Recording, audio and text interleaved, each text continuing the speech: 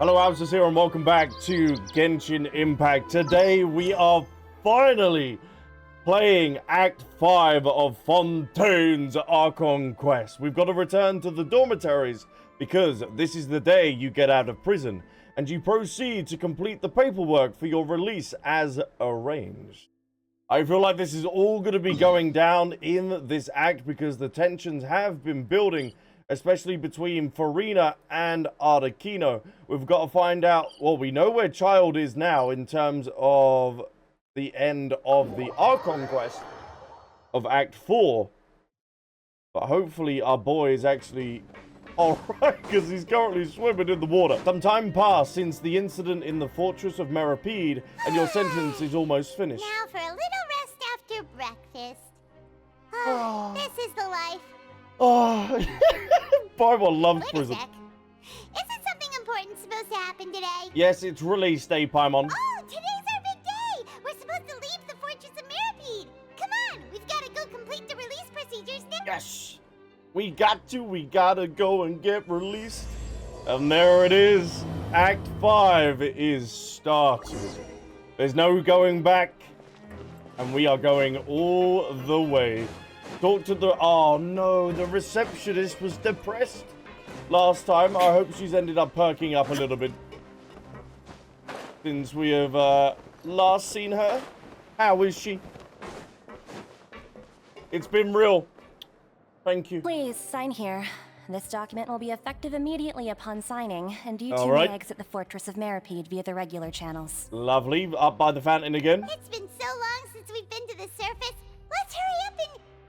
Huh? Whoa. Oh, the gate's not holding, is it?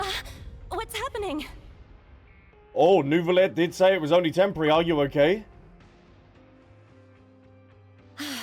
I'm fine, thanks. But I wonder what that tremor was just now. Yeah, I'd be leaving the prison. You know what? Yeah, I'm going to call it a me day, thank you. Let's ask the Duke. Is he in his office or... New life's beginning. We got ourselves a little quest item. Let me see what this is. The exit card issued by the Fortress of Meripede. It's just a piece of paper, but it's been given a name most heartening. Ooh. Oh, Wriothesley! Wriothesley! Wriothesley, did you hear that tremor? You're my liege. Ah, good to see you two. Is there something you wish to see me about? Yes, did you not hear the tremor that just happened? Yeah, what was with that earthquake just now? Ah, that. The tremor didn't originate from the seafloor. In fact, it seems it came from the surface. Who's doing drilling at this time? Over the years of serving as the warden here, I've developed a sense for distinguishing between what occurs on the surface and what occurs underwater. Besides, the seal that Monsieur Neuvillette set in place won't fail so easily. Are you sure about that? So the fortress is okay? If you recall our last incident, if there really were a problem, there would be crowds of inmates in a panic right now. Very true. Ah, you've got a point. Okay, seems we need to get back up to the surface and ask about what happened. Yes, precisely, Paimon. By the way, do you know what day it is today? I believe today is this month's pipe cleaning day. Oh, it lines up on the exact same day of that as well. Interesting. Paimon's gonna be like, no, it's Freedom Day. Wait, seriously? Actually, today is the day we say goodbye to the fortress. Ah, yes. Have you completed your release papers? I have indeed, Dad. Yep. It's you two. Are you leaving now? Oh, we are indeed. That's right. Today is our last day in prison. But now that Paimon says that, it doesn't feel like we were confined here. It's actually been pretty nice. Because we've been on a fake sentence, Paimon. A lot of people have helped us out as well. Oh yeah, Paimon feels fond of this place now. Well, Paimon, you can end up living here, don't you worry. Then be sure to come back and visit. I'll miss you. Oh. Miss you too. If you've signed the release papers, then you're free to go. The guards will escort you out. Oh, I get an escort? Lovely. You're not going to see us off? I knew you'd ask. All right, sure. Let's go. Yes. Wow, you actually agreed. Paimon was just joking. Ah, so you do have a polite side, I see. After being down here for so long, I imagine you must feel like you're lacking companionship. Shall I come along too? Companionship? I have Paimon right here. Yeah, don't worry, we'll come back to see you. Paimon really likes the cafeteria here. The chefs sure do know how to make good grub. I hope you won't be here as convicts the next time I see you. No, of course we won't. We'll do our best to stay out of trouble. Unless Paimon ends up eating some more cake, then maybe. It seems our work in the Fortress of Meripede is finished. That's the end of another chapter in our journey. And since Neuvillette was the one who asked us to come here, Shush! we should probably go report to him now. Next up, the Palais Mermonia. Yep, there wouldn't be any other place he would be. Monsieur Neuvillette? Please pass on our kind regards. Oh, I will do. I'm sure just your regards will do, no? I believe it would be the polite thing to do. You're right. I've heard the Palais has been terribly busy these days. Oh, Tell him really? that I hope he hasn't been overwhelmed by the recent string of troubles. Because Arlecchino said that she was going to be putting pressure on Fontaine's structure and stuff like that. So let's go over there, shall we? It is rather busy in here today, huh? The Palais Mermonia sure is buzzing with activity today. It really is, Paimon. Halt! Huh? Oh, Who it's goes you there? two. Apologies. Monsieur Neuvillette did say you'd be welcome at any time. Yes, and that means right now. Excuse me, would you mind helping me take a look at this report? I'll be right there. Auditor. Sorry, I've got my hands full here. Oh. You can see yourselves in. Oh, they're being audited. Oh, unlucky. Unlucky. Everyone's so busy. Seems a lot has been happening. Well, let's catch up with Neuvillette, shall we, and see what's going down. Give us the goss. There he is. Neuvillette!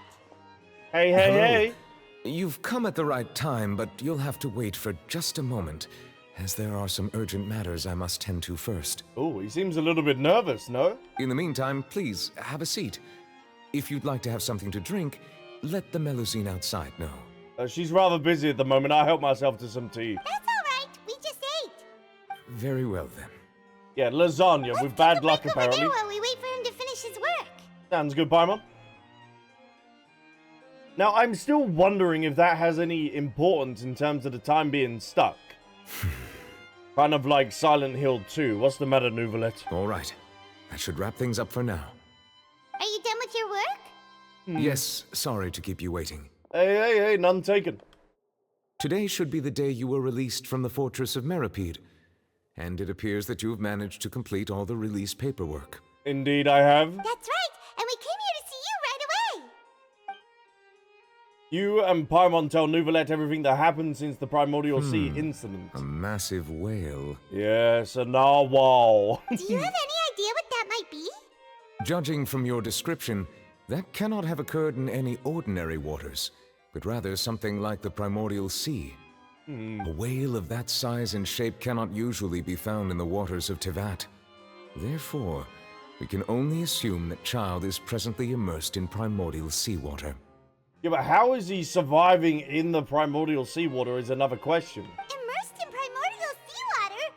But how? And is he okay? He's not from Fontaine, so he won't dissolve. Most people wouldn't be capable of entering in the first place. I'm not completely sure how he could have gotten there myself. Precisely. Great minds think alike. There's something we would like to ask you about. Yes? What is it? What was that tremor we felt earlier? Ah, right. Paimon felt it too. We asked the Duke and he said it wasn't from underwater, so we figured you might know something about it. It turns out that I have just received a report about this particular matter. In fact, that's exactly what I was busy with a moment ago. Oh, really? Do you need any help with that at all? The source of the tremor was here on the surface near Poisson. After the shaking stopped, the water levels in the Poisson area rose at an alarming rate. So someone is doing some drilling then, huh?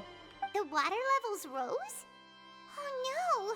What about all the people there? Fortunately, the water levels only rose for a short period of time and have already returned to normal now. However, I still have a bad feeling about the whole phenomenon.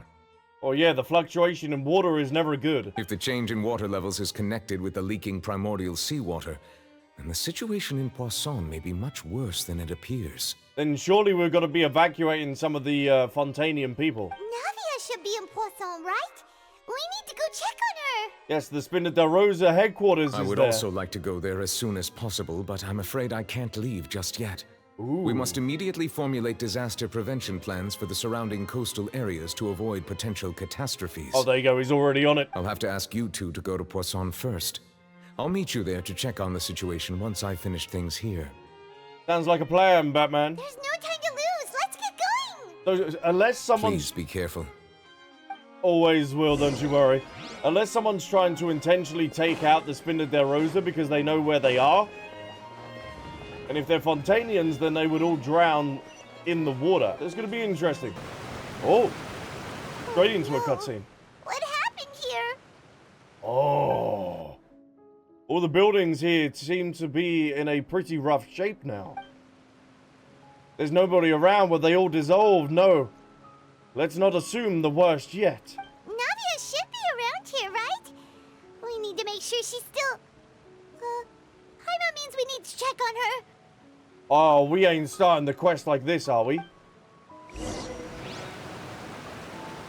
Oh my... Navia! I'm coming! Easy now, Kakuku. The fishermen... Oh, none of them are here. We haven't seen a single soul all the way here. Oh, this is getting scary. I think they've been dissolved, Paimon.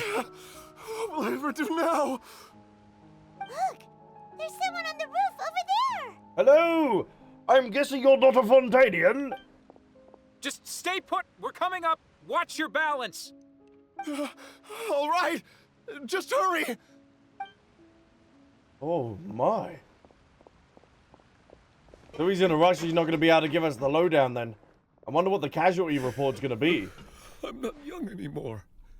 How will I survive on my own? Oh, his wife and kids died. My Desiree. Okay, alright. This is how we're starting this quest, are we? Alright. Oh, he looks pretty sad. Oh, Paimon. My leg! My leg! Anytime someone says that, that just reminds me of the SpongeBob meme. My leg! How could this have happened? It hurts! Just hang in there. Help is on the way. You can hold my hand if it makes you feel better. I really do feel like this is an intentional attack. Oh, man. We gotta go see Navia. No point standing around. Come on. Get in there. Surely the boat is gonna be the safest place under here, but... if they had the water or the doors open at the time anyway. Navia's still alive, okay. Woo! It's Navia. She's over there. Hey, Navia. Are you okay? A little bit stunned. Aww. You're here. We heard there was a situation in Poisson, so we came as quickly as we could. Yes. As you can see, the water level suddenly rose. It caused quite the disturbance, in fact. Yeah, I'm not surprised. What? What? Demoiselle! There was a wounded resident next to a building southeast of here. We've already transported him to safety, but we've run out of medical supplies. He's wounded? How badly? He fell, so it's probably a broken leg. He's pretty shaken up. When the water level rose, he desperately climbed up to the roof. Once the water receded and he saw the ground, he became terrified and eventually... He jumped down then. Oh. Find the leader of Squad 1 and tell him to take the wounded resident to see a doctor. He should know where to go. Well, I'm surprised there's no, like, mechas or guards or, like, more people here in order to help people out of Poisson. Understood. I'll take over his search and rescue mission in the meantime. All right. You'll be in charge. Yes, miss. Roger, roger. I'm sorry. Where were we? The situation in Poisson? Oh yeah, it seemed like that she knew that she lost someone. Right. Allow me to explain.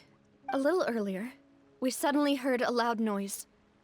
At first, everyone thought that something might have exploded on an aquabus. But before we knew it, water started pouring out from everywhere.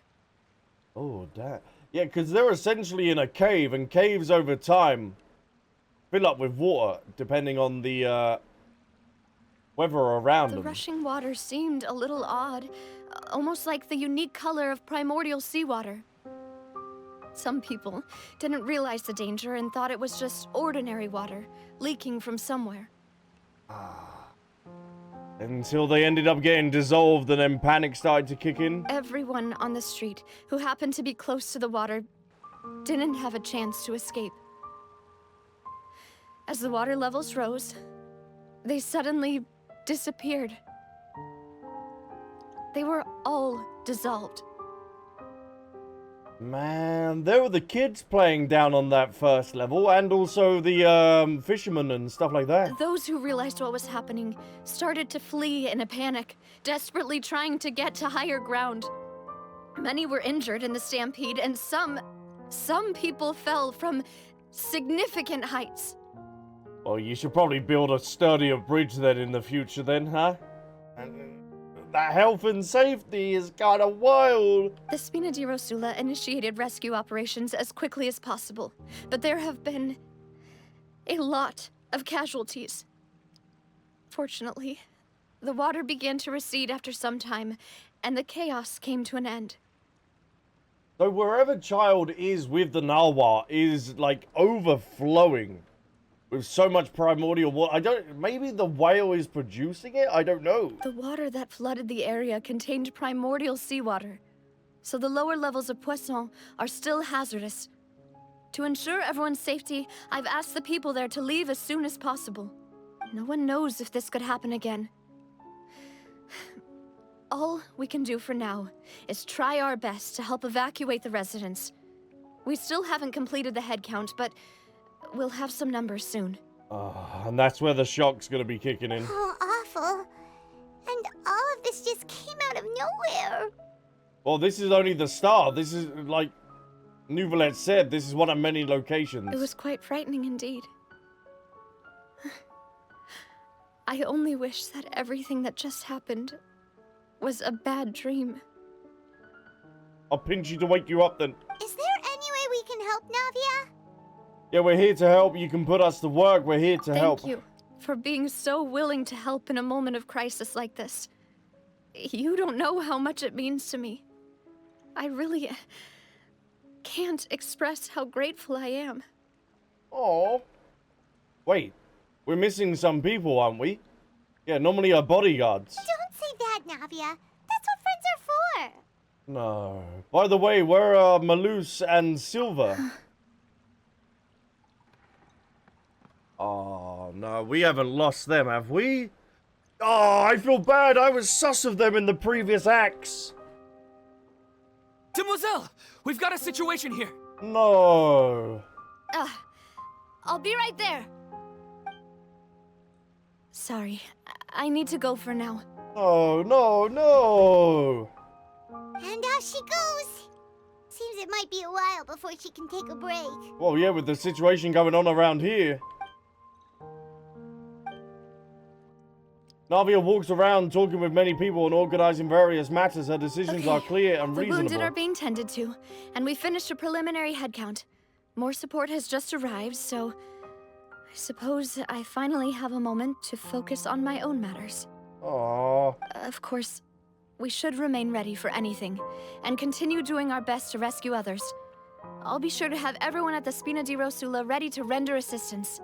Now, if this was intentional, this would kind of lower Navia's guard in term... Oh, 100% lower her guard because she hasn't got a bodyguard.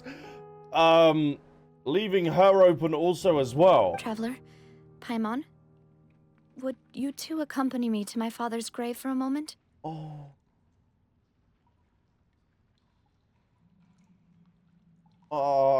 Okay. Huh? Right now? I understand. Thank you.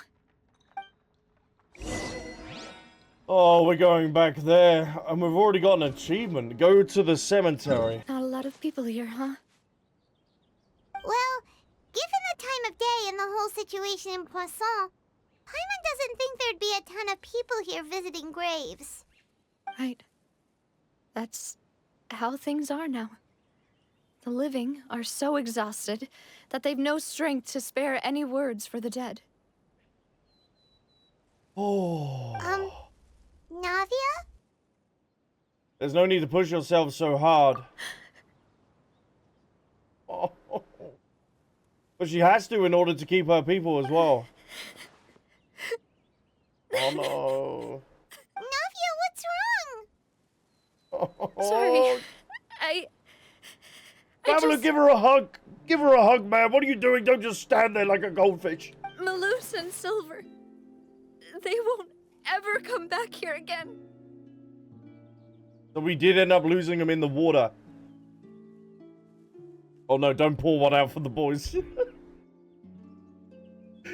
Sorry, that's not really fitting, is it, if they ended up drowning in the water? Oh, that's not good. That's not fitting, I'm sorry. I'm sorry, F's in the chat, don't pour one out. F's in the chat. What should I do, Papa? Gotta be strong for your people, Navia. Huh? What happened to them? Oh. I'm sorry for your loss. Everyone agreed on the rescue plan, but still, I was the one who initiated it. They were helping evacuate the residents, but they couldn't leave in time. And they were caught in the seawater. Oh. What should we do? There's nothing we can do, Paimon. They've dissolved into the water. I've known them for so long. And I know they weren't afraid. But I could at least hold a funeral for my father. And I know where he rests. But as for Melus and Silver, they're just gone. Unless you just do it. Unless you just do the funeral here in Poisson, because they're forever a part of the ocean in Fontaine. Oh, the boys! Everything looks so clean after it rains. Even the gravestones. I didn't expect that you'd enjoy a glass of red wine in front of Master Callus's grave. Oh, I liked Melus more. We didn't really know too much about Silver. He was kind of like the silent character. I can understand. Besides, the scenery here isn't half bad. See, it's not just me. I always want to bring something when I visit Papa. Perhaps we might even have a picnic. He wouldn't be angry, would he? I would end up burying him here next to her father. How could Master ever be upset with you, Demoiselle? Yet the cemetery is the home of those who have passed, is it not? Everyone ends up here sooner or later, no matter who you are. Oh, Melus. Oh, Melus, you didn't have to say that. Buying yourself a plot in advance, are you? No need yet. But when I do, I hope you'll let me be buried beside Master Callus, Demoiselle. Oh. Hey, stop joking around. I'm quite serious. That way, it will save us both the trip to see each other whenever you visit your father's grave. Oh. That makes sense. In that case, could I be buried on his other side? After all, besides you, Demoiselle, the two of us could certainly be considered Master's closest companions, no? Personally, I believe we fill those shoes just fine. Are we going to be having the funeral at the very end of the quest then? Why are you bringing this up all of a sudden? Seriously. All right. I'll remember your requests. But I'd really prefer not to talk about this stuff. And what do you mean by saving me a trip? I'd make the journey even if I had to visit you two somewhere else. I'd promised to let them rest in peace here. But here I am breaking that promise. I'm sorry for letting you see me in a mess like this. I don't usually cry, really. Oh, hey. Navia, it is good to cry. Oh, and that with that sun behind her as well. Ah, Hoyo, I see what you're doing. Paimon doesn't know how to help you feel better. But, well, she understands how you feel. Could someone give her a hug? Like, damn. I'd always thought I could make my wishes come true. But now that I think about it, that never solely relied on me. Many things can only be accomplished with someone else's help. Melus and Silver have helped me so much. But by contrast, I could do nothing for them. I'm so sorry. Oh. You can spend as much time as you need here, Navia. We'll stay with you. Yeah, we'll take care of the situation here and make sure the more people are evacuated. Yeah, we're here for you. Thank you. Right now, you don't know how much that means. By the way, you can have a look at this. It's a list of victims from the incident that took place here. No, I don't want to look at that. I don't want to. Oh. Obena, Khan, Burnett, Giverny, Francine, Karina, Daisy Ray, Joinville, Oh, Daisy Ray's a nice name. Julianne, Esson, as well as Melus and Silver. So, everyone else is safe. But still... It's okay. I know what you're thinking. Never nice to lose people, is it? You're right. We lost Melus and Silver. But we were able to save more than we anticipated. The overall outcome indicates that the cost was worth it. No one's sacrifice is truly necessary. Right. Don't think that way, Navia. One person might be saved at the expense of another, sure, but that isn't something we should ever consider a trade. No, this isn't like Full Metal Alchemist and doing alchemy trading. Melus and Silver were not the price for saving anyone. They're heroes. You're right. Thank you, Paimon. Aww. What you said just now was pretty amazing, actually. I'll remember your words. Oh, really? Aww. Seems you've become more eloquent in the time since we last met. Ooh, hold on. Navia has no beef with her though, but why is she here? Unless she's not responsible for the actual disturbance and what happened here. The knave? What are you doing here? Is everything going well on your side?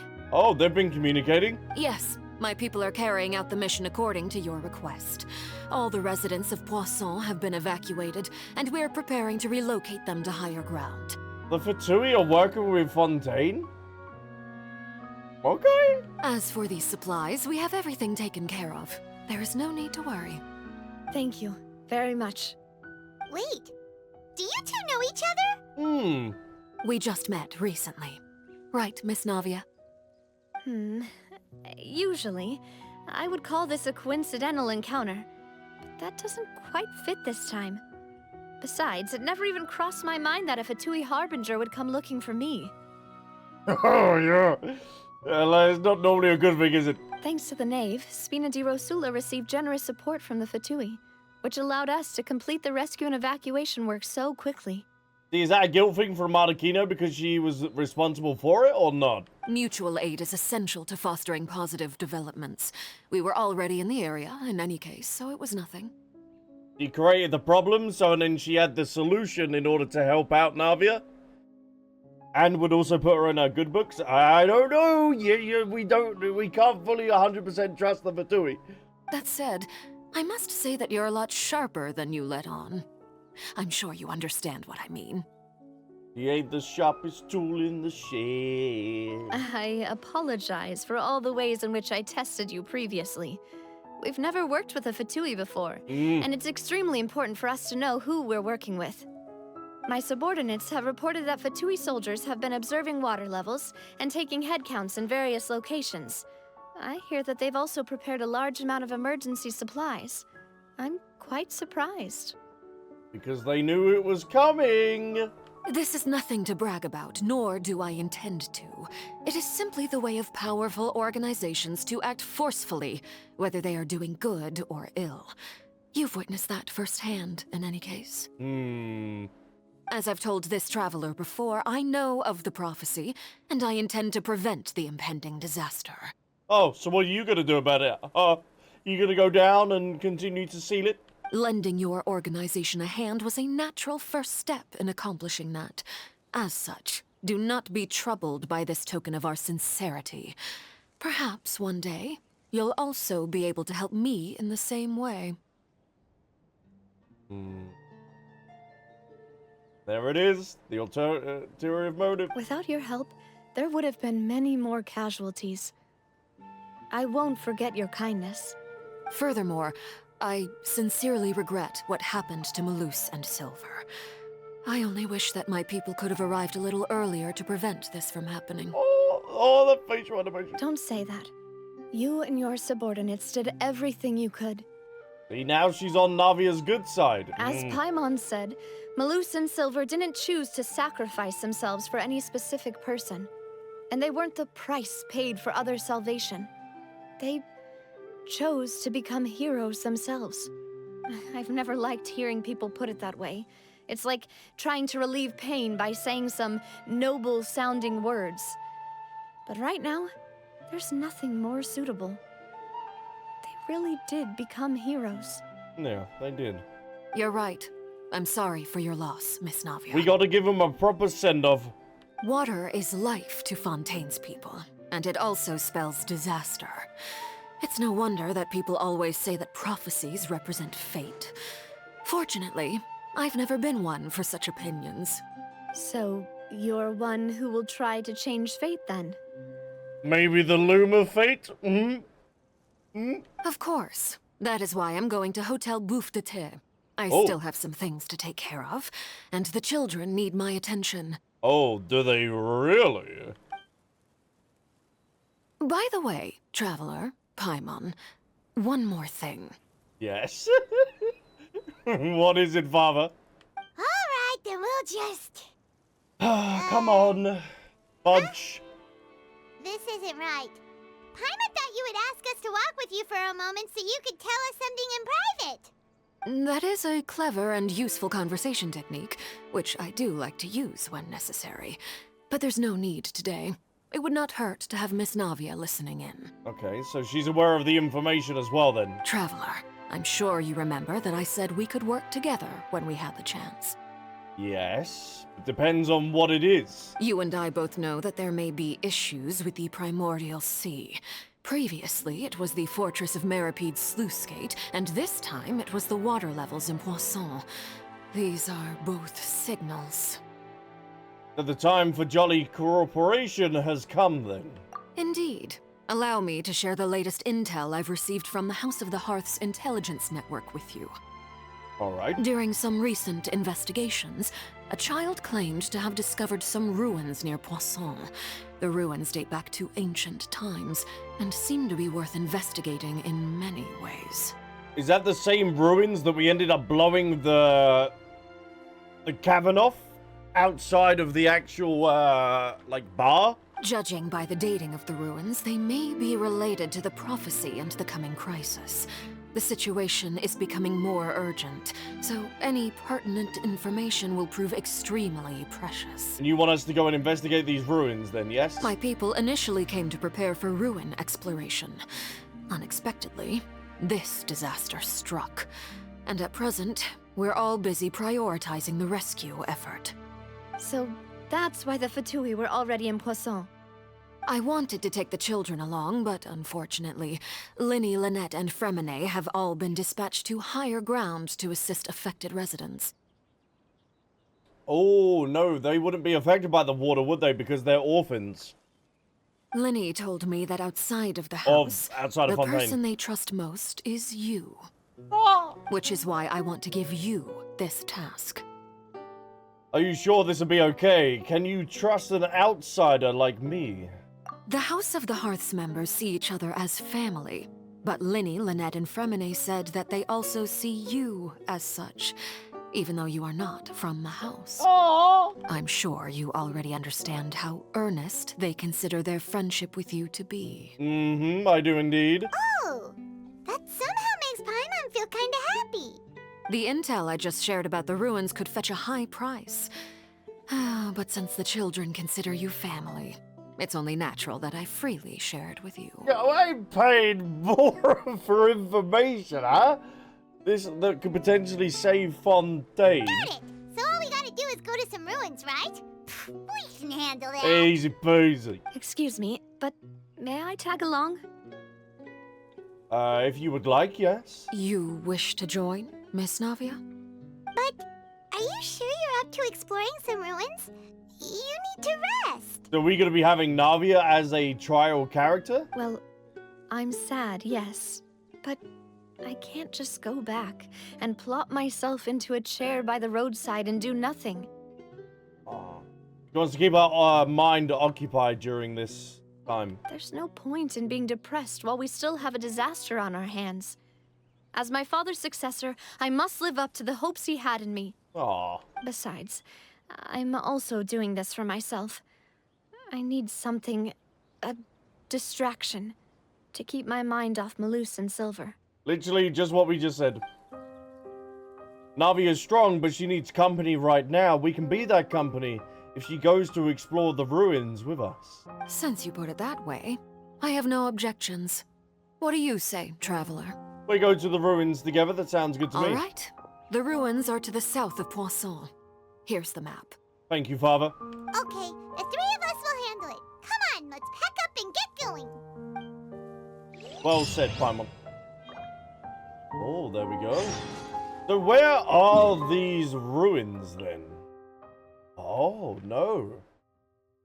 They're not connected to what I thought they were going to be. Interesting. All right, let's get over there, shall we? Ah, no, this is actually special to the Archon quest, so we wouldn't have been able to explore this. Fatui Intelligent indicates that this place may play host to the heretofore unknown clues. All right, we have our team locked and ready to go. Let's do this, chat. Let's do it. Let's do it. This is part of the Narcissenkreuz. Oh, we can't go in behind there. My immersion is ruined. I thought there may have been some stoics. Thing over there. Kind of lucky we're not Fontaine with the Primordial Sea. Ah, the boys. What are you doing in here, huh? Oit. Illusion shattered. Enough of that. Defensive mode engaged. Preparing for dust up.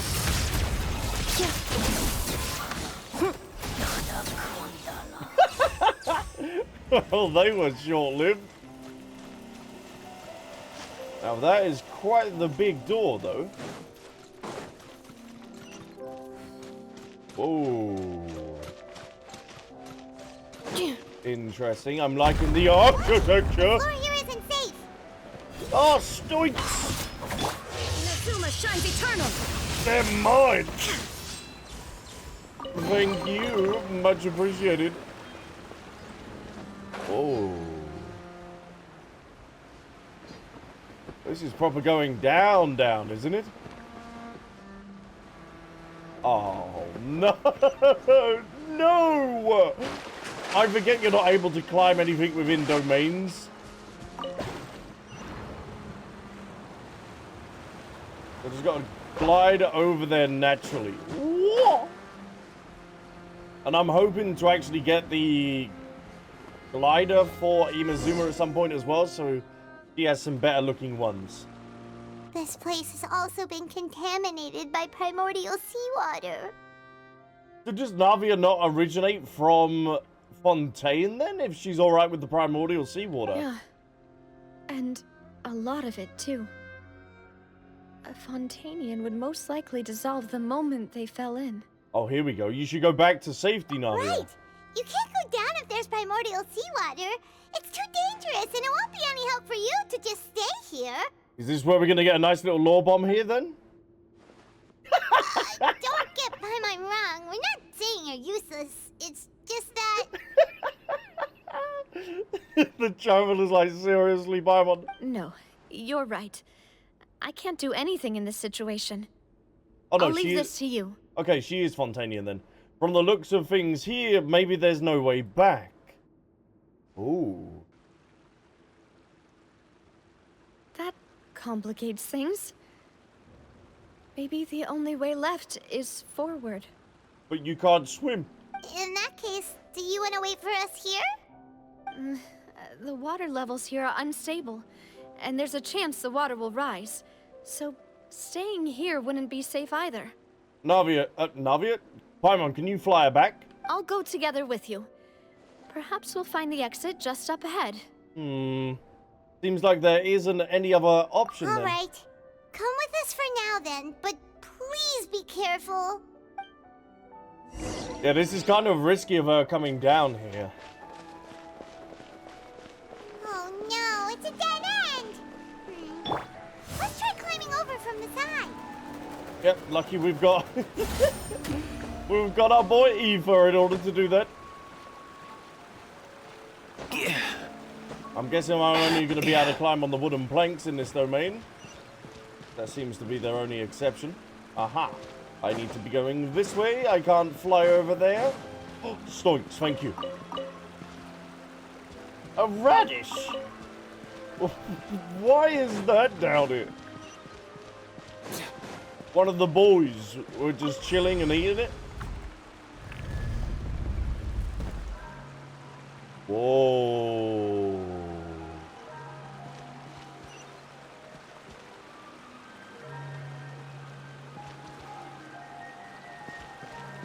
This has got to be connected to the dragons then, yes? With the Primordial Sea? So this might be an ancient civilization that was lost. What?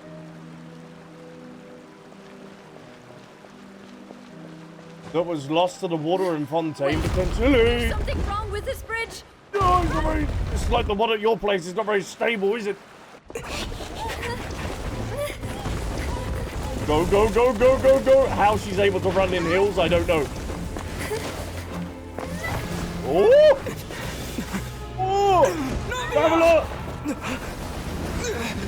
No, this is Spider-Man, Gwen. Oh!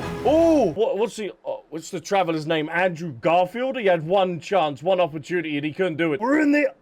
Hold on. Hold on. Is this Wriothesley's ship, or is this someone else's? Navia? Demoiselle. Oh, she's in a dream.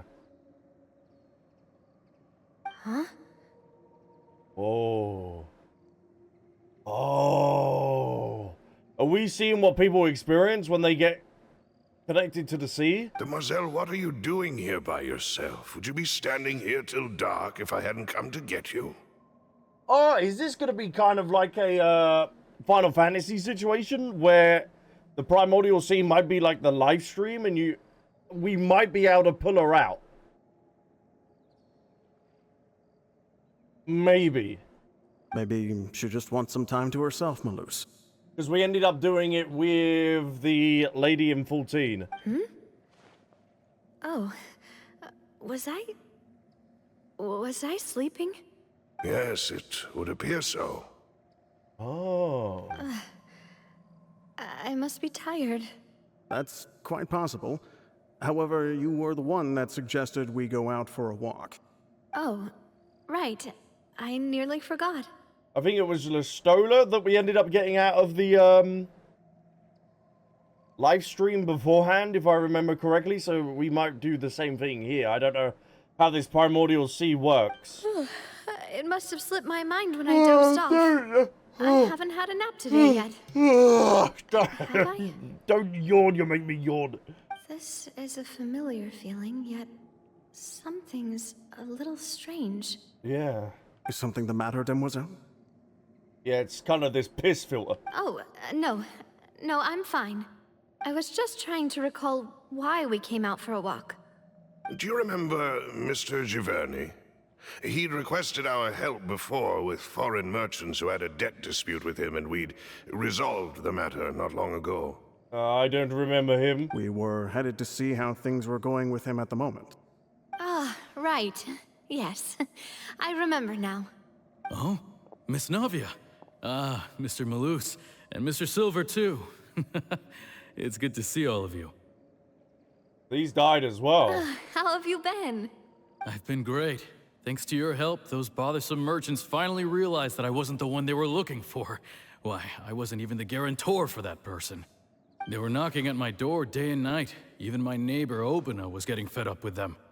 Sometimes force is required to calm someone down and get them to listen to what you have to say. Just do like a jigglypuff, just blah, blah, blah, blah, blah. That's right. Oh, by the way, Burnett, what was it that you wanted to give to Miss Navia again? So yeah, all the people that have been consumed by the primordial water are also here as well. Oh, yes. One moment, I have it right here. Miss Navia, these are some flower seeds that I prepared. Please take them. They're a very good variety, and they'll become very big and beautiful once they bloom. Aw, thank you so much. I don't know what we would have done without your help, so this is a little token of our appreciation. I hope you won't refuse. Ah, did you cultivate them yourself? Thank you so much. I'll certainly take them. Melus, we do still have some empty flower pots at home, right? Why, we can have as many pots as you'd like, Demoiselle. Perfect. In that case, we'll swap out some of the decorative plants for some of Mrs. Burnett's flowers. Aw. Very well. Wait. Something seems to be off here. Hold on, yeah, you did say... Look at the background as well. Was there someone just walking there, or was I just seeing something? Excuse me, madam. If I'm not mistaken, your name is Burnett, correct? Oh, she still has her memories from earlier then. That's right. Is something wrong? Don't tell her, don't tell her, don't tell her, don't tell her. No, it's nothing. This is the first time we've ever met, but your name seemed familiar to me. I must have heard it when I was discussing things with your husband previously. Yeah, the movement is kind of like it's confirming and telling you that she did hit the water. So she's in the Primordial Sea. Sometime recently, I'm sure of it. And why are there so few people around here? Where did everyone go? We must mind the time, Demoiselle. We still have important things to attend to today. Yes, that would be the goods and with Arlecchino, wouldn't it? We do? Like what? Well, now, did you forget? Oh, yeah, you know, my old age. Miss Navia, here you are. I've been looking for you. Please, come to the Opera House. Your trial is about to begin. Oh. Oh, this is all the way back in Act 1 and Act 2. My trial? Wait, why would I need to go to the Opera House? Or are they referring to a new trial, potentially? Yes, she's right, Demoiselle. It's just about time now, so we should get going. Oh? All right, then. All right, confused. Let's go. Let's go. Aether, I'm going to start calling Andrew Garfield, the way that he failed to catch her in the air. Look, it's Navia. She's here. Oh. And her two attendants are with her. Goodness, everyone's finally here. Okay, what trial is this then? There sure are a lot of people here to see the trial. And they all seem to be oddly excited about something. I even know some of these people. Karina, Desiree, Joyville, Julien, Essen. Why are so many people here? And Why do I have no recollection of this case? Well, they're all the people that dissolved. And as for the judge... huh? Where's Monsieur Neuvillette? Yeah, that's weird. He ain't it. Please sit in the defendant's seat. Don't worry, Silver and I shall accompany you. All right. But are you sure you can stand behind me? Typically, it wouldn't be allowed, but today is an exception. Yes. Hey, what kind of place do they think this is? Come on, do they have any idea what they're doing? Seriously. Enough with the whispering! Could someone please tell me where Monsieur Neuvillette is? And why I'm standing trial? My dear Miss Navia, have you not yet realized what you've done? In that case, allow me to explain. Are they blaming her for them being dissolved into the water? As all here know, you are Master Callus's successor, the head of the Spina di Rosula, someone held in high regard by every soul in Poisson. After you took over the Spina, you treated all of us just like the late Master Callus had. If anyone in need reached out to you for help, you responded. Not only you, but your butler, your subordinates, nearly everyone in the Spina di Rosula fought for the well-being of those in Poisson. Wait a moment. Aren't you just proving that I'm a good person? Yes, correct. Absolutely right. And that is why you stand accused. You have helped so many people get through so many difficulties.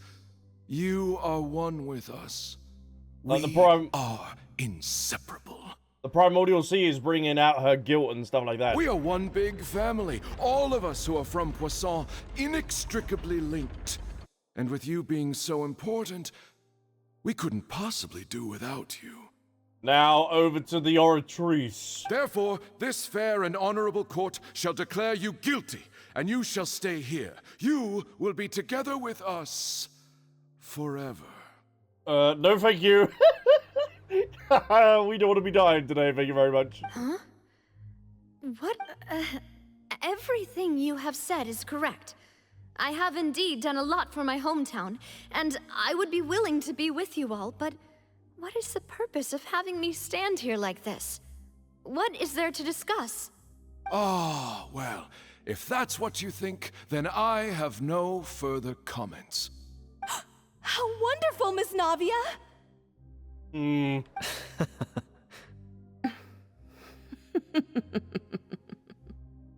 That's some ominous laugh. I know all these people. Why are they laughing? I seem to remember now. Yes, I get it. This trial is... Huh? Wait just a moment. This isn't right! Whoa, hey. Melus? What was that, Mr. Melus?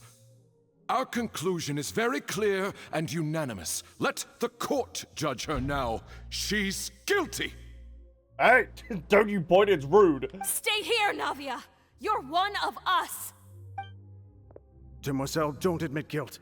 This trial means to keep you here forever. Oh, yeah. I wish to exercise my right to defend Our Lady. Mr. Joinville, you only know of Navia's goodness, but nothing of her utterly independent mind. She was born a free and independent spirit. She has never been tied down by anything. Indeed, even the death of Master Callus couldn't stop her. Her actions cannot serve as proof that she identifies herself as part of any group. She merely acted as an individual, extending her hand to help others. Please do not mistake her actions as being otherwise. Really? As an individual, you say? Don't forget, we are all Fontainians here. This is the nation of justice, can I? The nation of Hydro. You ended up being dissolved, so I know that you're Fontainians. Even if Miss Navia only voluntarily rendered her assistance, that doesn't change the fact that her beautiful soul must return to everyone. No thanks. Water accepts all, blends with all. It will surely accept her kindness. Whoa, whoa, whoa, whoa, whoa, whoa, whoa, whoa, whoa. You sounded like then what are they called? Who we interacted with in Act 4 that is the world boss in Liyue. You sounded exactly like them then. Everything is measured here in the nation of Hydro. Oceanid, that's it. And in Thank the you end, for reminding me. everyone shall meld together. Thus, when a unanimous opinion emerges, that opinion represents justice. Now I speak for everyone. Our opinion is consistent. Navia should stay. We and Navia are one. No, we're not. No, we're not. We're not symbiotic. And you would call this justice? Preposterous. You are merely jealous that Demoiselle still has a chance to exist as an individual. Have you forgotten how much you all once longed to become individuals, to become independent?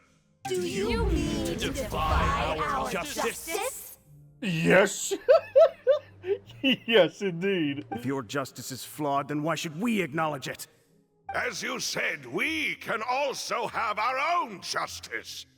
Silver and I shall defend Demoiselle. But I'm wondering who ended up influencing and helping Melus and Silver to recognize this little dream state or somewhere that they're in. And that is how we will enforce justice.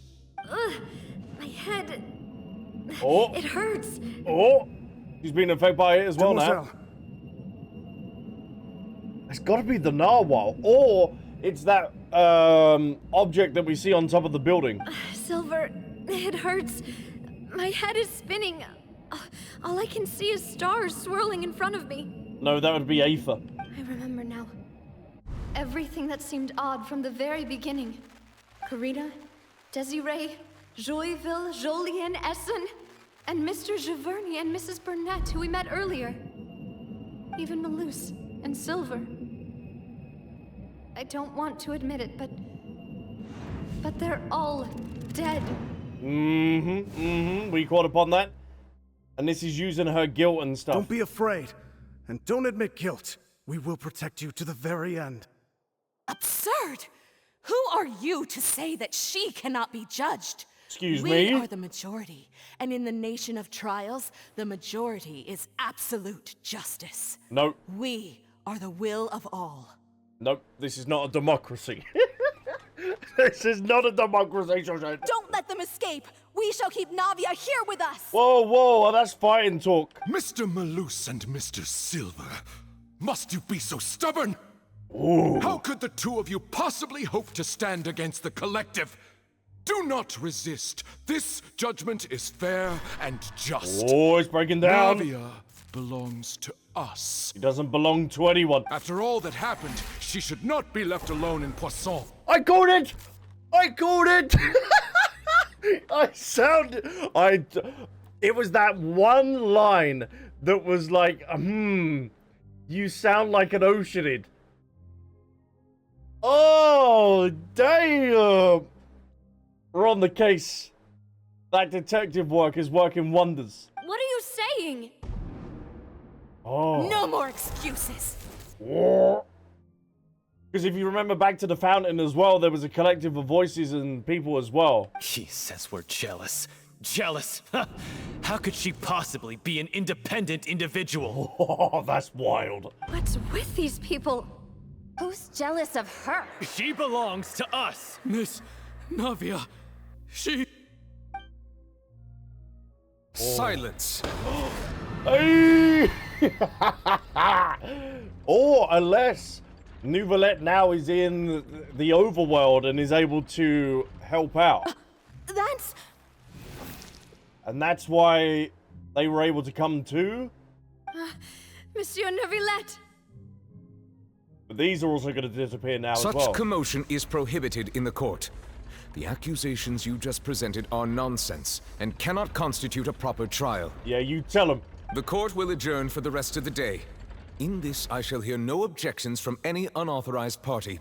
So get out of here. Our thanks, Monsieur Neuvillette. Please leave with me, Miss Navia. while there is still time. Oh. But... Go on now, demoiselle. This is your only chance to leave this place. What, can't bear to leave us behind or something? Oh. Melus. My apologies. I couldn't resist making one little joke once I realized that this shall be our last goodbye. He gives me like massive Alfred vibes as well. Melus. Silver. Oh. Quickly, you must come now. I'm coming, father. Goodbye, demoiselle. Oh, Melus! Farewell. Silver I'm not too bothered about, it's more Melus. So was Neuvillette able to pull out Navia out of the Primordial Sea somehow no, then? Wait! Just a second!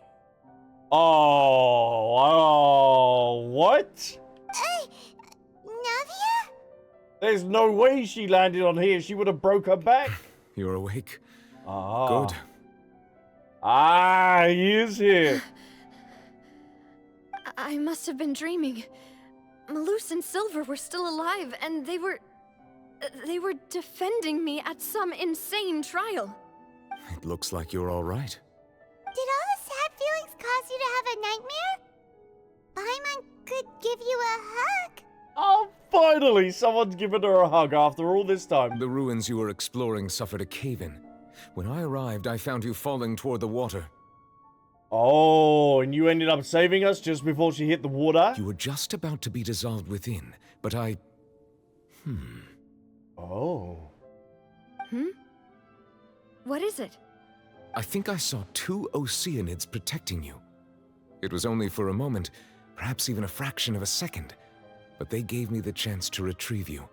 Oh, so even in death, they were still trying to help Navia. Were it not for their intervention, I would not have been able to rescue you before your consciousness dissipated. Oh. Wait, did you say Oceanids? You mean like what happened with Vache? And that's why the fountain was so important in getting the voices and understanding that, yes. So people that are dissolved become Oceanids? Perhaps those 2 Oceanids were the people you saw in your dream. I always told them that they didn't have to protect me. To think that they'd keep doing so even after death. That's a real one, that is. Please come with me. Ooh. Neuvillette, are you okay? No, I feel like the situation has worsened. Oh, I am quite all right. Perhaps there's something we could chat about? Oh, what is it? Why do you look so stiff all of a sudden? Oh, Paimon knows. You're the type who feels awkward when there's nothing to talk about, right? No, that's you! Aethra and Neuvillette were perfectly fine during his story quest, sitting in the office in total silence, and you were just like... I merely thought that we should give Navia some time to herself. Yeah, she's had quite the day so far. Huh? Why didn't you just say so then? Don't you think it's even more awkward to call us over like this and then have nothing to talk about? No? I suppose so. By the way, Sigewinne sent her regards. Ah, Sigewinne. I hope all is well with her these days. Her work in the Fortress of Meropide has not been too much for her, has it? No, she does a really good job down there. No way, don't worry. She's doing fine down there. She's an amazing head nurse. I see. Well, that is good. I have always worried that Sigewinne would need a lot of time to understand the world of humanity, just as I have. Yeah, the Melusine and Neuvillette are still trying to find themselves. Oh, and the Duke also says hi. Even though Sigewinne made him do that. He hopes that you haven't been overwhelmed by all that's happened lately. Thank you. I have indeed been busy lately, and I also hope that everything is going well in the Fortress of Meropide. Well, we hope. The Sleuth Gate has not been destroyed. Or been lifted. He doesn't know what to talk about. Let's chat about something else then. We're the expert here, Paimon. What should we talk about? Maybe some food, Paimon. So, Neuvillette, you're probably quite the swimmer, huh? He's a hydro-suffering dragon, of course he is. Yes, of course. This isn't going anywhere. Let's try something else. How did you find these ruins? Did the knave tell you? Yes, in fact. Oh. I had arranged to meet you in Poisson, but when I arrived, I discovered that the Fatui were helping the residents evacuate. They had even transported a large quantity of supplies to the area. Yeah, but what are in these supplies? Is this going to be coming back later on in the Archon quest? Amid my astonishment, I ran into the knave, and we had a chat. She informed me that she had asked you to investigate the ancient ruins here. Yeah, we originally planned to meet up with you, but we thought you might still be busy with all those official documents. We didn't think exploring the ruins would take very long, and who would have thought you'd wrap things up so quickly? I hope Navia can get back on her feet. Well, give her a couple of months, maybe. And love is destructive. Oh. I'm sorry to have kept you all waiting like that. I'm feeling much better now. I guess we should get going again. Will you come with us, Monsieur Neuvillette? Yes, if you wouldn't mind my company. All right! Another one joins the party! Let's get going then! Let's see what this establishment holds. Ah, menacingly waiting for me, were you, boy? No, my sword! Not really going to be posing a challenge, no. Annihilation mode.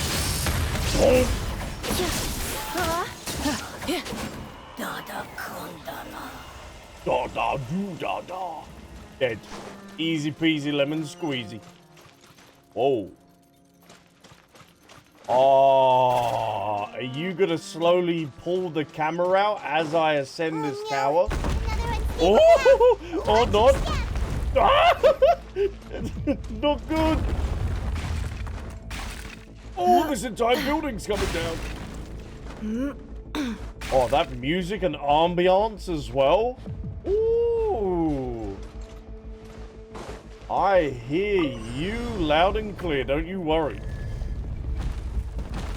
Ah, more of the boys. Watch out! There are rocks falling over here! Don't you worry, but ow! I let my guard down. Ow! Let me weave you a verse. Nothing personal. We gotta be careful, partner.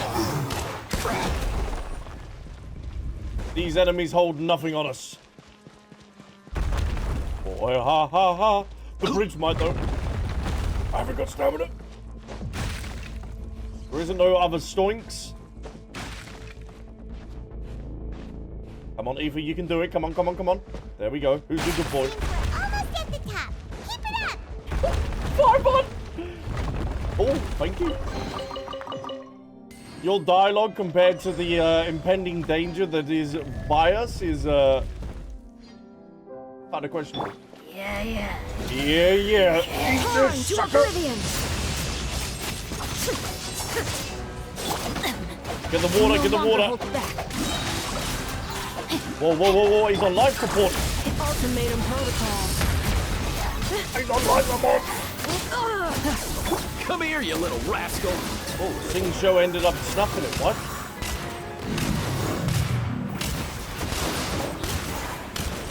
That cannot be. Get him recovered, man. Damn, they done some damage to him, huh? Not expecting that. Oh, actually. Yeah, this could have a connection to Inconomia. I don't know if it's just the same sort of structural thing that they're going for. But that just reminded me of that. Interesting.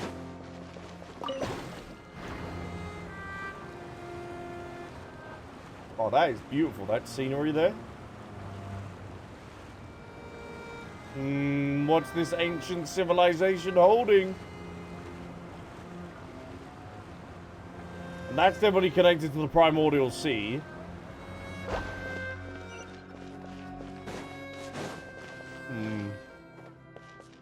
That seems like a boss arena. I don't want to use my Sarion crackers. Ooh. Investigate the space ahead. Well, this looks like a boss arena if I can smell one. Looks like we've reached the end.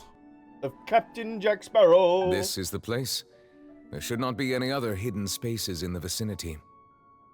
That we're aware of. The path sure had some twists and turns, but it turns out that this place isn't actually that big. There seems to be something on the wall. Oh, is there? Whoa, we got slates.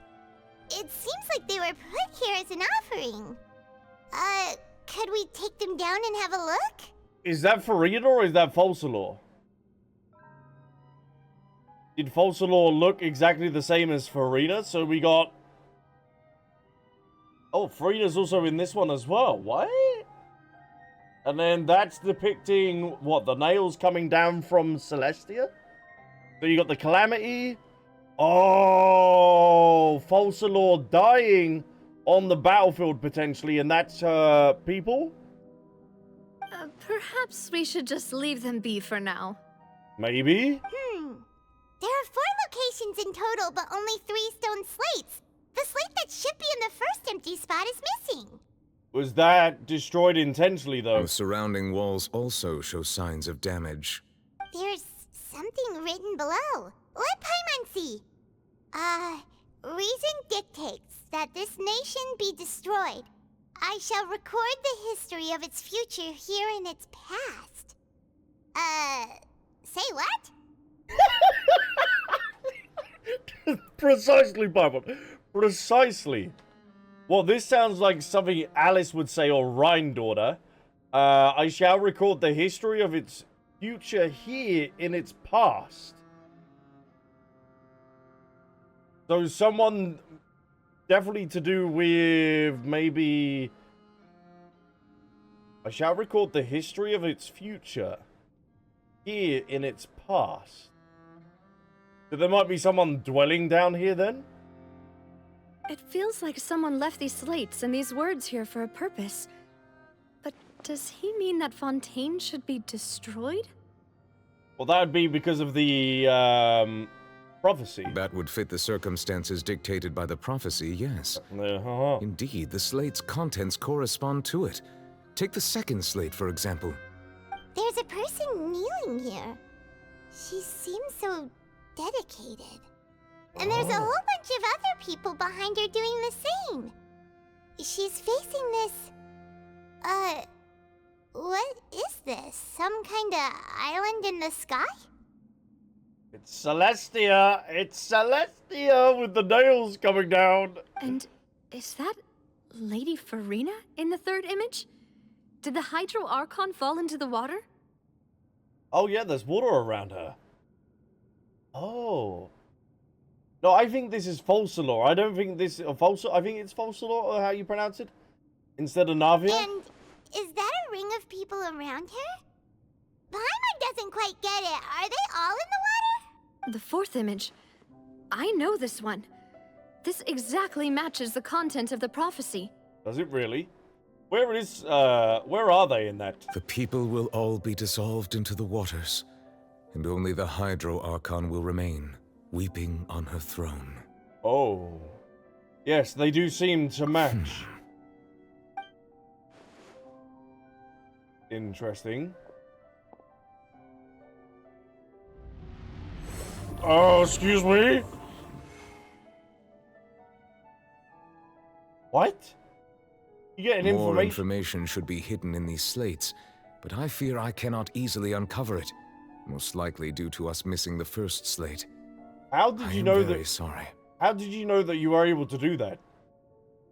Is that how you all used to communicate back in the day? Don't blame yourself, Monsieur Neuvillette. Deciphering ancient stone slates isn't one of your duties.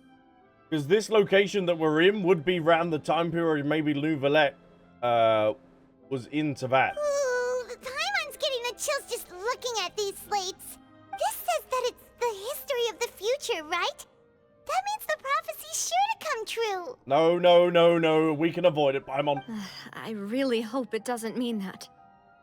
Still, Paimon feels like these images are kind of weird when you look at them together. Ooh. Do we have to layer them on each other then in order to try and solve them? Paimon, did you just do something? I get what you mean, Paimon. The issue is the order of the third and fourth image, right? That's right. If the images are in chronological order, shouldn't the fourth, the waters drowning Fontaine, come before the third, where the Hydro Archon herself falls into the water? And yet the order is reversed here. The second image is also quite concerning. What sin are the people in the images confessing to?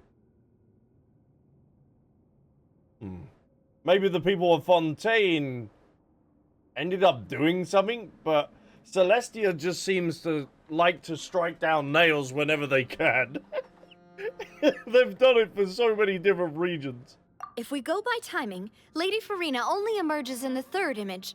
That means that the person in the second image might be the previous Hydro Archon. False laws? Egeria, then. Egeria. I had never met that's the other her, name. but her appearance here does match the records. The previous Archon kneeling before the floating island in the skies, as if confessing a sin. Sinner! Sinner! Did she herself commit that sin? And if not, why would she be in such a posture? Also, I'm still wondering why these ancient stone slates are here at all. Judging from their contents, could this place be the origin of the prophecy? Ooh. Does that mean that someone, or some people, once saw these slates? Precisely, or maybe that's how the prophecy was written to begin with. But who would have created these slates and left these words here? It seems that any further clues will have to come from Furina. Yeah, but she doesn't seem too clued up on Fontaine, really. In that case, there's no time to lose. There's nothing else to be gained here, so let's head back first. Yeah, we better get somewhere safe for now. Sounds good, Paimon. There is another door behind us, though. Traveler, what are you thinking? Honestly, who created the slates doesn't matter now. The real question is wherever these things will truly play out as the prophecy foretells or not. Well, that's gonna... Challenge complete. Now, I have been told in order to take a photo... Oh, shiver me timbers. Alright, I've just got to take a screenshot then. Alright, time to leave the domain then and get to Lady Furina to ask her some more questions about the prophecy. Let's split up here. I'm going to check on what's happening with the Spina. You know how it is. There's some things you just need to be there for yourself. You still Totally have understandable. energy for that, Navia? Paimon's already beat. Just head back to the Fluvsandre and have a rest then. Thanks for keeping me company all this time. I'll depart as well. Thanks for your hard work today.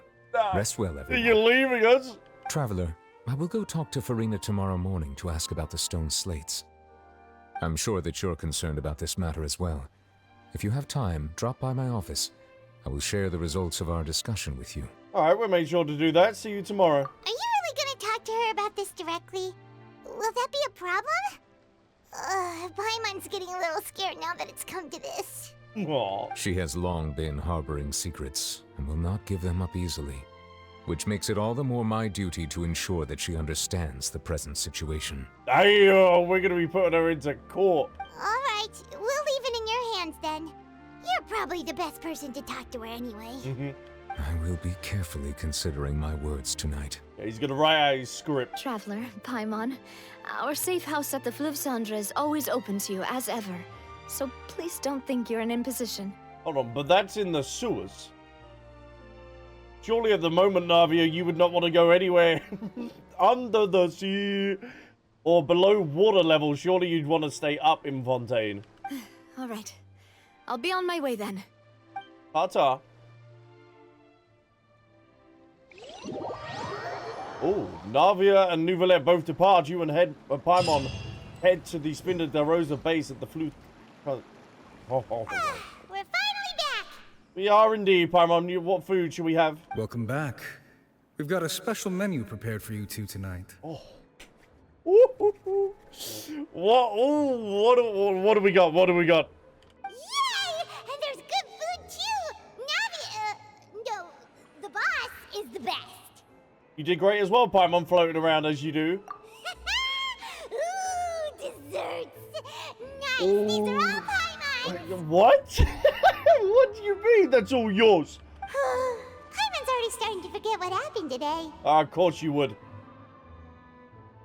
Mona? Huh? How long has it been since we've seen Mona? Damn! Good to see you, girl. Oh, that voice. Is that who I think it is? Why are you in Fontaine? Huh? Huh? Yeah, her indeed. It's you two. What are you doing in Fontaine? What are you doing in Fontaine?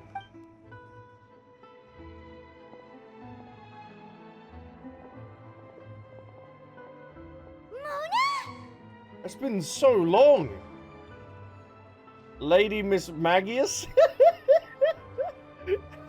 Did the stars not tell you that we might meet here? Oh, yeah, she does all the astrology and stuff. Seriously, nobody just uses a scryglass whenever they've got time to just see who they'll meet on the road. Still, we didn't expect to see you here. Wait, you're not a Fontanian, are you, Mona? She's got to be here for a reason. Well, I have some business to attend to here, so I booked a hotel in the city. I was just out for a stroll when I bumped into you. Quite unexpectedly, if I might add. Same goes. Why did you think I was from Fontaine, though? Is that because Magistus doesn't sound much like a Mondstatter surname? Oh. Yeah, let's go with that. Why not? Yeah, that Well, sounds I about right. used to have my own surname, which was, well, some other thing. Either way, the old hag told me when she took me as her disciple that the first step to being a great astrologist's pupil was to change that name.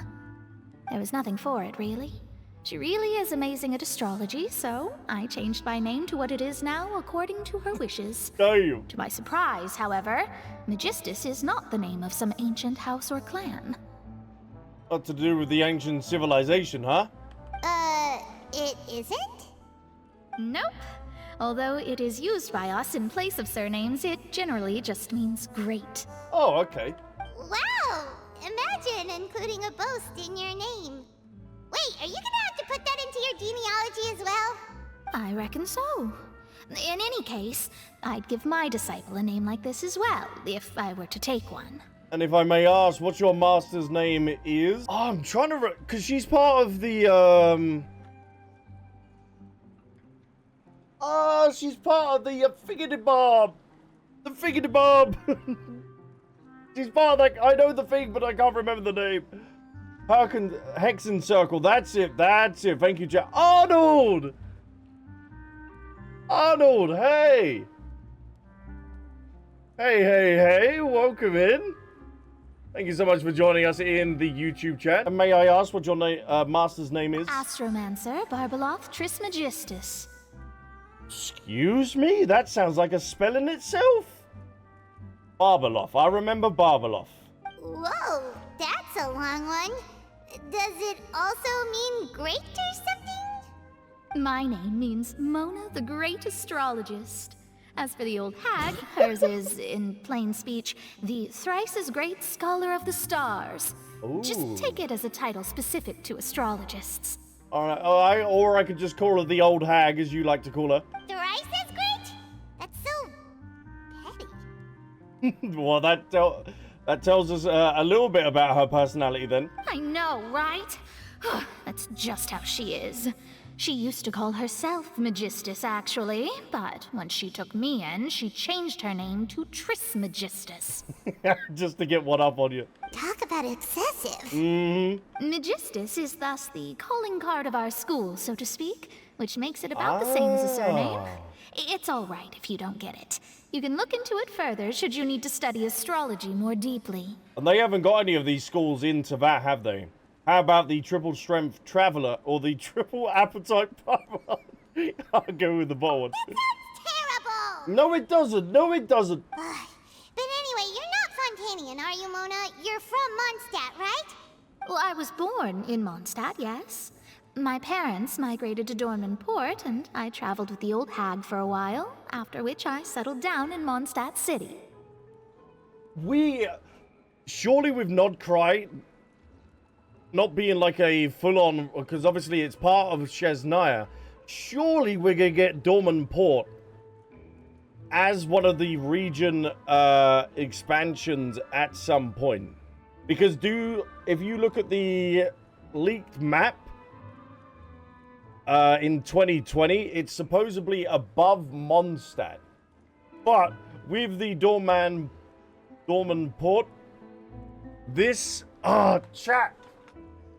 Oh, what was the NPC's name?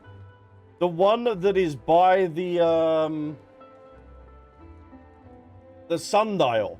He's gonna have an importance because you've also got Venti's island as well. I think he's gonna be such an important NPC going forward. Oh, that's a good thing then. At least we know you won't be dissolved by Fontaine's waters. Speaking of that, I'm sure you're aware that a bunch of things have happened here in Fontaine, right? No, I know you're not a local, but I'd avoid getting too close to any water that looks strange all the same. Well, she knows about it, but we're fine about that. There's something ominous about it. Well, the water, I mean. Can she sense it? Did you come to Fontaine because of the prophecy, Mona? That was the main reason, yes. Just a while back, the Steambird invited me to take part in a panel and speak about the circulation of the prophecy as an astrologist. Oh, that would be Charlotte then. The invitation was sent quite early on. I don't think anyone expected Fontaine to be in this much trouble. What do you make of that prophecy, Mona? Just tell us what you think as an astrologist. Your word would go a long way to make things more certain and less scary. If I was someone that that was part of Teyvat, and everyone knows of the Traveler, and it's just weird timing that every time he turns up to a region, something bad happens, so I would be flying out of the region. Oh, the Traveler's arrived? Alright, but ta-ta, I'm going on holiday. I'm not coming back, because something's about to kick off. What I can tell you is that I'm an astrologist, and that this prophecy concerns the fate of Fontaine, even that of all Teyvat. Ascertaining this is akin to reading the fortune of the whole world. Oh, wow. I'm afraid that this is not something that just anyone can do. If I could do it, you would no longer call me an astrologist, but a visionary. But on the flip side, the prophecy is so huge and powerful that it must surely come from a powerful visionary. Its contents involve the fate of the world. Disregarding it would be a mistake. Contents involves the fate of the world. I'm connected to the Luma fate. A visionary? Sounds really powerful and all, but does such a person really exist? Well, it's got to. Like, we've got these sinners, we got these other people as well with, like, Rhindor and stuff like that. There's a pyramid scheme to this entire Teyvat. Like, there's a hierarchy. Of course. The old hag could do it. And I'd bet there are others amongst those Hexenzirkel colleagues of hers who could do something similar. Okay, as of currently, like in this Fontaine quest, do we know all of the Hexenzirkel colleagues or not?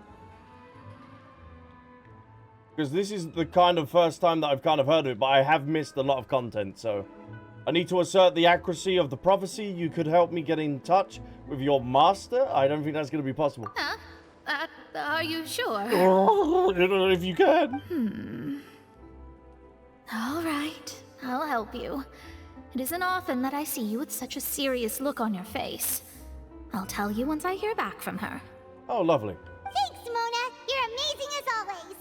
Oh, well, this is something only I can do after all. So yes, your praises are quite welcome. That's the greatest of astrologists for you! Of all the people we know, you know the star's the best! Indeed, indeed. That's the spirit. Well, we're connected to the stars, or when we are a star, I think. Oh, sorry. If I remember. I came to see what all the commotion was about. If there's anything you need, Do not hesitate to inform the Spina di Rosula. I will indeed, but how's our food coming along? Oh, whoops.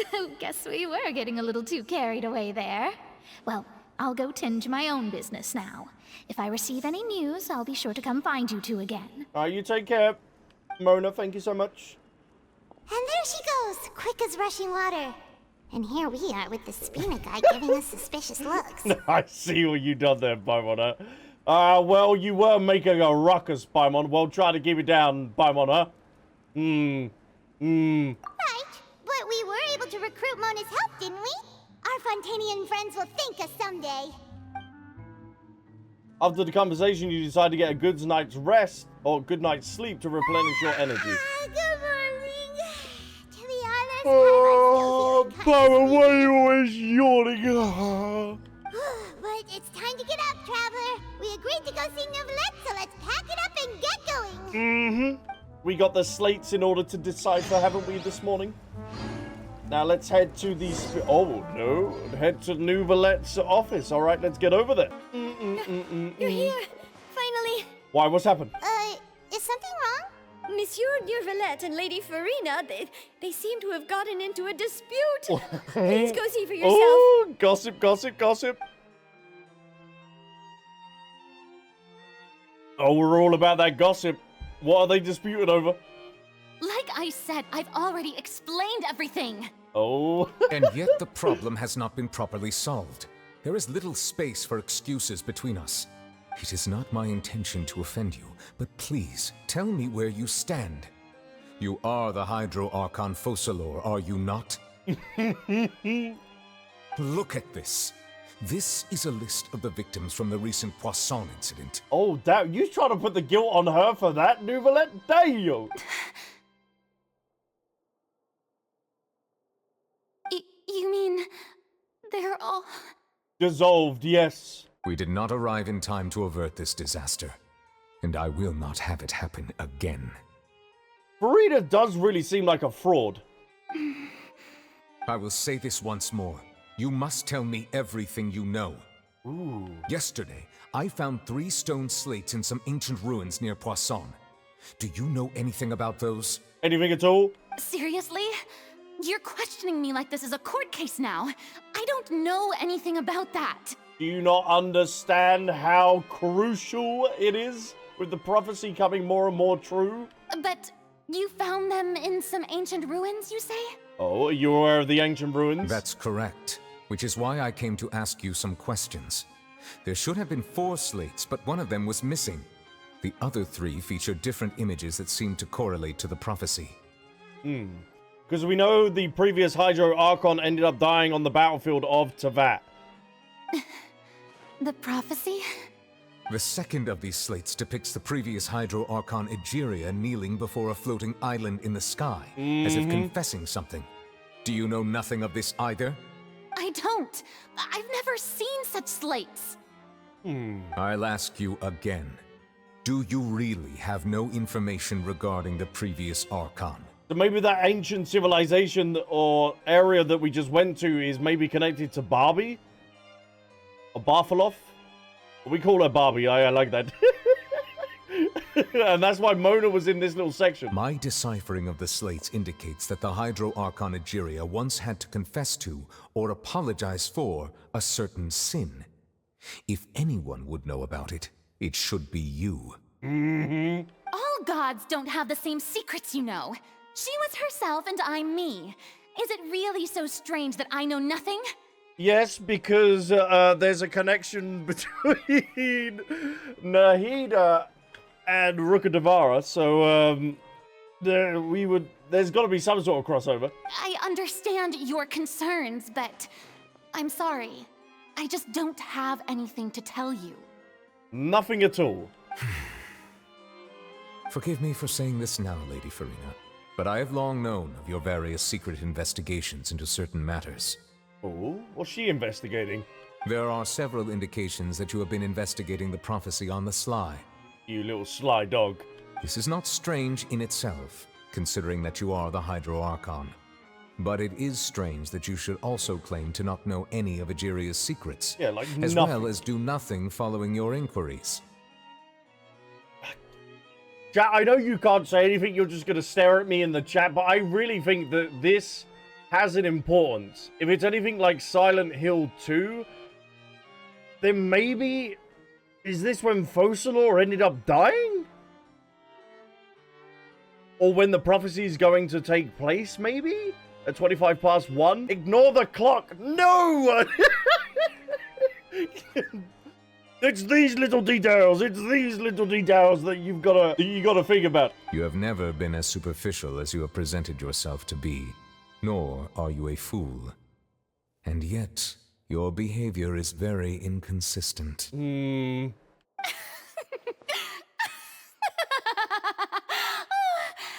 you've been watching me all this time, have you?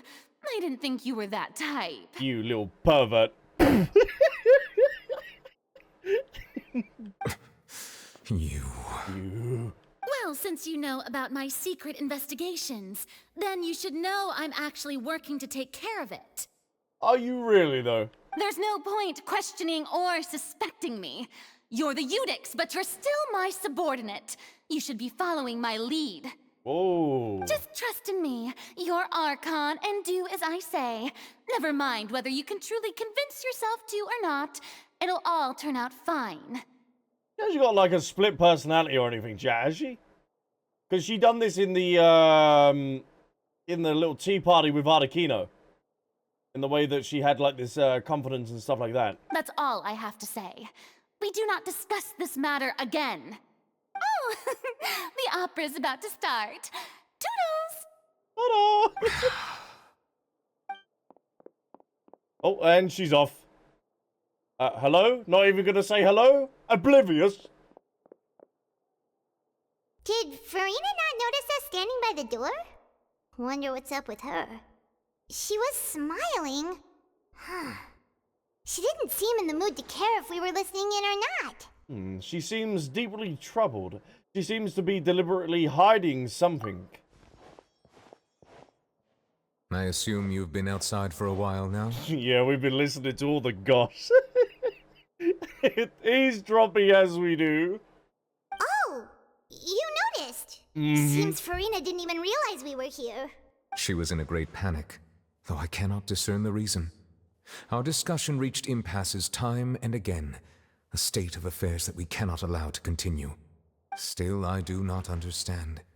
Dialogue is the basis for understanding, so why did she keep refusing to engage? Yeah, it is rather sus. I'm afraid questions alone might not suffice.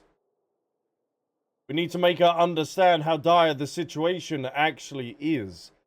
Oh, people are dying and she... Everyone in her inner circle has noticed that she is hiding some secret. The issue is her attitude. I fear that she will not reveal anything unless absolutely forced to.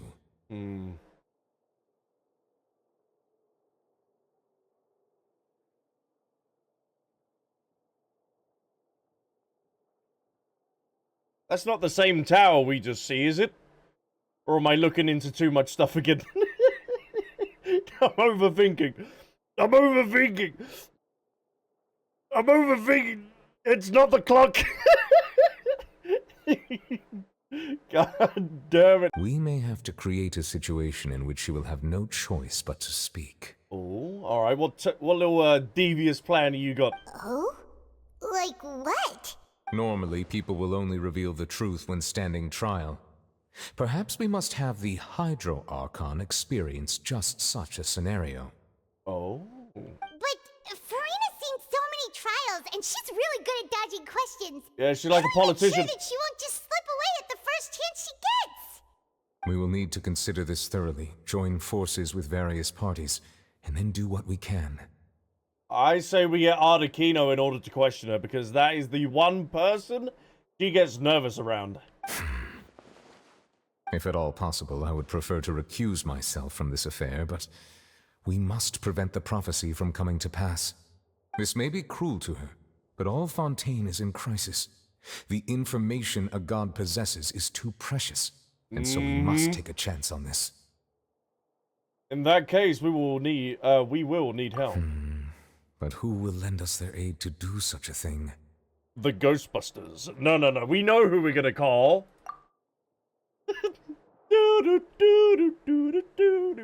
On a boat somewhere in quiet Poisson. Oh, that's quite the meeting. You see here, we can throw Tony over the boat. Well, that's everyone, huh? Speaking of which, it was pretty smart of you to think of hiding here. Where are we? Poisson was just involved in a disaster, so it's presently devoid of people. I know we're on a boat that in naturally Poisson, makes it the best choice. Been a DeRosa? And here you are drinking tea like it's the most natural thing in the world, huh? That's what families should do. Sit and enjoy a leisurely time together. Yes. My boy is currently sunbathing at the window, taking in the sun. It's nice to enjoy tea here, you know? Care for a cup? Yes, 2 sugars, please, and some milk. Lend me your ears, everyone. Or perhaps one of you might like to start us off. How about you, friend? Not Frimine, that's the worst part. He ain't gonna strike a conversation. Me? No, I don't think I can. Poor Frimine, leave him alone. Then, how about you, good sir? I will take up the talking if need be. Oh. I fear that I will cause the mood on this boat to become as somber as it is in court. Well then, I guess we're lucky we've got a local like me to organize things. Wonderful, the spotlight at last. I guess I'll be facilitating things from here. Where is Arlecchino? Her children are here. That was a little long-winded, don't you think? Florind is here. Hello, little Miss Buttons. Oh, you might be right. Anyway, to cut to the chase, our friend here, the Traveler, has brought us together to discuss something. As for what that is, well, let's start by saying that we'll be pooling our efforts together to create a series of traps. Oh, how intriguing. Well, it's just an expression, really.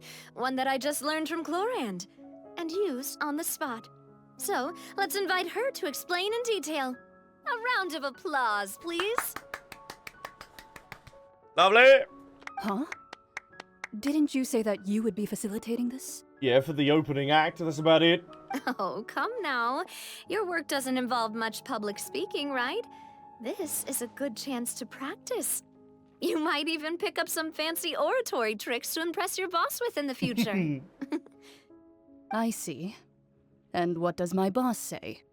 Silence! He is glad that you consider him your boss. Do go on. All right. The meeting is in session. In that case, do any of you have experience hunting? A little bit. I've killed some squirrels in my time. Not that I recall. In-game, in-game, in-game, in-game. In before chat's like, oh, I'm gonna call Peter. Oh my god. Fremine and I once used a wooden stick in a basket to catch wild rabbits when we were younger. As for Lynette, oh, right. You were sick that day, weren't you? I've also gone diving to catch some fish before. Does that count? That does count indeed, yes. I'm afraid not. You may or may not have heard, but Fontaine once played host to a group known as the Marechaussee Hunters. Yes, we're aware of them. Though that was their name, they did not hunt animals, but rather various monsters left behind by the ancient dynasty of King Remus. King Remus? This is the first name drop of that. I don't think there's been any Archon quests in Fontaine that had King Remus. Today, Fontaine's monster population has already thinned greatly, so the hunters have blended back into society, taking up arms in other lines of work. They even left a unique methodology of hunting in their wake. A trap comprises of the following components: bait, a trigger, and a containment device. Sometimes a lethal implement will also be necessary to deal with the prey. So, if we were to build a trap together, right now, what would you choose to build it with? Paimon. For me, I would prefer something basket-shaped. Pigeons and rabbits will see the bait and naturally enter the snare. Our line of work requires a deft hand, and we're some of the best in the industry, so you can count on our techniques. You used some of those techniques while moving the people of Poisson, didn't you? My subordinates mentioned that you even performed some magic for the bawling children. Yes, and I even managed to gather some intelligence in the meantime. I'm quite the multitasker, if I do say so myself. Oh, I'm quite, quite the scientist, if I say so myself. I'm afraid I can't claim that as my strong suit. I prefer more stable methods, like placing bait in the water and waiting for the fish to come within reach. That's the kind of method I would count on. So they're going to be coming to a neutral ground then in terms of how they go about it. Exactly the kind of person who would catch loads of fish. And I can be their assistant. With discretion, I'm sure. Of course. I'd probably use some sort of mechanical animal. Papa once bought me some small clockwork squirrels, mice, and such. When placed in the forest, they can attract others of their kind. Oh. I remember that you liked those too, didn't you? Was we not supposed to bring that up? I did. And that would be a good way to go about it. If they're realistic enough, animals of the same kind will follow them all the way to the trap. What about you, Monsieur Neuvillette? Yes, how did you go about hunting in your dragon days, huh? Or you just bit the side out of something, didn't you? I fear I do not have any related experience. Are you sure about that? You must have eaten. You're not a vegan. You don't eat the grass as a dragon, do you? That makes sense. You usually solve problems directly, without the use of any such tricks. But I do have one more question for you, monsieur. If we were to create a trap now, how would you design it? He's a civilized dragon? Oh, I'm so sorry. He must have had his knife and fork then. And his little bib. Would like for it to be effective, but bring no harm to the prey. A more gentle trap would be ideal. Kind, as always. However, our intention doesn't necessarily change the containment device and the type of implement we need. If we wanted to kill the prey in one strike, we would need a powerful implement. However, that also goes for prey that must be captured and safely contained. Alright, we can taser it. Wait, why's that? Only a hunter who's a true expert at subduing their prey can snare it without harming it. The line that divides life and death is often exceedingly thin.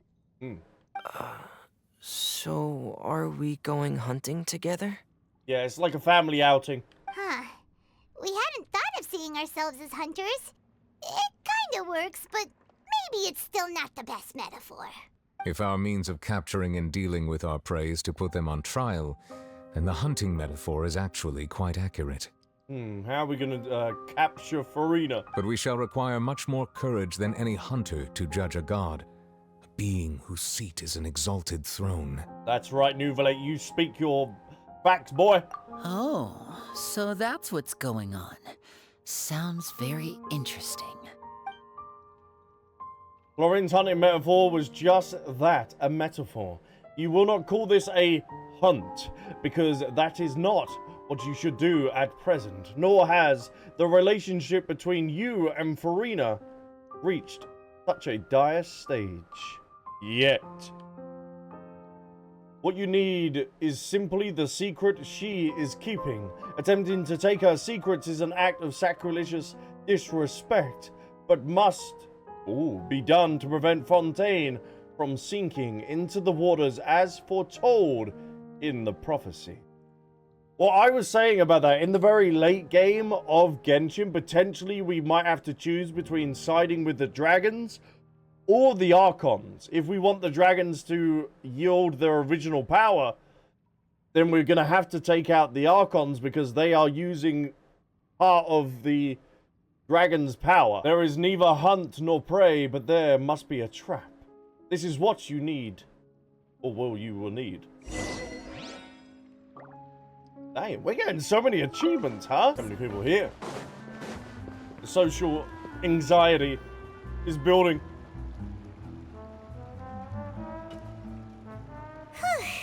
It's been a tough few days, hasn't it? It really has. So much has been happening. Those meetings sure did make me hungry. Paimon didn't think the meetings would so long, but everyone seemed pretty fired up, huh? Paimon thought they'd be at least a little frightened. Well, Fremine was now that Paimon Who is died, this? but everyone else just looked a little surprised. What? Who? Oit, come forward. Who is this? But whoever done this with the Genesis crystals, thank you so much. That is very, very generous of you.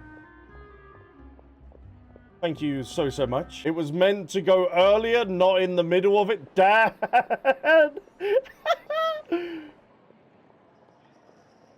Oh, Dad, thank you so much. I appreciate that. You feel more confident after the meetings, Paimon? Maybe. It's hard to say. Paimon doesn't have any experience with this sort of thing. But with you around, Paimon sure will do great. Yeah, we're a good team. We're like the A team. You're the most reliable person in the world, aren't you? Something wrong, Paimon? Did you just pour some tea? Paimon didn't notice you doing that at all. What? Did you see my hands move? No, I didn't. Then what's that? Huh? Paimon's never seen that cup before. Neither have I. Don't be frightened. I'm just joining you two for tea. I merely refrained from saying anything till now. Are you invisible? What's going on? Who's that voice? But there's no one here. Oh, is it? No, this ain't Mona's. Is this Barbie? Huh. Have you forgotten me already? Barbie? Wait, you are familiar. You're the voice we heard from the sky in Sumeru. Oh. The voice from the sky, I fear that description is wrong, though not completely wrong. If you remember at the end of the Wanderer's Archon quest, it was this voice. You're feeling lost now, just as you were feeling previously. I sensed that confusion and thus came to you. Guiding people is an irresistible hobby of mine, after all. They are dropping so many characters in this Archon quest. Who are you? And what do you want with us? Do you want some milk? Consider me a passerby. Just accepting a commission from my friend's disciple on a whim. Allow me to ask you, will Fontaine's prophecy come true? The prophecy? Mage N. Yes. What has been prophesied will be fulfilled. You may view such things as the history of the future. Oh. Now that is something that would be kind of cool. Maybe that Hoyoverse could implement in the future.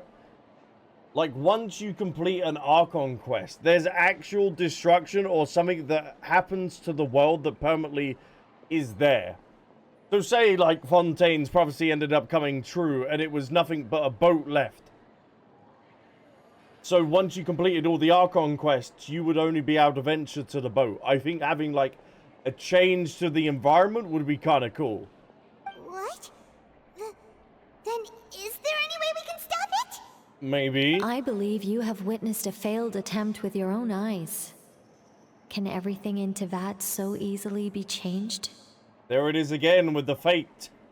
Can there really be no expectation? I'm going to go with the fate. So you've caught on.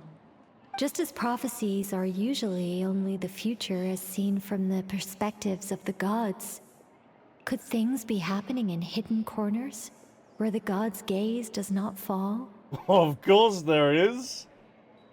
Otherwise they would be getting a celestial nail at their door. Are the things that you shall see different from the fate that the gods perceive? What is she talking about?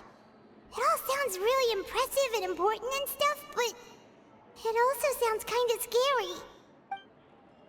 The tea in the teacup is about gone as well. I believe that you understand, right? Some things are insignificant, but others, you must reach out to change. Ultimately, fate shall serve as your only guide, no matter what will happen in Tevat's future. All you need to do is to play your part. Okay. This was good tea, by the way. Thank you for your hospitality. Well, that'll be all for today. No, I didn't even put the tea there, so it wasn't me. The voice. It's gone. Alright, so Mage N. That's a name that I gotta remember, and that might come up at a later date.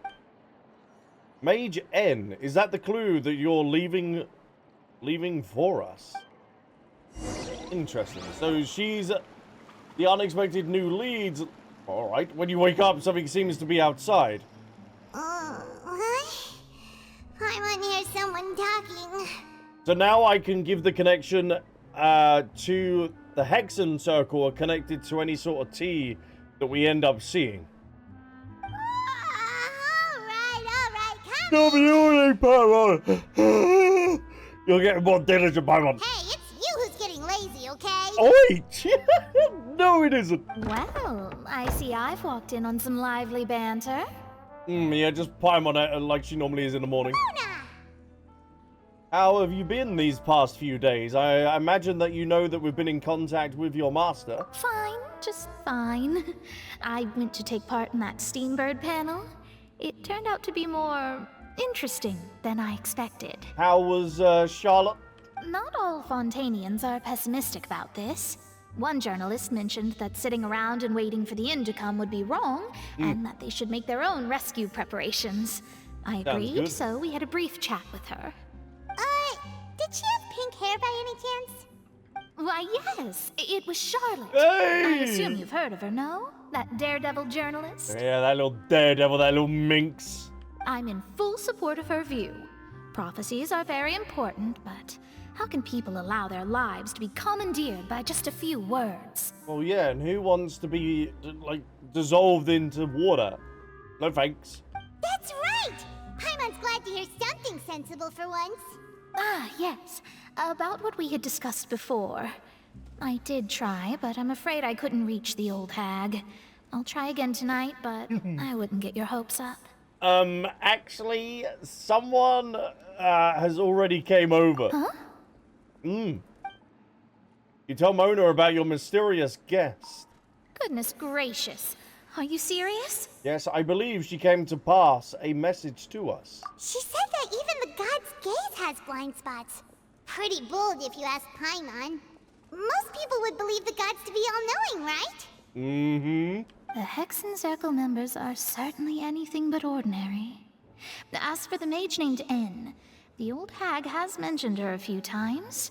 She said that N's sense of direction is incredible, and that she loves guiding those who are lost. Ah, so we are going to be seeing and hearing from her a lot more in our journey then. So that's 2 of the Hexen Circle But then. I've never met her, and if she were still alive, she'd be... well, suffice it to say that the hag's at least a few hundred now, and N's been around for longer than that. Ooh. So she was around during the dragon era and stuff like that. Whoa. The Hexen Circle sounds like a scary group. But they must really stay in shape to live so long. Their abilities alone are pretty terrifying. If she came to see you personally, then the problem you're facing must truly be of great importance. Well, it's not like Paimon could understand anything she said. You only don't. Yes, she was quite cryptic, but I suspect she means that there is still a way to turn things around. She didn't say when or what that would be, though, so perhaps it is something that you cannot know right now. True, her words were meant as a helpful hint, but when we realized their value and meaning, was that the best answer that my question could have gotten? Traveler, Paimon, are you two all right? Yes, I'm just thinking about something. Oh, we're fine. We're just a little down right now. It kind of feels like the end is coming, you know? Oh, whoa, don't be like that, Paimon. I see. I feel that same sense of desperation, too. I guess you could consider me someone who has often witnessed fate. So far as I have seen, it cannot be swayed. Fate is such a massive thing in Genshin's story, obviously, like the Luma Fate and stuff like that. But even so, I still hope for and believe in miracles. Astrology is eternal and rational, but fate may not be. It is cruel, but it can also be beautiful. Perhaps that's what En was trying to tell you. Not to lose heart, and to believe that what you are seeing playing out before you is not yet set in stone. I did originally think of steering clear of all this, but I couldn't. Even if this is all futile, I still wish to help everyone. If we don't struggle to the last, then how can we face the end when it comes? Facts. It is so nice to see Mona in this quest. Huh. You do have a point. There I go, talking about astrological principles again. Sorry about that. The moment I start talking about work-related stuff. I need to get going. Oh, don't worry about it, Mona, and thank you. It was worth trying to comfort you, even if only a little. I believe that you'll help those who are struggling in the same way I did. Aw. I suppose that might be why we always seem to meet by coincidence. Yeah, like the stars are aligned somehow. Paimon feels kind of moved by what Mona said, but also kind of sad too. Yeah, no need for doom posting, Hey, Paimon. Traveler, Paimon suddenly feels like going outside for a walk. Let's go. That's good. Let's walk around the city, shall we? There's a few spots we always like to walk by. Go to the newsstand. That's where she ended up spoiling the entire Archon quest that we went to. Huh? Our names are written in this newspaper. What's going on? Oh no, that's not good. Maybe we're famous? Let Paimon see. The underwater stronghold, the Fortress of Meripede, has continued in its noble autonomy, but that does not mean that others cannot interact with it. My recent attempts to enter the fortress bore little fruit. Huh. Guess Charlotte still hasn't given up on that. Thus, did an Outlander friend become the focus of this report, a blonde adventurer with their white fairy legends trailing in their wake. It is said that this mysterious traveler once visited the underwater fortress. So while the fortress's interior remains a mystery behind closed doors, do not fear, for the tales of the traveler contain surprises in spades. Journalist Charlotte's biggest scoop yet, the Traveler's Trail. Alright, Charlotte, alright. Charlotte took so many awesome photos of us and we never even noticed her. She hasn't been able to get a hold of anything at the fortress, so since we're easier to find, she's using us as the subject matter instead? That sure seems to be the case, Batman. Seriously? Well, fine. Those headlines and photos do look cool, so Paimon will forgive her this time. Paimon's like, she caught my good side, yes, so I'll allow it. We're here! Paimon's hungry. Should we go in and get something to eat? Damn, Paimon, you are always eating. And this is the thing. I think she's going through like a growing stage, kind of like Nahida, because she eats a ton. Like Paimon's whole personality is around eating.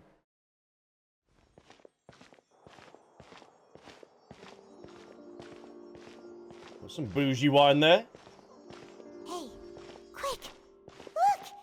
That's the limited edition only 16 slices a day cake! What do you mean? You're always eating that. It hasn't already sold out for the day. It was so delicious the last time we tried it. Despite the tense situation we were in, let's give it another go. Paimon's sure it'll be great. Oh, we can't let anyone get ahead of us then, Paimon. One slice of cake, please. Excuse me? Someone showed up after all. Go. Oh, wait, you're the one from the Palais Mermonia. The Dean. Oh, are you here to buy cake too? It seems Monsieur Neuvillette was right. You really can eat. Wait, did he really say something like that? That's right. Even he has his own preferences when it comes to food. As for me, I love the cake and coffee here. Oh, the good go-to. Do you come here often? If they say the regular, then yes, she does. Usually every day. Oh, there you go, damn. Every day? It's part of my daily schedule, apart from work. I shall have my cake and coffee. Well, it's a good routine, Paimon. Don't doubt that. Then what if someone told you one day that this place would be closing soon, and you wouldn't get to eat cake here anymore? What would you think? You ain't gonna be buying this place out, are you? Oh, that little thing behind us, look at that. But why would it close? Well, Paimon doesn't know either, but maybe the waters will rise tomorrow. You know, like in the prophecy. Oh my god, stop! You're gonna create a mass panic. Oh, the prophecy. To be honest, I haven't paid much attention to that. No, still, even if there'd be no more cake tomorrow, that wouldn't keep me from having some today. And Paimon, she is a Melazine, and their village is underwater, so I think she would be perfectly fine. No, it's the same for eating in general. You might not be able to eat tomorrow, but if you can do so today, then you should carry on. That's what people call living, you know. Mm-hmm. Yeah, Paimon, stop being such a doomer. Don't be sad. Excuse me, could I have 2 more slices of cake to go? Whoa, whoa, whoa, whoa, whoa, whoa, whoa. These 2 slices are for you. Sijuin said that this kind of expression you're making is what humans call being sad. Ha she picked up on it. Oh, you know Sijuin? I sure do. She was born before me, and she sometimes comes to the surface to teach us things about humans. She said that humans are creatures that are saddened easily, yes, and you can only lift their spirits by feeding them delicious food. So please try the cakes here. Yes. A way to a human's heart is food. Or pastry goods. Cinnamon swirls, preferably. I've got something else to do, so I'll be going now. You 2 try to stay in a good mood after eating, all right? Oh, we will do, don't you worry. Thank you so much. Eat it up, like... And there she goes. Eating does put you in a good mood. All right, let's dig in. Paimon's sure this cake will be delicious. It does look delicious. You share a glance with Paimon and It's more delicious than last time. And the flavor gets even better with a sip of tea. It sure would be nice if we could come again tomorrow. Sure would be nice if we could always eat delicious food here. Hint, hint, wink, wink, nudge, nudge. Paimon, I was about to say you got legs, but you don't use them. You can fly over here, like, no matter where we are. Don't have to always be with me. We're near the Seabird office. Let's go look for Charlotte and have a chat. Oh, what day you? Charlotte, you better be ready. Wow! If it isn't the Traveler and Paimon! Oh, have you seen the article I wrote about you? Yes, we've seen it plastered everywhere. Ha! You've got some nerve! You just used us to make some quick mora! Mm-hmm. Can we negotiate a profit split? Oh, you needn't worry about that. I heard that you were in Poisson some time back, so I sent you a letter to discuss just that. It appears you didn't receive it, though. No, because it ended up getting dissolved. It's all right, though. I've set aside the amount intended for you. I've even set the table with some food. Really? Oh, you're the best! We've literally just eaten Paimon. You're almost a little too easy to win over, Paimon. Oh, if she I were is. a journalist with ulterior motives, you'd be in trouble now, you know. Oh, Paimon knows you're not like that. Still, what brings you here all of a sudden? Were you looking for me? Mm-hmm. A friend of ours met you a while back, and when she mentioned it, we thought of coming to see you. Her name's Mona. Ah, so you know Miss Mona as well. She's a guest columnist for our paper. Mm-hmm. Really good one, too. She's so young and already such a brilliant astrologist. But she may look young, but she's probably about 100 years old. So she mentioned me? What did she say? She said that you're a real daredevil of a journalist. Nice. In which case, like the little accent as well. daredevil journalist dare to request an exclusive interview with the legendary Traveler and Paimon? Huh? So your article in the paper today doesn't count? Oh, of course it doesn't. That was more like live photography. What I'd like to do is dive deeper and ask you to talk about the things you've seen and experienced. You seriously want me to interview you? Yeah. Are we even qualified enough?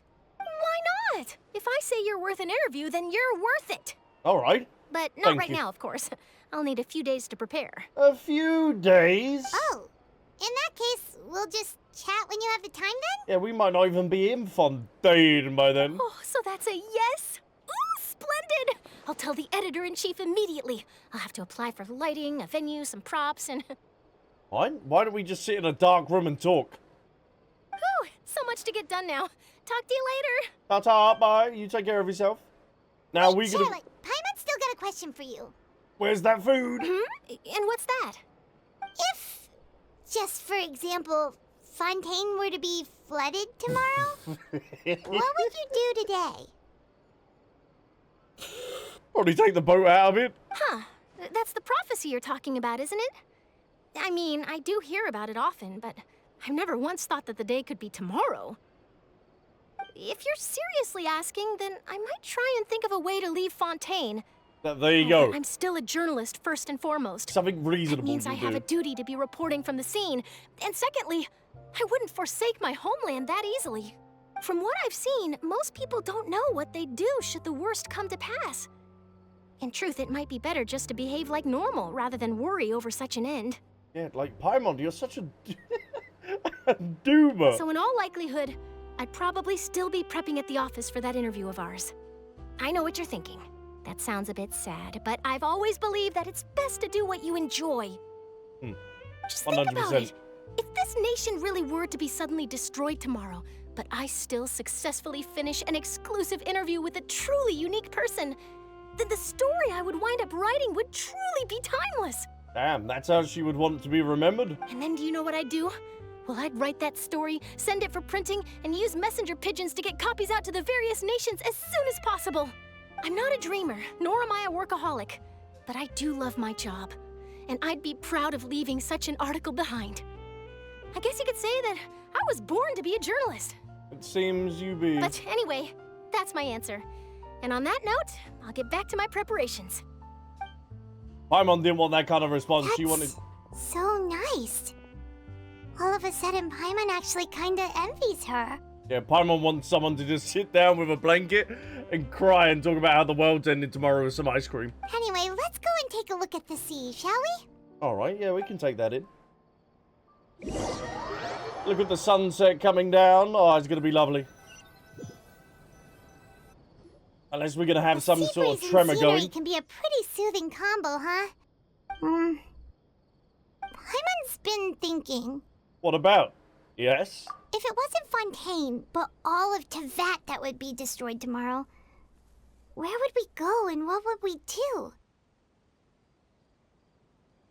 Genshin Part 2, a Boogaloo. I would just go back up into the stars, Paimon. I don't know exactly what you would do. Probably go back into that pond of yours. But, yeah, I'd just go travel the space somewhere. Probably catch up with the, Honkai Star Rail people and stuff, you know what I mean? Because this is what, the Astral Express.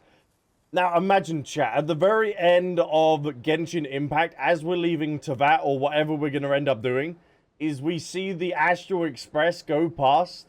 That would be kind of cool. Like, we don't interact with them, we just see it go past while we're just traveling the space. No, Paimon should ask, if you could choose, what would you like to do? Eat some cinnamon swirls and just watch it come down. If I could choose, huh? It's just like Charlotte said, suddenly trying to consider what to do is pointless. We've always been moving to the next destination, so we haven't spent much time thinking about these kinds of things. We didn't have to either, with us always being on the road and whatnot. Whoa, whoa, whoa, whoa, whoa, whoa, whoa. What is that? Until that journey comes, I think I'll keep journeying on, yeah. You mean, still traveling? Yes, cherishing every single moment that I have to look upon this world. Hold on, wasn't that a similar sort of line they said into the interlude? One right at the beginning of the game? Huh. Wait, isn't that what we've always been doing? We have indeed, Paimon. The banter goes back and forth between the two of you. As time slips by, as night falls, you return to your accommodation and end this busy day. The next few days are just as calm. Charlotte comes to find you and conducts the interview in the Spina de Rosa, safe house at the Fur Sendry. Oh, Navia, having finished her business in Poisson, even drops by to take a photo with the two of you. All goes well. Damn, it's been a busy couple of days, huh? Stop it! Grow mold if you stay here long enough. Stop it, Paimon, stop yawning. But it's still better than the Fortress of Meropide, that's for sure. It's not only damp there, but salty too. Obviously, we were under the sea. Ah, so the two of you are still here. Wonderful. Fine. Would you like to see us? Oh, you're from the Palais Mermonia, aren't you? Yes, I'm Isadora. Monsieur Neuvillette sent me to look for you two before. I heard that afterward you went to the Fortress of Meropide. So are you under the impression that we might be wanted criminals? Not at all. I'm well aware that you're friends of his. Actually, I'm here to pass along a message from him. Did something happen? Let's hear it. Yes, inside the Opera House. The Maréchaussée Phantom has declared the incident a small-scale riot. Damn! A riot? Damn! Well, that said, I don't personally think it was that serious. Lady Furina was watching a performance at the Opera House, and while she was resting during an intermission, some other audience members suddenly started harassing her. The trap is in full swing. Loudly accusing her of doing nothing about the prophecy crisis. Yep, And before she could respond, others started to join in. The crowd continued to grow, and protests against the Hydro Archon started to break out. So people have started to put the blame on Furina. Guess they finally found an outlet for the pressure they've been under due to the prophecy. Yep, but this could also be the plan that we were trying to cook up. I agree. People will naturally rely on gods, as is customary. But the moment people feel threatened, gods are also the first to be blamed. So what happened after that? Is Furina okay? No, it's probably still going on at the moment, Paimon. Seeing that the situation was spiraling out of control and that further argument was pointless, she claimed that she'd gotten tired of this and left in a hurry.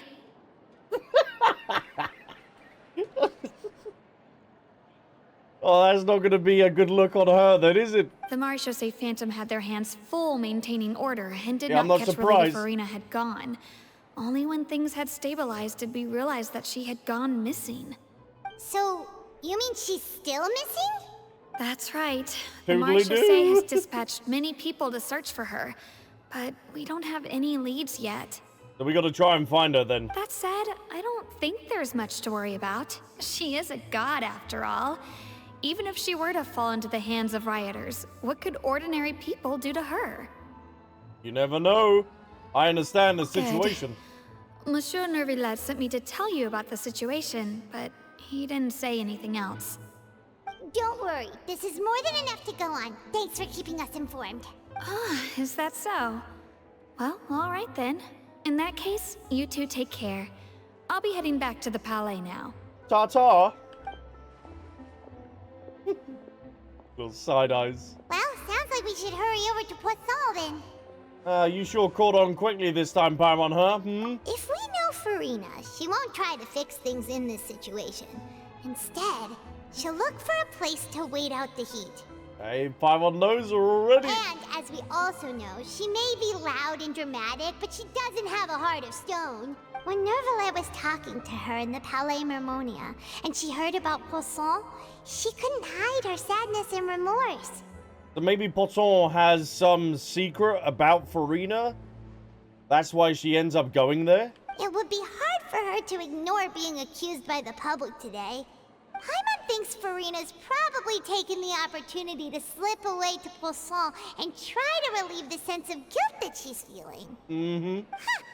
Well, what do you think? Paimon knows the answer, of course, but Paimon can do the analysis to back it up, too. Cool, huh? Detective Paimon, where is your outfit? I see becoming a detective has done you some good. Looks like those detective novels have had an effect on you. In that case, there's not a moment to lose. Poisson, All right, let's get over this. This place looks deserted. Guess all the survivors must have evacuated already. All that's left here are signs of devastation. Oh, that Could Furina music. really be here? Let's try to find her as soon as possible. We're not taking the broken bridge. This ambiance, though. Oh.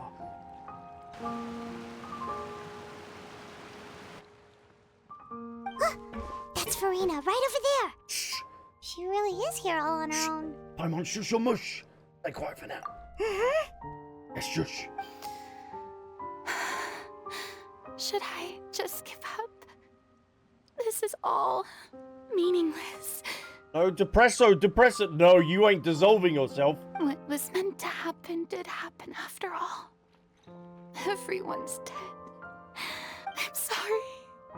I'm so sorry. Oh. Give up, Furina. There's no point in holding out. No way. I'm sorry. No, wait, would they actually kill off an Archon? But what can I even do? Other than to repeat meaningless apologies over and over. Furina! Who's that? It's me, the Traveler. Don't worry, Furina. It's just us. So it is you, blonde traveler from another land. Why, I almost thought you were someone from that mob of my ignorant subjects. Come to kneel and beg for my forgiveness. There's that confidence again. Furina, That facade. you were crying just now, weren't you? The tear stains on your face are obvious. Oh, damn! Getting killed out by Paimon. What do you mean, tear stains? Oh, I remember. You know The show exactly at the what we Opera mean. House earlier this morning was so moving. I'm still trying to process it. Who did that uncivilized rabble think they were, disturbing my enjoyment of the arts? They even dare to tout their Archon. I must teach them a lesson. I can just imagine their twisted and frustrated faces once they realize that I'm nowhere to be found. Well, yeah. Because in their eyes, their god has abandoned them during the time of the prophecy coming true. Oh, and I'm sure Neuvillette and those people from the Marish Dose Phantom are freaking out right next to them, too. That voice acting is so good. Stop trying to act tough, Furina. You're actually beyond devastated right now, aren't you? Stop trying to act tough, Furina. Of course not. Hey, there she is! The Hydro Archon's over there! Damn, they found her! Quick, after her! Get her! Furina, those people seem to be after you. We're not going to do anything about that. They are... They're just some rabid fans who want to cut the line because they haven't been able to meet me in person, aren't they? No! That's against the rules. I can't let them get their way. What, you gonna ult him? Furina just ran off. Quick, we have to catch up with her. That, she running off again? Get back here at once! Chase me, chase me! Oh, we're all going. She's zooming. Damn. We've lost her. How did they not see? You really weren't that far behind. This should be the place, right? Hey, Furina! Where are you going? She is like a squirrel. There's a good hiding spot over here. Quick, come to Paimon before the rest of them catch up to you. What is this place? Hurry, they're almost here. Whose house is that? Whose house are you breaking into, Paimon? Fine. I suppose haste is warranted. Lead the way. Someone's grand's just gonna be sitting in there, just like... What? Is that my good old Billy? Shut it, wench! This is our house now. Paimon's exhausted. But how? You're flying? Well, actually, a pigeon can get tired by flying. So, I'll retract that statement.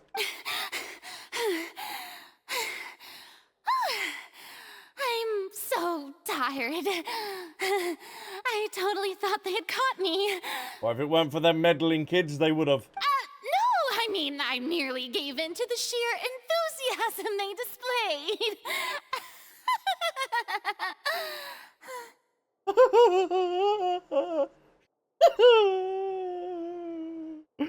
Oh, there's a big old butcher's knife behind us. This place is not what I'd call soundproof, so you might want to lower your voice to stay hidden.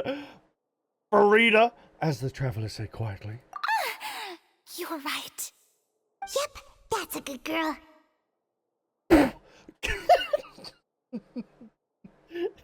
That's a good girl. You're a good girl. Now you sit down and take it nice and easy. Oh. Alright, I didn't know it'd have that kind of effect on you. What's happening? The ground's shaking.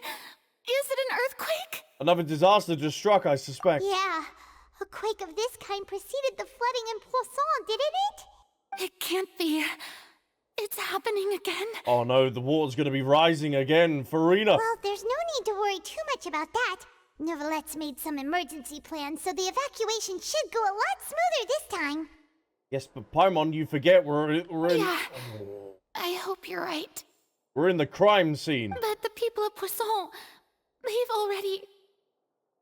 Perished? Dissolved? Pour one out? Has Furina finally reached her limit now that she's talking about her actual feelings? She started to look far less stiff. You begin to talk amongst yourselves as Furina slowly calms down. I've been investigating the prophecy for hundreds of years. 100? You're not doing a very good job then, are you? I once had informants all over Tevat, searching for clues and feeding information back to me. I've tried all kinds of ways, too, to hold back the sea. Anything to keep the coastline from advancing. But all my efforts proved to be futile in the end. Really, the truth has been clear to me for a very long time. We cannot make an enemy of the divine. No matter what we do, the will of the heavenly principles will have its way. And the prophecy shall be fulfilled. Not if we've got anything to do with it, because we want we want some revenge on them. You still haven't given up, right?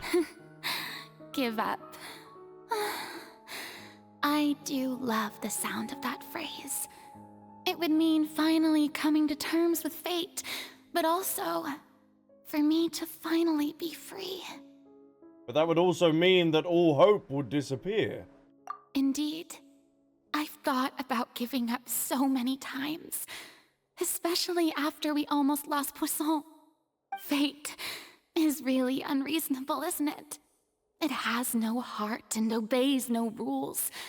The prophecy has only just started to come true, and so many people have already lost their lives. But just now, it all became clear to me.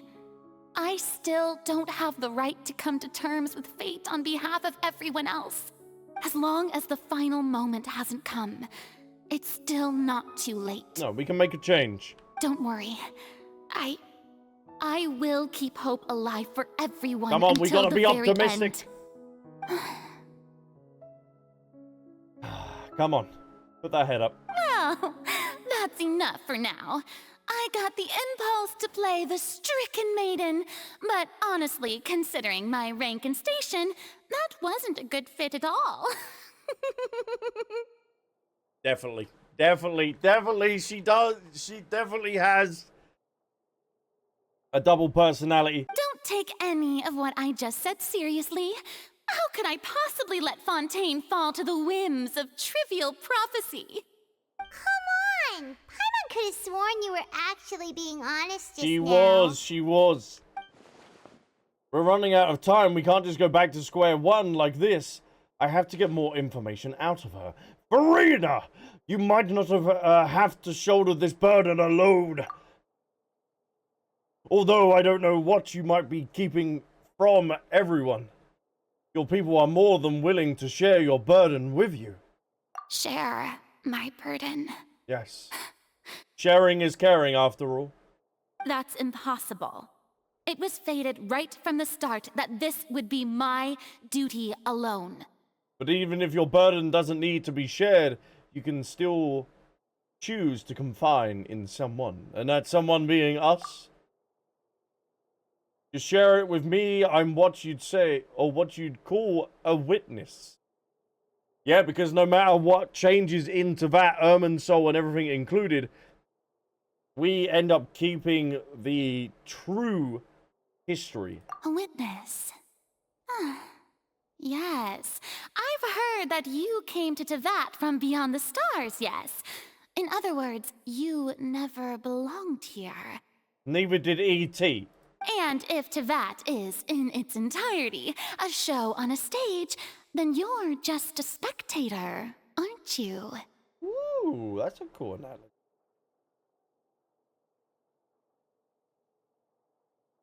Ooh.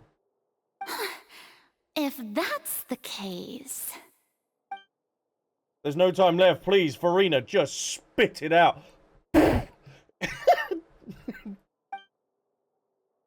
Oh, cutscene. Oh.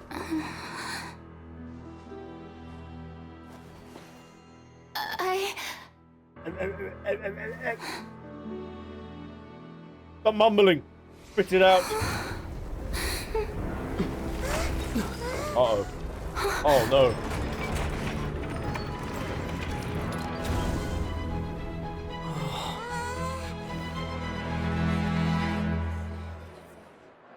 Oh, that was the trap set and done. Oh, okay, that was smooth. Ladies and gentlemen, this concludes my opening performance. That was a cool little animation. Now, without further ado, we may proceed to the trial of our god. I've still got the viewpoint in order to grab as well. So, this is what it is. Yes, you deserve praise for the effort you took to raise the dramatic stakes. Do not forget, however, that I am Focalor, the god of justice, the embodiment of justice itself. Does it not strike you as even the least bit absurd to bring the very concept of justice to trial? May I interpret these words as your refusal to stand trial? He's just looming over. In that case, you will have the opportunity to defend your honor through a duel. Oh, what? Oh, to actually see Furina in combat? Now that would be cool. You would draw your blade against a god? Pushing her into the corner. That's a nice sword you got there. I see. It seems like you have made up your mind. Oh. Oh. Paimon can't believe it. She just surrendered. Yeah, maybe she can't do combat after all. What the heck is going on? Did I just see an Archon surrender to a human? A human? Oh. Oh. Wow, how utterly humiliating. Yeah, you can say that again. Lady Furina, what is the meaning of this? Shut up. Silence. It would seem that there has been a misunderstanding. To be clear, the raising of both hands is not always an indication of surrender. Oh, she was just miming everyone, okay, sorry. Looking for excuses again, huh? I raised my hands just now to indicate my acceptance of the trial. No duel shall be necessary. I will admit that I've been running away for a long time. I'm sorry, everyone. I was unable to protect the people of Poisson. It is my duty to stand trial for my crimes. You are not the only ones to be disappointed in me. I, too, am exceedingly disappointed in myself. I wonder what is going to be coming out of all of this. But now, it is time for the Hydro Archon to show you her courage and resolve. I, Furina, we'll use this trial to show the world the true meaning of justice! Go on, girl, you serve. This time, I will protect you. Who? Who? Applaud and rejoice. One of the most outrageous and fantastical arcs known to the opera epiclese is now unfolding before your eyes. Oh. Mark my words. This shall be one of the most exhilarating and brilliant shows ever to grace the stage of Fontaine. The trial of the Hydro Archon, Focalor, will now begin! Alright, yes,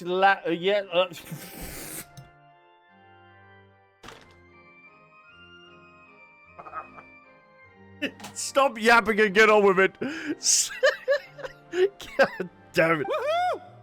Woo! The trial is beginning. Oh, now we're making history. God damn it. Why does it feel like Furina just took over the whole thing? Like, come on! Didn't she just get forced to stand trial for her crimes? She loves a good show.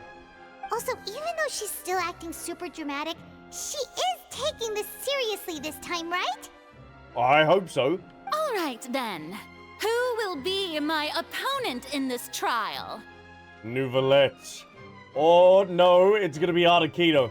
The court asks the prosecutor to please take the stand. Oh, it's us. Thank you, Your Honor. Is that so? Very well. Then please speak, witness of Tevat, my accuser and fated opponent. We were so close to getting her to tell us the truth, and it turned out like this in the end. It's okay, though, as long as we can defeat Furina in court. We still have a chance to figure out everything. Ah, this town ain't big enough for the both of us. Silence! Silence, Also, shut! please allow me to ask, as a final question before the trial begins. What is it? Just how much work did you do to force me onto this stage? Work. It doesn't matter. No comment. Well, we did do a lot of prep after the meeting that day. Shush, Paimon. Don't tell her. I can go over the tasks assigned to the Spina di Rosula, since they were rather straightforward and easy. Navia, the president of the Spina di Rosula. Most of the people who participated in the disturbance this morning were my subordinates. Ooh, that's a really good shot. Oh, look at this! I'm gonna have to yoink this quickly. They changed into plain clothes and came to the Opera House as regular audience members, waiting for the perfect opportunity to incite insurrection against you. The people's resentment against their Archon has been building as more and more of the prophecy is fulfilled. A spark was all we needed to turn smoldering anger into a flame. Moreover, according to our understanding and analysis of you, when something like that occurred, you would likely flee the scene and head to Poisson by yourself. So, we arranged for a second group to lie in wait there. So, you mean, the ones who scoured the settlement for me were also from the Spina? Yeah, because it was rather sus that there was, people in a place that was supposed to be evacuated. And their goal was to force you to step into the giant magic box so you may personally participate in the greatest magic performance in all of Fontainian history. Damn, look at this geezer in the back, looking rather suave. That's right. That house was a magic box, rather than someone's residence. Ah. As the super ultimate version of the setup that I used when I first performed at the Opera Epiclese. Yeah, that one didn't go down so well though, did it, Linny? The volume of the box was increased by a whole order of magnitude, and the distance it traversed was the entire gap between Poisson and Aranias. Its cargo, of course, was an Archon instead of a human. My thanks, Furina. Without your help, we could never have pulled off such an extraordinary performance. You're welcome? Of course, this performance was only made possible with Father's support. Whoa. The House of the Hearth spent a massive amount of labor in Mora to pull this off. That's cool. We had to select a location, construct the giant magic box, dig a tunnel, and open up a path through the water. It was a lot of work for all of us. Yeah, damn. So, in other words, the earthquake that we felt within the giant magic box was just a normal tremor from the transportation of the whole house? Indeed it was. That's right. It wasn't a sign of another disaster to come. Sorry about that, we deceived you back there. Then, I can guess Neuvillette and Cloran's parts. You gathered a crowd, prepared a stage, and made sure that the champion duelist would be immediately ready for a fight. I like the work that they've done with this quest, like getting loads of these. Kind of like images with the different art and stuff, I like it. Also that as soon as I appeared on the stage, the trial may commence without a hitch. Am I right? Yes, that is correct. Oh. Well, Clorand, I must commend you for your courage. Only the most outstanding champion duelist in all of Fontaine would accept a duel with an Archon without flinching. Thank you. Little Miss Buttons is not afraid of you. As for you, traveler, I suppose Me? your goal was to keep me distracted with conversation once you found me in Poisson. Maybe, I don't know. You'd make sure that I didn't notice anything amiss before revealing yourself as my prosecutor once we'd arrived onto the stage. Nope, you guessed wrong. Oh? My mission was to give you one last chance. We hoped that you would share your secret with us. Is that so? Then I suppose I must have missed my final chance. Yep, straight to jail with you. I don't care if you're a god or not. It's fine. It matters not. What's done is done. It is what it is. The stage is already set, so there's no reason to disappoint the audience. Let's see this trial through to the very end. Objection! Yeah, the only thing we can do now is judge the Hydro Archon. Ooh. Still, I can't help but be a little bothered by the conversation earlier. What did Furina want to say to me right before we arrived on stage? Sir Prosecutor, please allow me to pass this along. What is it? This is a document that Miss Charlotte applied for and received permission to share with you during the trial. According to her, it should speed up the proceedings. Ooh, what has she ended up finding out? Huh? Charlotte wanted to give us something? Oh, so she's here too! Hey, Charlotte! Hey! Oh, let Paimon see. Isn't this the exclusive interview that she did with us before? So she's already finished it, huh? Wait, then that means this document is a perfect timeline of everything that's happened ever since we stepped foot in Fontaine! Oh, damn! So in other words, we can refer to this anthology of evidence every time we want to use something from our journey as evidence for an argument! Oh, we're gonna be refuting her and doing that little mini-game that we did before. It's a super practical gift. I would never have thought of using it this way. Let's quickly confirm the information in it. Just think of it as a refresher, alright? Sounds good. You defeated the Hydro Archon in the very first duels you took part in at the Opera House. That's one for the history books, all right. Damn, there's so much evidence that we've gathered over the period of this Archon quest. It really is. I didn't think that you'd wind up getting to the bottom of the case I'd been following all this time. I guess you could also see this as a happy coincidence. A coinky-dink. This is the first time Monsieur Neuvillette had a difference of opinion with the oratories. Even the Hydro Archon can't figure it out. Yeah, that was actually really, really cool. A Fatui Harbinger. She's an extraordinary person. Her instinct must mean something. The fortress of Meripede was almost destroyed in a single day. That I didn't witness that scene personally will always be a source of professional regret, I think. According to Monsieur Neuvillette, both Child and that whale should have been in the Primordial Sea at that time. Yeah, that's what's kind of still playing on my mind is how he's not drowning in that water. I nearly lost my awesome friend Navia. To be honest, that still gives me shivers. The words of someone as extraordinary as a witch can probably only be truly understood when something surreal happens to you. You can talk to us through tea. And that is everything. Well, let's see how this plays out. The prosecution and the defense are both in position. The trial shall now begin. All right, let's begin then, shall we? Oh, come on, Neuvillette. There's no need to repeat all the unimportant legalese. There is, because if I don't use the legalese, then people could end up being set and free, like the Miranda rights. Just fast forward to the part where the prosecution lays out my offenses. As the defendant and the lead actress of this performance, I still haven't even been informed of my supposed guilt in all of this. Actress? Look, this ain't no joke. Of course. It is only natural for humans to struggle to understand the actions of a god. However, you will need more than that to convict me of a crime. Oh, don't you worry, I got this book here. That's true. But my charge here is unrelated to your conduct as an Archon. Oh, finally! The Traveler VA's getting paid.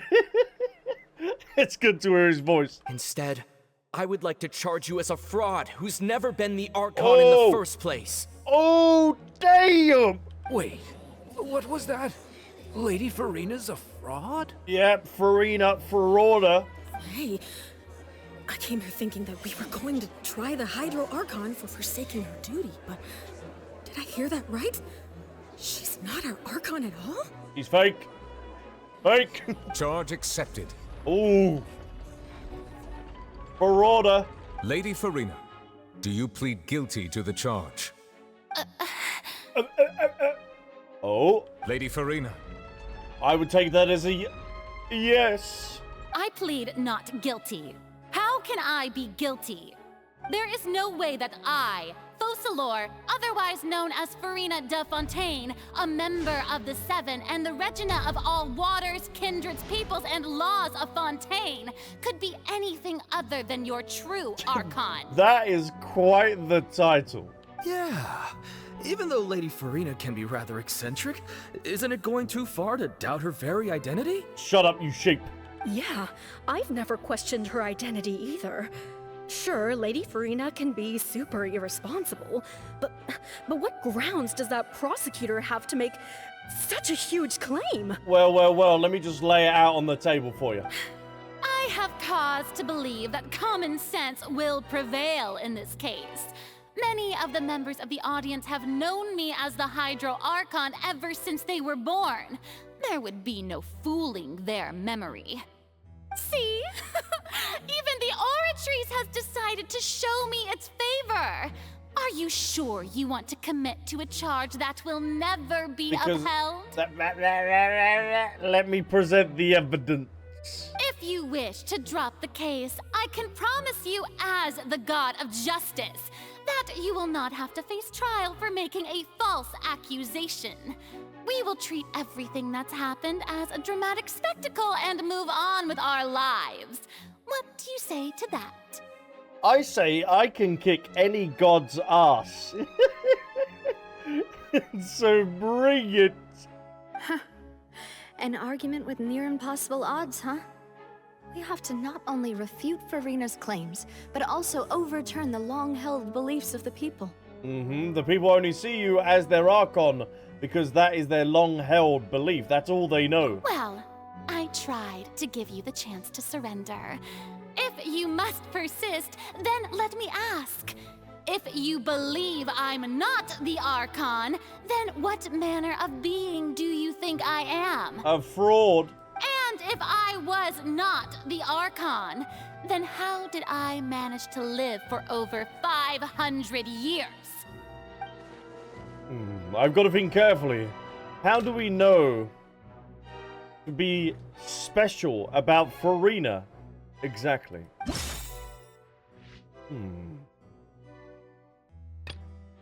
During the diplomatic meeting with the Knave, she revealed that she had already probed Furina on her own, and believes that it is possible that not only Furina is not really the Archon, but she is actually afflicted with some sort of curse of immortality. You're not Conrian, are you? Slap her with it. First of all, you may be a member of another long-lived race, which would allow you to naturally possess an extended lifespan. Yes. And second of all, even if that wasn't the case, there could be other ways to extend your life. Such as a curse? Who gave you that idea? Was it the knave?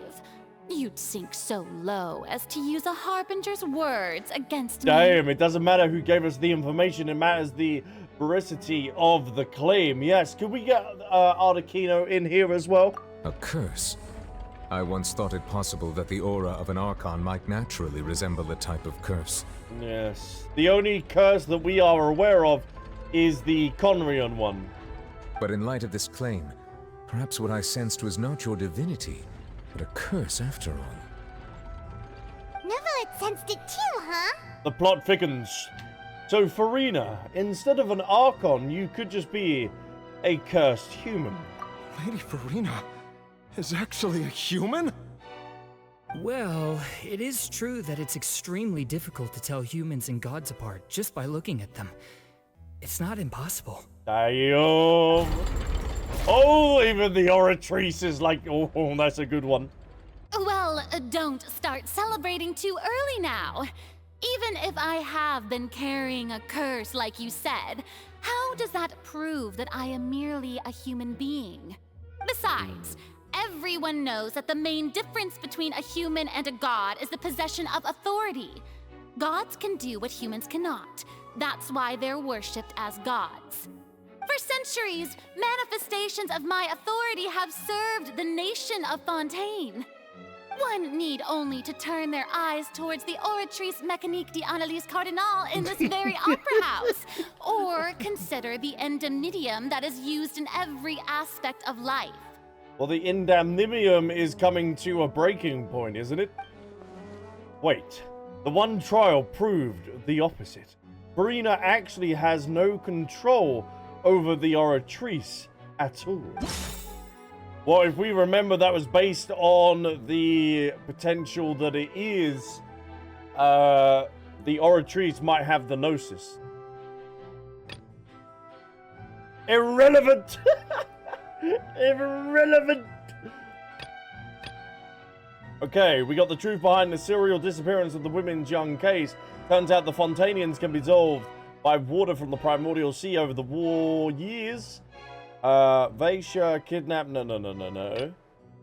Through Neuvillette believes child to be innocent, the Oratrice judged him as guilty in the end. Even Furina didn't know why. Bing, bang, boom. You tried to reference the Oratrice. Mm-hmm. But weren't you as confused as all the rest of us when the Oratrice declared child to be guilty without any proof? Mm-hmm. Otherwise, you should have come up with a good explanation for that by now. Yeah? Didn't I make myself clear at the time? The decisions of the gods are naturally difficult for humans to comprehend. There is no need to provide an explanation. But we need you to be open and honest in this courtroom, huh? Lady Furina, I believe a reminder of your current circumstances is in order.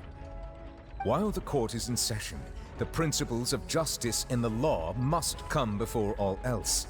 While you are an Archon, you are also first and foremost the defendant in this trial.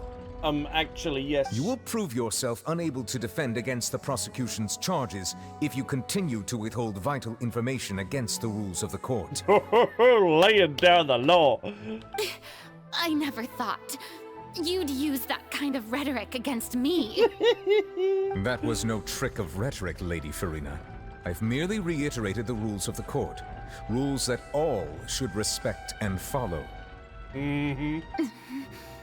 Silence. So, you neither knew why Child was declared guilty, nor did you understand the structure and operations of the Oratrice. Instead of having been created by you, the manifestations of authority you mentioned have been made by the real Hydro Archon, haven't they? The real Hydro Archon? Well, now you're really losing me. It is true that I did not know why the Oratrice gave out a guilty verdict that day. Oh, we ain't gonna be telling the public about Neuvillette's true identity, are we? But the Oratrice handed out that verdict unilaterally. And it has been operating independently ever since it was first created. You can't argue that just because a divine creation is flawed, that the god behind it must also be no god at all. Well, if something's meant to be divine creation, that's meant to be perfect, is it not? She's still throwing out all kinds of excuses. I know. Seems like she's confident that we won't be able to produce proof that she has no power over the Oratrice. Sure, we can put the Oratrice aside for now, but then, Miss Furina, could you give us a brief demonstration of your power as an Archon? My power as an Archon. There are many ordinary citizens in the audience. How can I just carelessly demonstrate the formidable power of an Archon? We can go break the Slough Gate seal, and could you reseal it for us? With your power of a god, you should be able to hold back some primordial water. Surely. If that poses a concern, I'm prepared to extend my protection to the audience. You don't need to go that far. A brief demonstration of your power over Hydro should be quite harmless. Surely an Archon can at least match the capabilities of a human with a vision. Surely.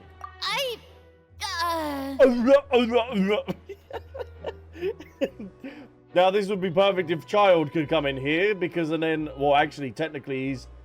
No, rank 3 and higher have the same sort of nobility as a god for the Harbingers, and Child is rank 8, isn't he, currently?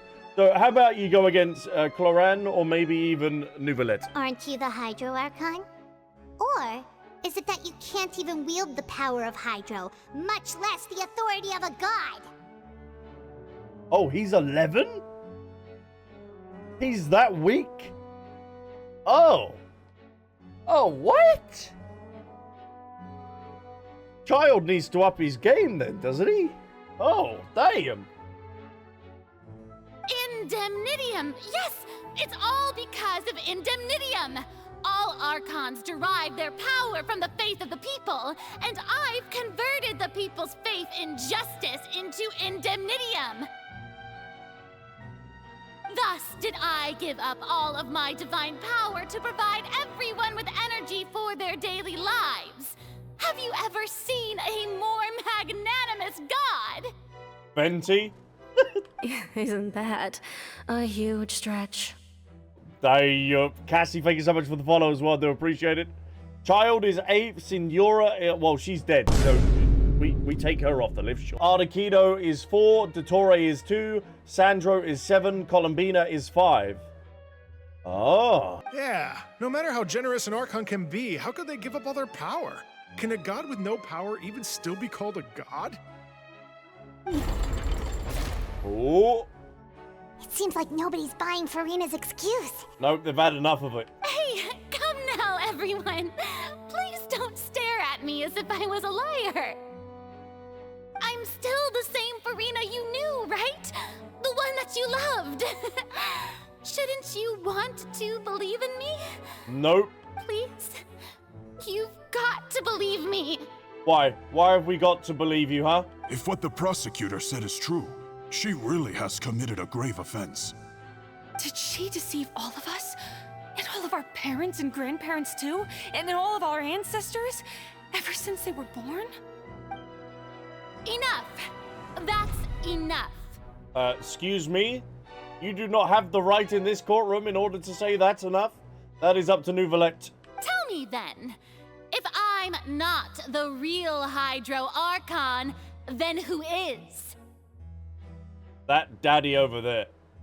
If you have no evidence of another Hydro Archon's existence, nor can you find anyone who can back up their claim to be such, then what grounds have you to say that I'm not actually the real deal? Wow, she came up with yet another argument. How can we report her She can really talk her way out of stuff, can't she? She really doesn't want to give up. If we can't prove that she isn't the Archon, we can try to prove that she is just a human. And if she's only human, Alright, so we got to be basing on what evidence can we prove that Furina is human. Interesting. The entrance of the Primordial Sea is sealed beneath the Forbidden Zone, and recently the Primordial Sea is nearly broken out. It was only temporary, pushed back by Neuvillette's power. While exploring the ruins near Poisson, it began to collapse and Navia fell into the water. Turns out Fontainians can be dissolved in water from the Primordial Sea. Oh, there we go then. That's what we could do then, in order to prove that she's human. We could get a little bit of Primordial Sea and see if she ends up turning or dissolving. It has been established that all Fontainians can dissolve in water from the Primordial Sea. And that means... Since you insist on claiming to be a god and not a human, then there's a method that you can use right here and now to eliminate all suspicions of you being the latter. Miss Navia, please apply to serve as a temporary attorney for the prosecution before addressing the court. Though you act in partnership with the prosecutor, you must still adhere to proper procedure. Be told. Super sorry, Monsieur Chief Justice. I swear this really will be the last time that I'll speak out of turn. Doubt, X for doubt. Now, I've brought some seawater from Poisson. As everyone knows, a massive flood struck the area not long ago, taking many lives. And the Archon didn't help then, did she? Including those of some of my closest friends. So, Miss Furina, would you dare to touch some of this seawater? Ooh. Damn, that looks like the Goblet of Fire. Damn, Dumbledore's gonna be stumbling into here, isn't he? He's gonna be wanting to look into that. If we are to believe that you are indeed the real Hydro Archon, touching this seawater would have no effect on you. Yeah, nothing. All it should do is strengthen your case. Yes, of course. But if you don't dare to touch it, then we would have basically proved the reverse. Oh, and I must remind you that after the disaster at Poisson, nobody wants to see any more people dissolve. Yes, so if you could touch the water... I do hope you'll act prudently, and choose the simpler path of admitting guilt. And don't be dive-bombing off the top of that either. Navia from the Spina di Rasula. The Spina has governed Poisson for many years. I guess her suggestion is valid. If Lady Furina is indeed just a human, she's probably Fontainian like all the rest of us. Yes, would she really dare to try? Watch her be like, oh, I'm not actually from Fontaine. Oh. Oh. Furina? Lady Furina, this test has been unilaterally proposed by the prosecution. As it falls outside the realm of standard court proceedings, you possess the right to decline participation.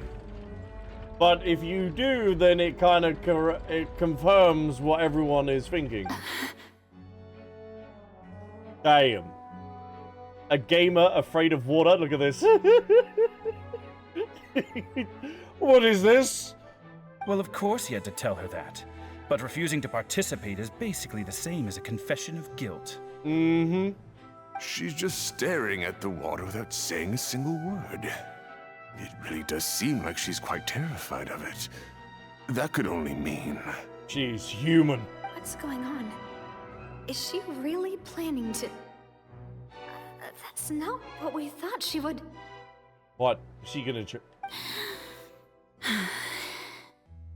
Due to the inherent risk of the test, Lady Furina, you may... Oh! Oh! Oh! Hey! She actually put her hand in the primordial water!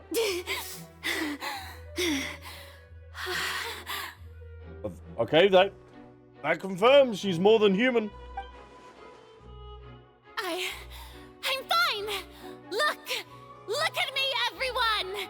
My hand is still here! I haven't been dissolved! Take the glove off! Take the glove off! God damn it! False test! False test! Take that glove off! Will you believe me now? I really am your Archon! I'm nothing like a normal human who would fall apart as soon as they touch this water! Really? Was this not the most obvious thing in the world? Miss Siegewing, If you're present, Miss Siegewien, please come forward and attend to the defendant. No way! They're gonna use alien technology in order to see if she's lying? Siegewien? Yep, mm-hmm. Our little dragon's coming in. Don't be nervous. It'll just take a few seconds. Let me see. See if you're lying or not. That should be enough. Please announce the results of your evaluation to the court, Miss Siegewien. God. As everyone doubtlessly saw, Miss Furina was displaying symptoms of hyperventilation and flushed skin. These indicate that she was experiencing the adverse effects of exposure to primordial seawater. The extent to which she was affected is the same as other humans when exposed to primordial seawater of a similar concentration. So she is human. Thank you, Miss Siegewien. Lady Furina, you may return to the defendant's stand. Siegewien is our goat. Oh wait, what did she just say? I didn't get dissolved. Shouldn't that be enough to prove my innocence? Unless with enough research now, Fontaine know what is a suitable amount that shouldn't get you dissolved. Well, considering your tendency to run from your problems, we did originally prepare a direct sample of the seawater around Poisson. However, after extensive discussion, we exchanged it for a sample that is not concentrated enough to dissolve an actual human. After all, on the off chance that something entirely unexpected might occur, we don't want anyone else to lose their life to the sea.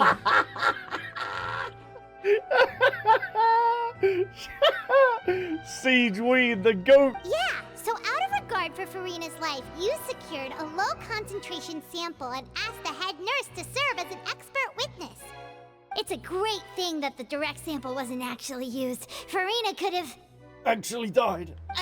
I can't believe... I can't believe you're... You little shiver me timbers. But what's really going on? Furina could have not known the consequences of touching that water as a human. So who's the actual Archon then? Because Neuvillette is a dragon sovereign unless the Oratrice is the actual Archon of Fontaine? Or Child couldn't be because he's not from Fontaine. This is too unlike how she actually acts, unless it's actually more important for her to keep up her facade than to save her own life. But hadn't she already given up on everything a long time ago? Listen to me, everyone. Please don't give me such cold and disdainful looks.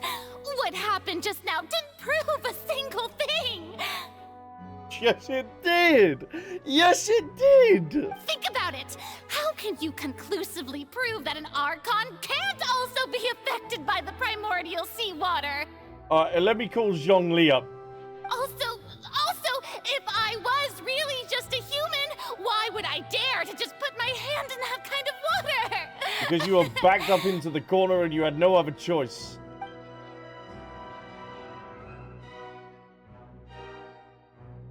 Please, anyone, just listen to me. I swear, I really am your Archon. No, not buying it. Sorry. I don't think any of chat are buying it either. Like a disappointed father, no. Neuvillette's just like... I don't think anything she says at this point will sway anyone. The odds are just too stacked against her now. Huh?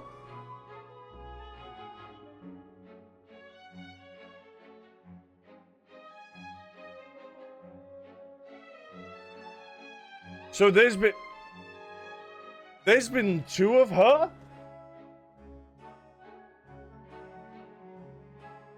With all the things that have been said, Paimon doesn't think there's any way left for Furina to win. I believe the time for arguments and presentation of evidence has come to an end. If there are no objections, we will move on to the final judgment. So the other one's got to be egregious then.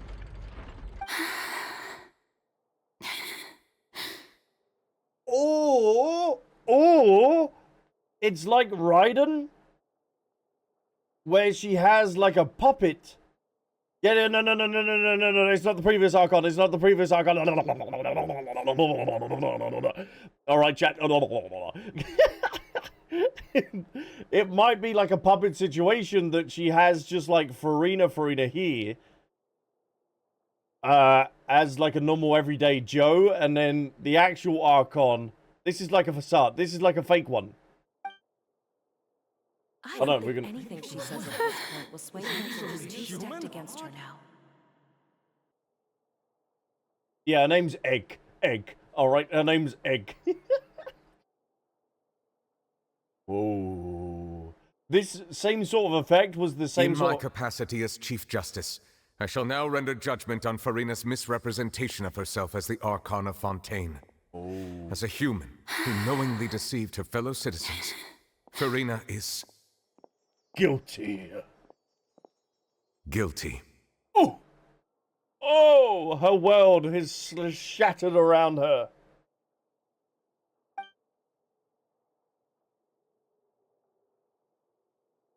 Aww.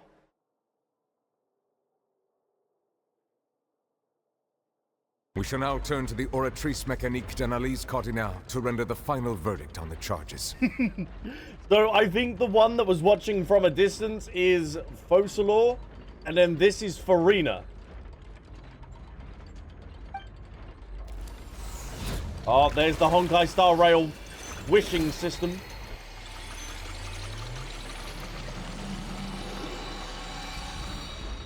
Oh. According to the judgment of the Oratrice Mécanique d'Analyse Cardinale, Furina is... guilty as charged. What? You're gonna say not guilty, aren't you? Well, what's wrong? What's the Oratrice's verdict? It can't be. Did the Oratrice just declare Furina to be innocent? Ah, it's been bribed. It's been bribed. No. The Oratrice also displays a guilty verdict. Oh. To Furina, but not to Focalor. Isn't that correct then? However, the exact wording of the verdict is thus.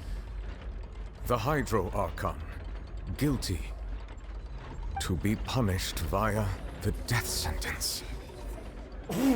Excuse me. Oh my god, what? Oh, alright, this is... Pour one out for Furina. Damn!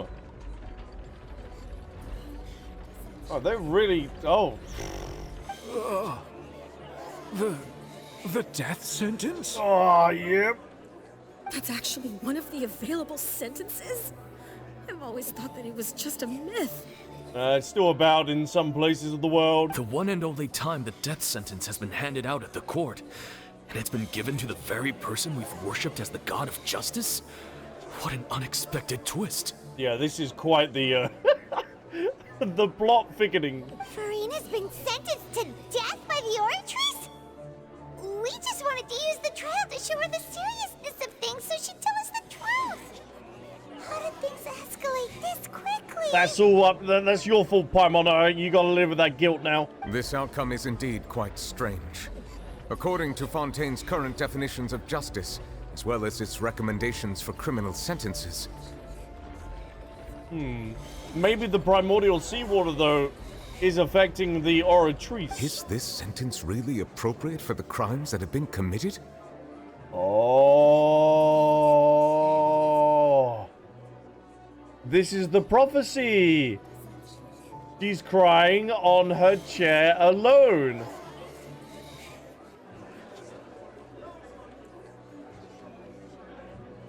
Oh. Yeah, even Fache wasn't sentenced to death by the Oratrice. You know, the real evil mastermind behind the serial disappearances case. That's very true, Paimon. What's more strange is, instead of Furina, the Oratrice rendered judgment on the Hydro Archon. Indeed. Not only is Furina's sentence overly excessive, the very point of our trial today was also to prove that Furina has never been the Hydro Archon in the first place. Yeah, so they're sentenced to death someone that's not actually around. But now, the Oratrice seems to have deliberately invoked the title of the Hydro Archon. What does this mean? The Oratrice loves a bit of gossip. And stirring the pot.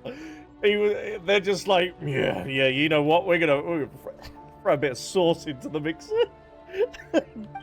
See what happens, you know, get a bit spicy in it. Excuse me, Oh? if I may interrupt. Is the trial still going? Not really. Fremine! Oh, you finally made it. I assume this means you've completed your mission? What mission did you put him out on? Mm-hmm. Any mission Father assigns to me will always be top priority. Oh. With some help from the other Fatui. That the first prophecy slate? Oh? Whoa. That is Ascension, isn't it?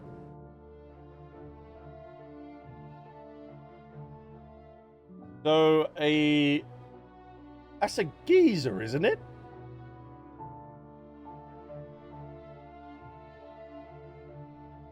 Is that a geezer depicted in that? Because we know Vanessa ended up getting ascended into by Celestia, but Huh. So the knave privately arranged for Fremine to try and find the missing slate. Where was it? I looked everywhere and finally found it at the bottom of the sea. It took me a long time to get around some dangerous stretches of water. Oh. But has the trial already concluded? Then doesn't that mean I've come too late? Oh no. Father will be disappointed in me. Don't worry, the mystery hasn't been resolved yet. It's not too late for you to shine, my boy. Shine bright like a diamond. Yeah, Thank you for your hard work, Mr. Fremine. Please allow me to review the record left on the slate. Alb's concentrating on the weird things again. What you meant? I'm just taking it. You've all got hindsight. You've all got hindsight. I'm looking on this. Raw. 4.2 raw. Traveler, I believe that you have already seen the other existing slates. I have I'd indeed. like you to come here and confirm their contents. Right, can you suck the contents from that, though? Huh? So what do you see? What is it? This looks like the previous Archon releasing her divine power, turning the Oceanids into human beings. Oh. I believe I've now made sense of the Hydro Archon's crime. It has to do with Fontaine's lost history. Oh, interesting. Oh.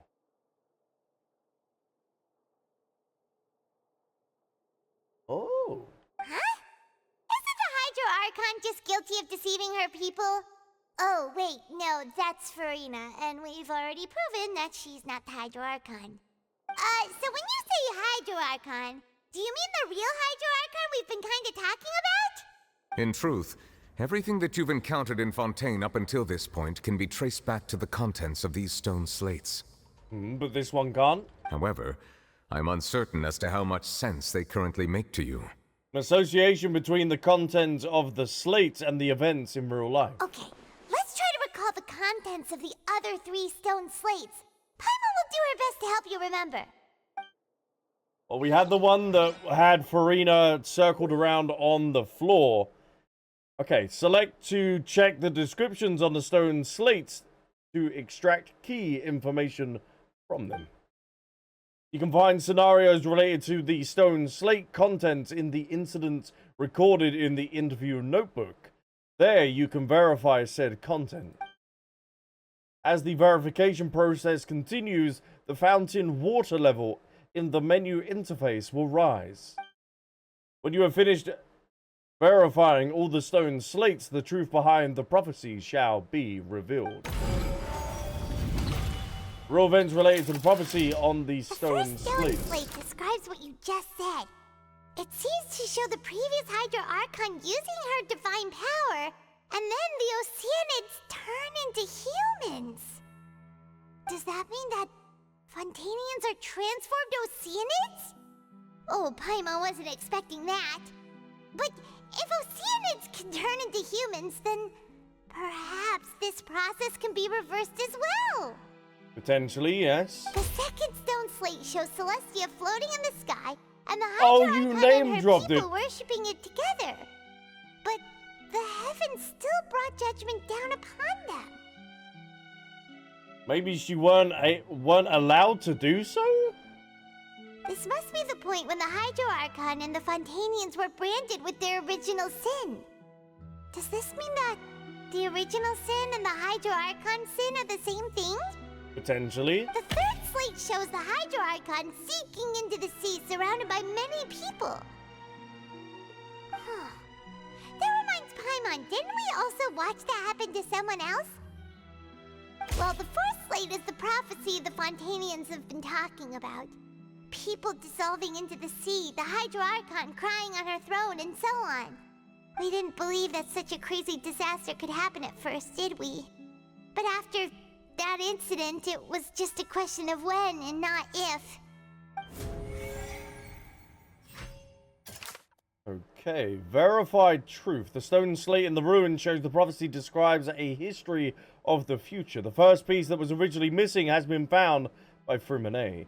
It shows the former Hydro Archon using divine power to turn Oceanids into people. And then it turns out the Fontainians can be dissolved by water from the Primordial Sea. Over the years, Vacia kidnapped and dissolved many young girls from his experiments to try and find a way to bring back his wife, who had been dissolved. Now, I think that would be the one. Through Neuvillette believes child to be innocent, and the Oratrice judged him as guilty. In the end, even Furina didn't know why. Yeah, that doesn't have anything to do with it. The entrance to the Primordial Sea is sealed beneath the Forbidden Zone in the forest of Meripede, and recently the Primordial Sea has broken out. And communicated with you by connecting your consciousness. She believes the prophecy will certainly happen, but that you needn't to give up all hope. Okay. I think that verifies with this one.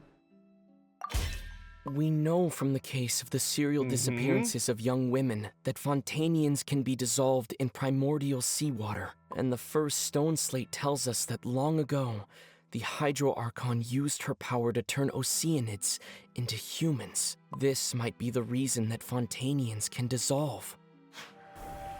Oh, the water is going and building. And also, hold down.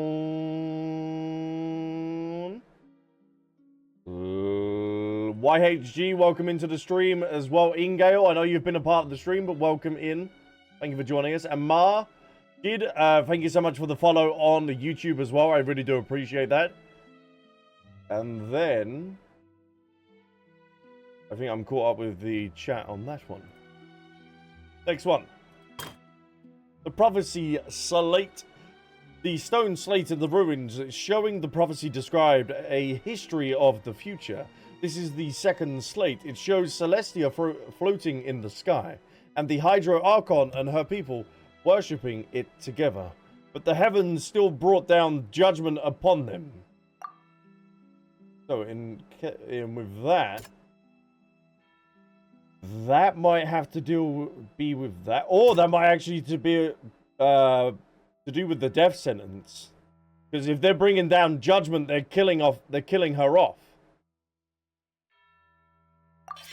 Perhaps what is about to take place has all happened before. Yes. The true sin of the Hydro Archon that Neuvillette mentioned, and the original sin cast down on the people of Fontaine by Celestia, has recorded on the stone slates. Lovely job. Oh, I love that. Oh, that is a thumbnail on YouTube if I've ever seen one.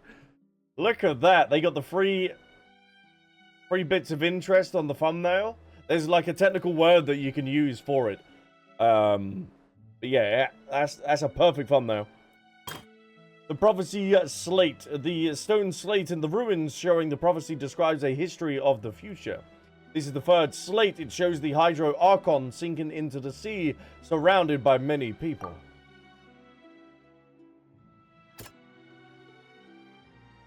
So that would be potentially that one.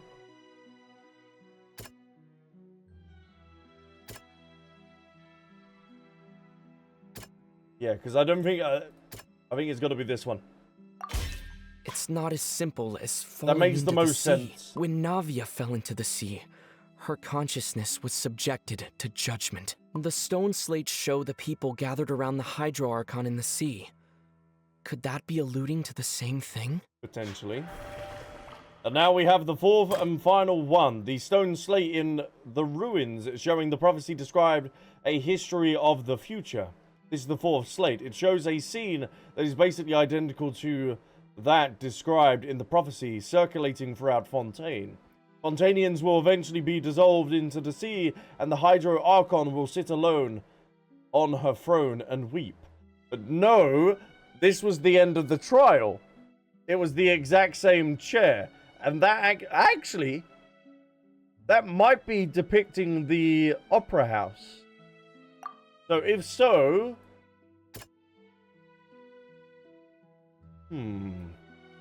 Then I go with this. That doesn't sound quite... Damn, screw you, Paimon. Okay, 3 out of the 4. 3 out of the 4. Then it'll be the child's conviction.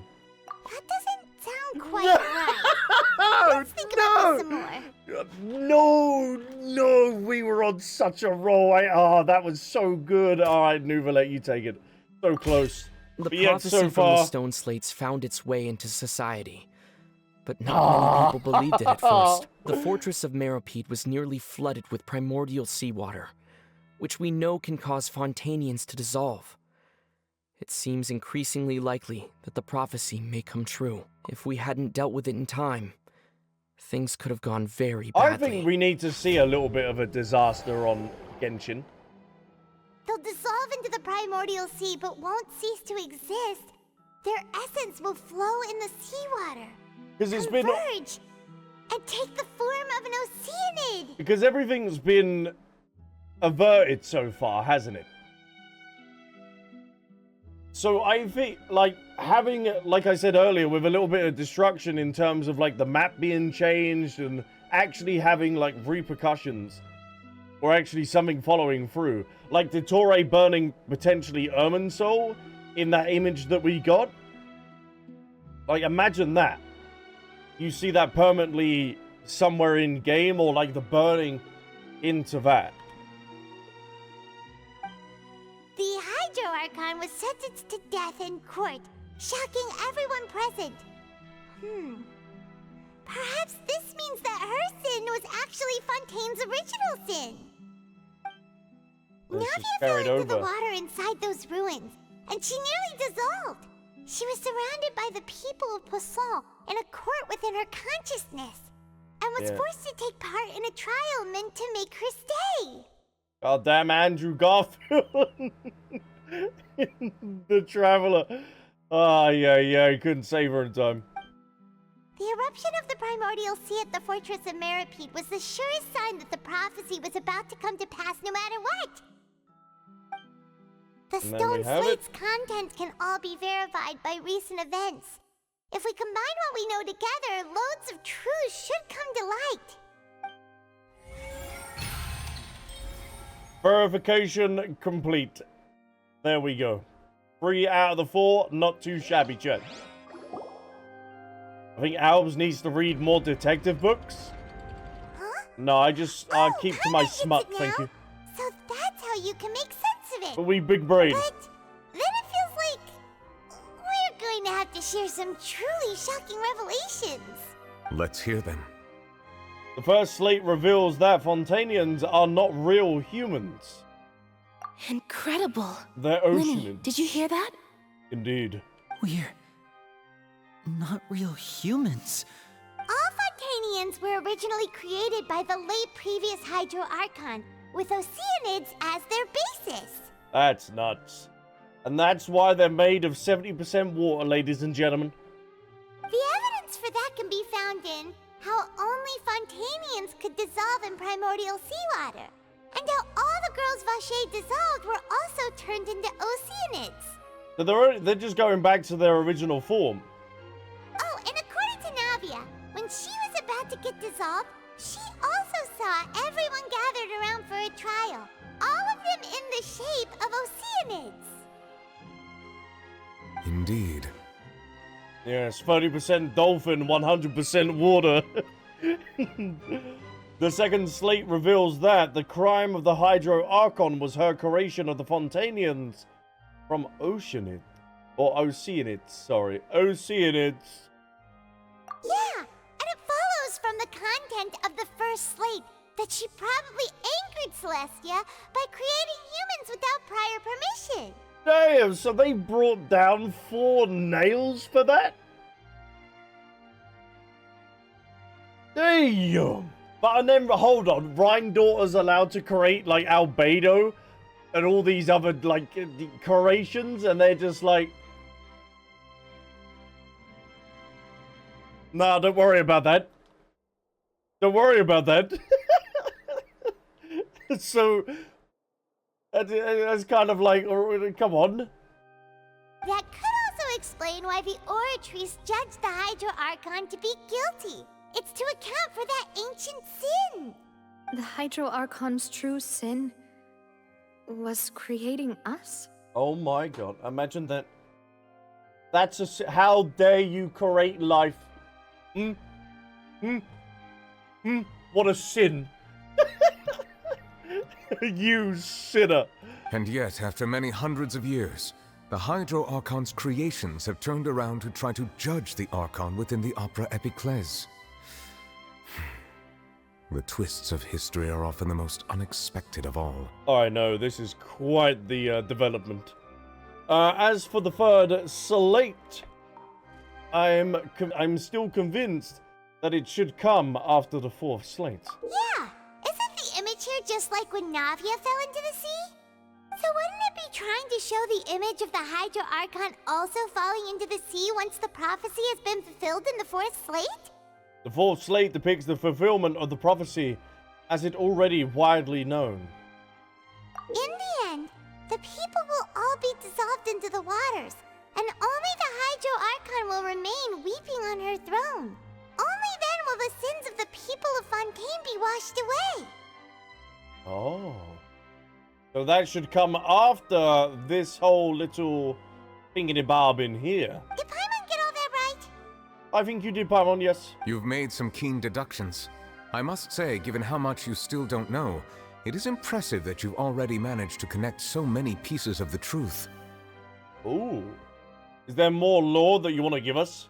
However, while you were able to decode all the information on the slates, they've also been etched with an additional layer of hidden information using a different power source. Oh, go on. What did you suck out of the slate? When we were at the ruins, I tried to decipher the hidden information recorded in the slates. But since we only had 3 slates at the time, I was unable to come to a full conclusion. Precisely. Now that the slate collection is complete, I shall make another attempt to decipher the narrative recorded within. If everything goes well, we should finally be informed of the unadulterated truth. Lay down the facts then. I'm just Dave. Welcome into the YouTube chat as well. Well? Did you get it? Excuse me? I believe I should share this truth not only with you, but with all the people of Fontaine as well. I will try to briefly summarize it for you. Whoa, whoa, whoa, whoa, whoa, whoa. There was about 7 people in here a moment ago. Was you doing some sins in here? Changing all that water into people?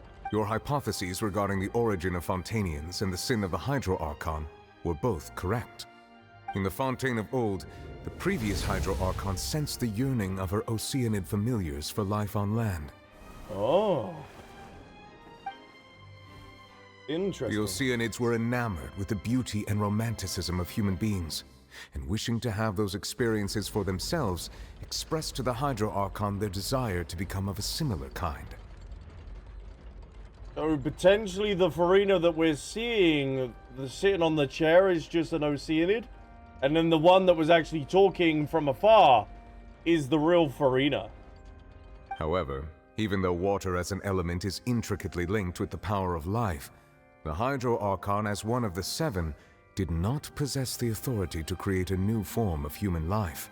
Interesting. Not one to give in, she eventually found a way to create permanent humanoid bodies for her familiars by appropriating the power of this planet's Primordial Sea. Oh. She poured primordial seawater into the Oceanids' blood vessels, creating humanoid mimics in the process. But if Fontainians were to ever come into direct contact with water from the Primordial Sea, the power within their bodies would escape these artificial restraints and return to the sea. So it's like essentially As a just result, taking the mask their off. forms would collapse, and they would be reverted to their original forms as Oceanids. That's cool. That's cool. They've done really well with Fontaine. And of course, That's the his Hydro old- Archon never received permission from the heavenly principles to create a new human race. he just ulted on everyone. And thus, the Hydro Archon and all of her creations came to shoulder the original sin of appropriating the power of the Primordial Sea. That's cool. Oh, it's his idol, sorry. That is the true history of how the people of Fontaine first came into being. So we were all Oceanids before we turned into human beings? That's way too much information for me. I think I'm just going to pretend that I never heard a single thing. Just forget about it. Misinformation, like yesterday's live stream for Genshin. Misinformation. It was fake. It was fake. It was fake. Everything they said was fake. Wait, but if that's the truth, we can't let the Hydro Archon be sentenced to death. After all, her only sin was creating us. This really might be too much information for your regular Fontainian, but it does answer a lot of our questions. Well, I feel like a lot of people might end up going insane from this news. Alas, your hypothesis regarding the third and fourth stone slates was inaccurate. The slates' respective positions are, in fact, correct. But they are in the right order. What is the third slate supposed to represent, then? A key point of the visual on the third slate is how all the individuals depicted in the water are humans rather than Oceanids. Oh. They have not been dissolved, which implies that the water depicted in this slate is not water from the Primordial Sea. The nation of Fontaine is the nation of Hydro, as well as the nation of Trials and Justice. Instead of being the literal element, the water in the scene symbolizes judgment and justice. You may also recall Navia's experience. When she fell into the sea, her consciousness was surrounded by that of many others who intended to hold a trial to determine her fate. Yes. Therefore, the meaning of the third slate is that the people of Fontaine shall try the Hydro Archon at the court of justice. But the people of Fontaine shall try the Hydro Archon at the court of justice. It can't. Yeah. I've already pieced this together. Yes, it refers to our present situation. Yes. I've already pieced this together with her crying on the chair. We were talking about that when we were piecing the information together in that little presentation. I think I'm following now. So, what you're saying is, even though we decided to put on this trial to avoid fulfilling the prophecy, We were just going along with the prophecy all along. in truth, everything we've done has happened exactly as the prophecy foretold. Yes. So now, it seems, we're the ones making sure it comes true. Mm-hmm. What should we do? Go sit down then, Kiwi. Kiwi?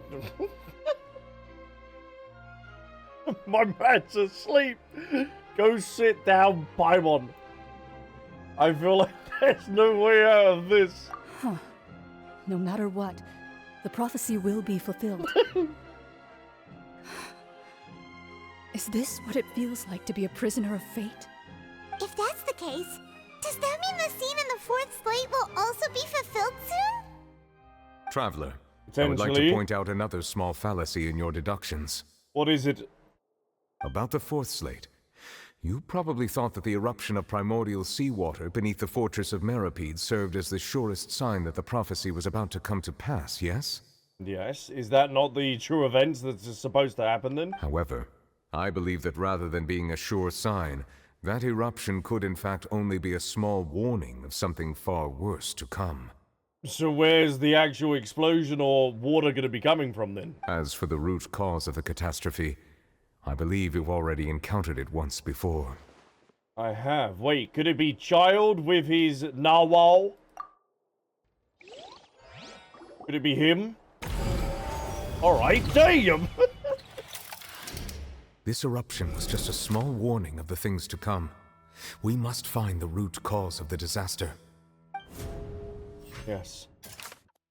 What is the truth? The secret of the Fortress of Meripede has been protecting, is the entrance to the Primordial Sea. Though Neuvillette has sealed it once more, just how long would it last? The prophesied disaster will likely spread from here. So we saw Child floating in the sea in a dream, as well as an indescribably massive whale. Though Neuvillette believed Child to be innocent, the Oratrice judged him as guilty in the end. But what we need is the evidence that verifies the intrusion of the Primordial Sea into the fortress is.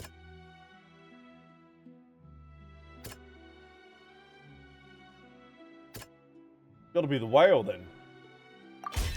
It was both dream and reality. Out of all the ones there.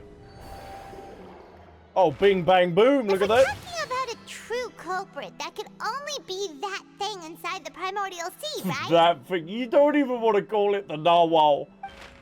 The truth, the original sin, the trial, and the root cause of the disaster. So we've got to go to wherever a Child is currently in order to stop the prophecy then. It's Child's fault that we are in this situation.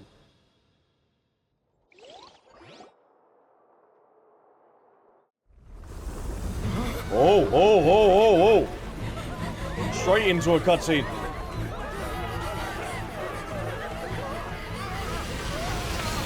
Whoa, what? Okay, he comes to us. Go on, Neuvillette. Oh. What? That thing is stronger than Neuvillette? No!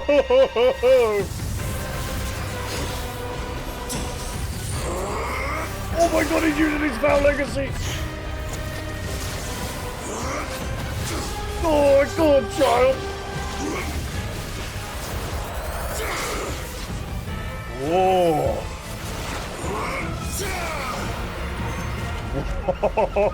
Pure cinema! Did this Narwhal? Hold on, they used the abyss in order to come through as well.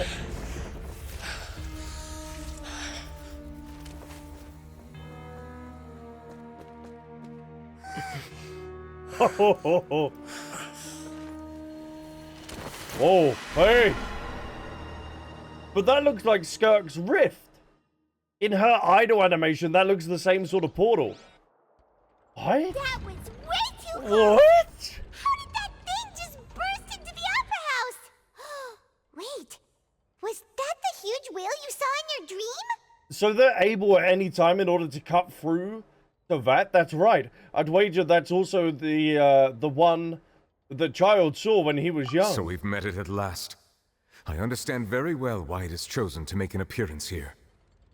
Yeah, but damn! That whale does not belong to Tevat. It is a monster that has traversed the stars, weeping all the while. Oh, wow. Wow. So potentially the Narwhal, like the whale, could... Because we know that Tevat sky is fake, so could that be something that we see as well? once the sky has been taken down? It has been greedily consuming the energy from the planet's primordial sea, using it to grow. That is the main cause for the rising sea levels. We pieced that together. And once it has finished consuming all of the energy contained within the sea, its next step will be... consume the planet? You said that when the Hydro Archon first created Fontainians out of Oceanids, she filled their blood vessels with primordial seawater. Oh, so now it's going to be coming after all the Fontainians then? Precisely. That whale finds the blood of Fontainians nigh impossible to resist. Oh, damn! We gotta kill this whale then. Therefore, when it left the primordial sea, it decided to make its next stop a packed opera house full of food. Food in the form of Fontainians. This goes absolutely hard. The way that it's able, like it, wow, it doesn't care. And it just fractures through any place it wants. We just barely managed to push it back, right? In that case, won't it come back to target the people again once it's managed to recover its strength? We all gotta go down there then. That is correct. Indeed, it is more accurate to say that we should thank that Harbinger for buying us some time. Without him, the whale would have likely come onto land far sooner. The child has been fighting against this whale this entire time. From the way he looked, he must have been fighting the creature for quite a long time. I should just let it play on. That battle maniac. We've always known that he had a special connection with that whale, but we definitely didn't expect it to help us out like this. Well, yeah, he does love training, doesn't he? Anyway, now that we know that this whale is the actual cause of the disaster recorded in the prophecy, all we need to do to stop the prophecy would be to find a way to beat it up, right? Yeah, just kill it, Paimon. Just easy peasy. It is too late. What do you mean by that? It had already absorbed too much of the Primordial Sea's energy before we could notice it. At this point, it has become practically integrated with the sea itself. Oh. Even if the entirety of Teyvat were to be destroyed, it could still survive and swim off towards some other world. Ta-ta! Oh, damn! That's not something I will accept. Alright, do you want to go down there and play, go against it then? We've already done everything we can, and we even found the true culprit. We've come so far. You can't just tell me that the last hurdle is some impossible foe. That's just not fair. Indeed. That's not how a grand performance should end. Well, it's reality, alright? I'll fight it to the end. No matter what. Damn straight. Let's go down there. So the prophecy will be fulfilled no matter what, huh? Well, surely this is where N's saying we can intervene, surely. The prophecy. Yes. What has been prophesied will be fulfilled. You may view such things as the history of the future. After everything, it turned out like this. We couldn't fight against fate. Wait. But what if this is all about fate? Just as prophecies are usually only the future as seen from the perspectives of the gods, could things be happening in hidden corners, where the gods' gaze does not fall? So they're not aware of where this whale is. Ultimately, fate shall serve as your only guide, no matter what will happen in Teyvat's future. All you need to do is to play your part. Interesting. Could it be that even if the prophecy will be fulfilled, there will still be a way to save everyone? Did I miss something? Wait! I forgot about Furina! What was it that she wanted to say to me in that moment? In the giant... in the giant magic box? Was it her real secret? Oh, so Furina might actually play a part in this. God damn! The What's happening Oratrice? with the Oratrice? I believe it is preparing to carry out the death sentence. Squeeze me? That can do that? Furina! Jump in the hole! Jump in the hole!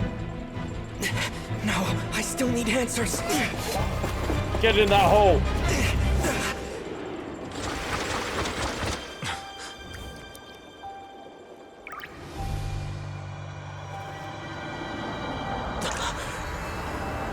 Oh.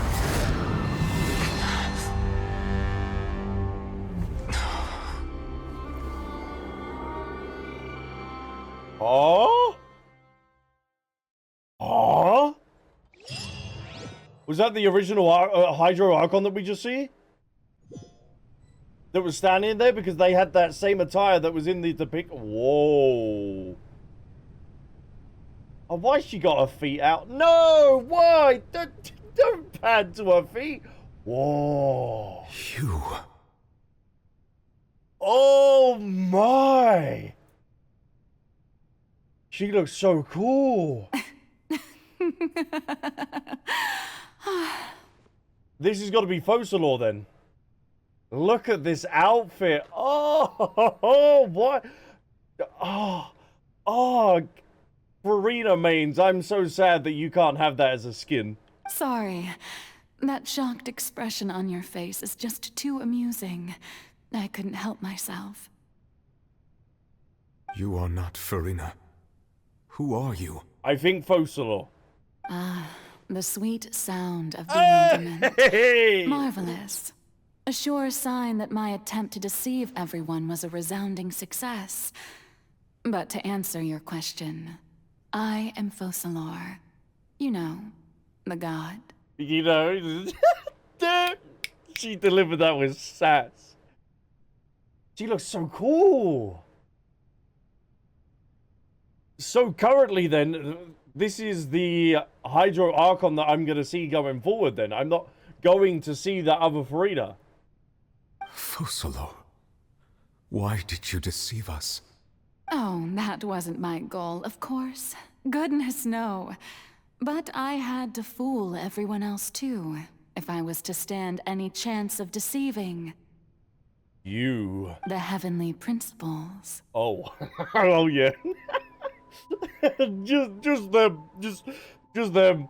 Deceiving the heavenly principles. Ooh. So there's some Archons following orders and some that are going against the heavenly principles. Interesting. And we know Zhongli still has the contract with the Tsaritsa. So we don't know how that's going to play out. But that, this is so cool. I love how this is kept so hidden. And they didn't go with this kind of design then for the original, like, Archon. They could have easily, like, done the marketing for her. But instead they wanted to go with Furina. With the, like, Furina's essentially the mimic. It's all because of that pernicious prophecy. Dreadful, wasn't it? Everyone doomed to dissolve. Fontaine condemned to be flooded. One was not amused. In fact, one was positively bemused when that problem was thrust upon me by my dearest predecessor. That's the former Hydro Archon Egeria for the uninitiated. It hardly gets more disastrous than a preordained national catastrophe. Now does it? The music is beautiful. She knew full well that the prophecy would surely come to pass. And as one of the seven, she also knew full well that one defies the heavenly principles at one's peril.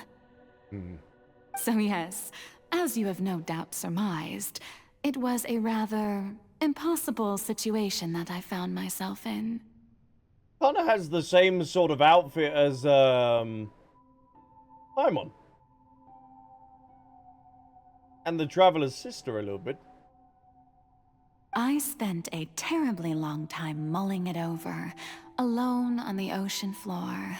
And I was almost growing barnacles by the time I finally realized there was only one possible solution to this confounding conundrum.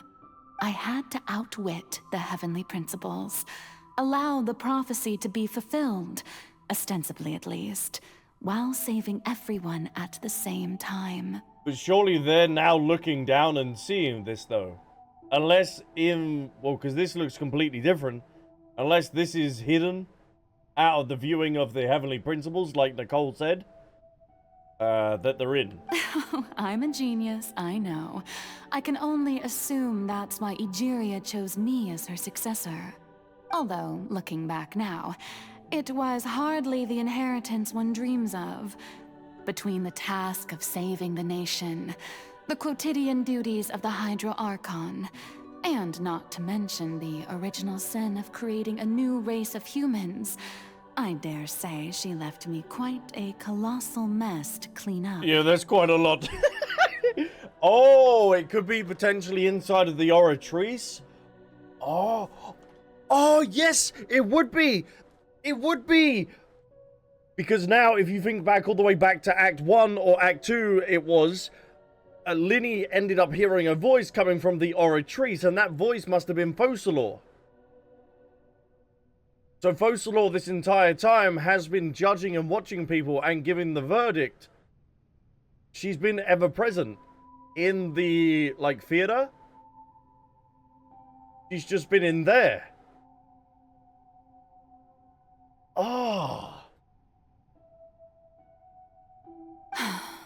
But one can only play the hand one is dealt.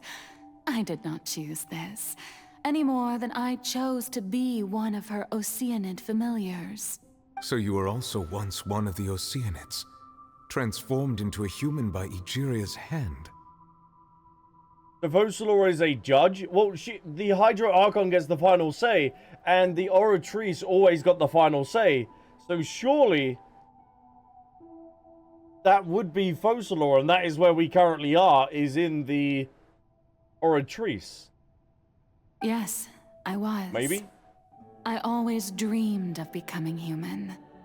And I still do, even now. Ooh. In my eyes, to be human is to be part of the greatest opera ever known. That's cool, though, with this sword. After becoming a god, I separated my divinity from my body and spirit, leaving behind only a self that was as naive and bewildered as my past self on her first day as a human being. Oh. The me you see before you now is that divinity. And the human counterpart I left behind, I named Furina. And that's why Furina is kind of childish and stuff like that as well, then. She could feel joy, sorrow, and everything in between. She could be as vain and conceited, or as meek and vulnerable as she wished. Oh. Her strengths were of a kind only a human could possess, as were her shortcomings. But in my eyes, Furina's humanity was what made her perfect. She was perfectly human in every way. The person I always wanted to be. Oh, wow. Anyway, so then I cursed her. So anyway, I just cursed her. All part of the plan, of course. The plan to deceive the heavenly principles. Poor Furina. Do you still remember the final scene of the prophecy? The Hydra Archon alone, weeping on her throne. Indeed, yes. In order that the prophecy might appear fulfilled, I invited Furina to be an actress, to play the part of the Hydro Archon in the prophecy. Oh! So that is also referring back to, if you remember, in the butcher's hut that we were in. That's why Furina said it's like a play on a stage or whatever it was that it was referring to. And Focalor was looking from above. Oh, okay, that's cool. That one line foreshadowed this. Under the curse I placed on her, so long as I, Focalor's divinity, continued to exist, she could not die. But nor was she free to live her life in the pursuit of happiness. That's a good Will Smith film. Instead, she was forced to take the stage in the opera house, to embrace the role of leading lady, to forever play the part of the god from the prophecy, all to create a deceitful appearance of that prophecy coming to pass. I suppose now you probably understand why your court is called the Opera Epiclese. But Furina is only human, isn't she? Even though she has had a long life, her mind is no stronger than that of any other ordinary human being. Neuvillette is probably just a little bit baffled by all of this. He's like, what is going on? I cannot begin to fathom what she has had to endure. It must have been torture for her. Oh. It has indeed. And although she is, in a sense, me in human form, I most definitely owe her an apology for it. Oh yeah, make sure next time that she's out and about that you you give her some nice stuff. It's been 500 years. 500? Damn! And all along, since the calamity, she's been playing her part in the most unimaginably long, unbearably lonely, and agonizingly painful opera of all time. I would like it though, chat, if you could stay alive, or even for 500 years, I think that'd be kind of cool. But you keep, like, your appearance and athletics, like, your, like, the age of, like, a 25 to 32-year-old. Like, you're 500 years old, but you're still at, like, as good as you were back when you were, like, 25 to 32. What a quest! What a quest! I came in contact with Furina's tear. If I remember correctly, tears often contain a being's strongest emotions. Yep. Oh, no, that is... Was it the dandelion wine? There was something in Mondstadt. It was the dandelion wine or something that you get the memories from. With sufficiently strong hydrosensitivity, I can form an emotional connection, just like I did with that Oceanid at the Fountain of Lucine. Ah, that is why everyone is just like, boom, bing, bang, bong. You need to go to that fountain. That's why when Brand streams or any sort of streamer, they always get told to go to the fountain. Wait, could this be Furina's inner world? Furina? What is she doing on stage? Wait a moment. That probably isn't Furina. That's likely a reflection of her inner self. If I can directly speak to that self, I might be able to easily get what I wanted to know. I came here for answers. Either way, this opportunity is not to be missed. Let me try talking to her. Oh? Who permitted you to come onto the stage? Now, I understand your admiration for my august self, but I must ask you to keep to the rules. Come on, it's me, you know. It's the traveler. Old Furina. All right. It is not my intent to reprimand you. Don't look at me. There Don't is no look at me. need to state your name. Just be off with you. Do not distract me from my performance. Is that Twitch chat trying to talk to me? But I don't see an audience here. Oh, do not jest. Can you not feel it? Oh, is this Focalor that's talking to us? I am Focalor. The eyes of countless Fontainians are upon me. I think it is. I must at all times display the utmost elegance and nobility. Something's off. There's no getting through to her.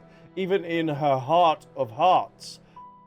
She's still playing the role of the Hydro Archon.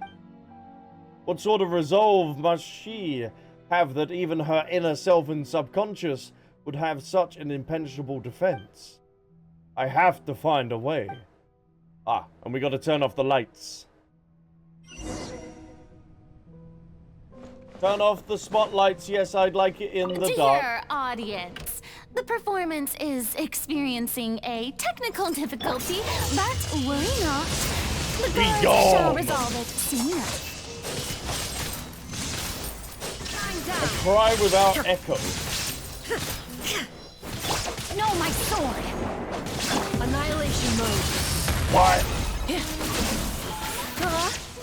Nothing personal. Time for the second light. Hey, what gives? A silence the without audience is still end. watching me, you Chains. know. Guards? Wait, where are the guards? Guards! There's no guards in here. Rain outlines your face. They will not be able to help you. Torn to oblivion.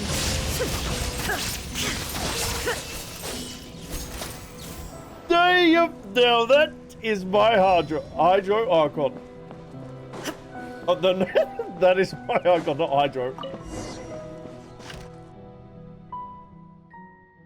That's all the spotlights turned off in Furina's heart. They must have symbolized the eyes of the people on her. Speaking of which, I just received some sort of signal. Was that her true voice? A ticket? When did that end up here? That's from the orange trees. Ah, Either way, it looks like the show is about to begin. In that case, show me how you truly feel, Furina. Scene 1. Before a mirror, Furina. Oh! Yes! I finally got Furina. Finally. This will eventually end up happening when she ends up getting her rerun. Furina. Oh, Furina. Huh? Who's that? Who's calling me? Where are you? Oh, so she's not actually aware of her original self. Be not nervous. Be not afraid. I am before you. Ah, or unless over the 500 years she ended up forgetting, but I don't think so. I think it's more of the case that Poisson has never revealed to her. Wait a moment. You're mirror me? How can this be? Mirror you, huh? You know what? That's not bad. Let's go with that. Mirror me? What do you wish to say? The prophecy. Have you heard of it? Oh yeah, it's been non-stop. What prophecy? Wait. I know. I think. I don't know why, but it's in my head somehow. The people will all be dissolved into the waters, and only the Hydro Archon will remain, weeping on her throne.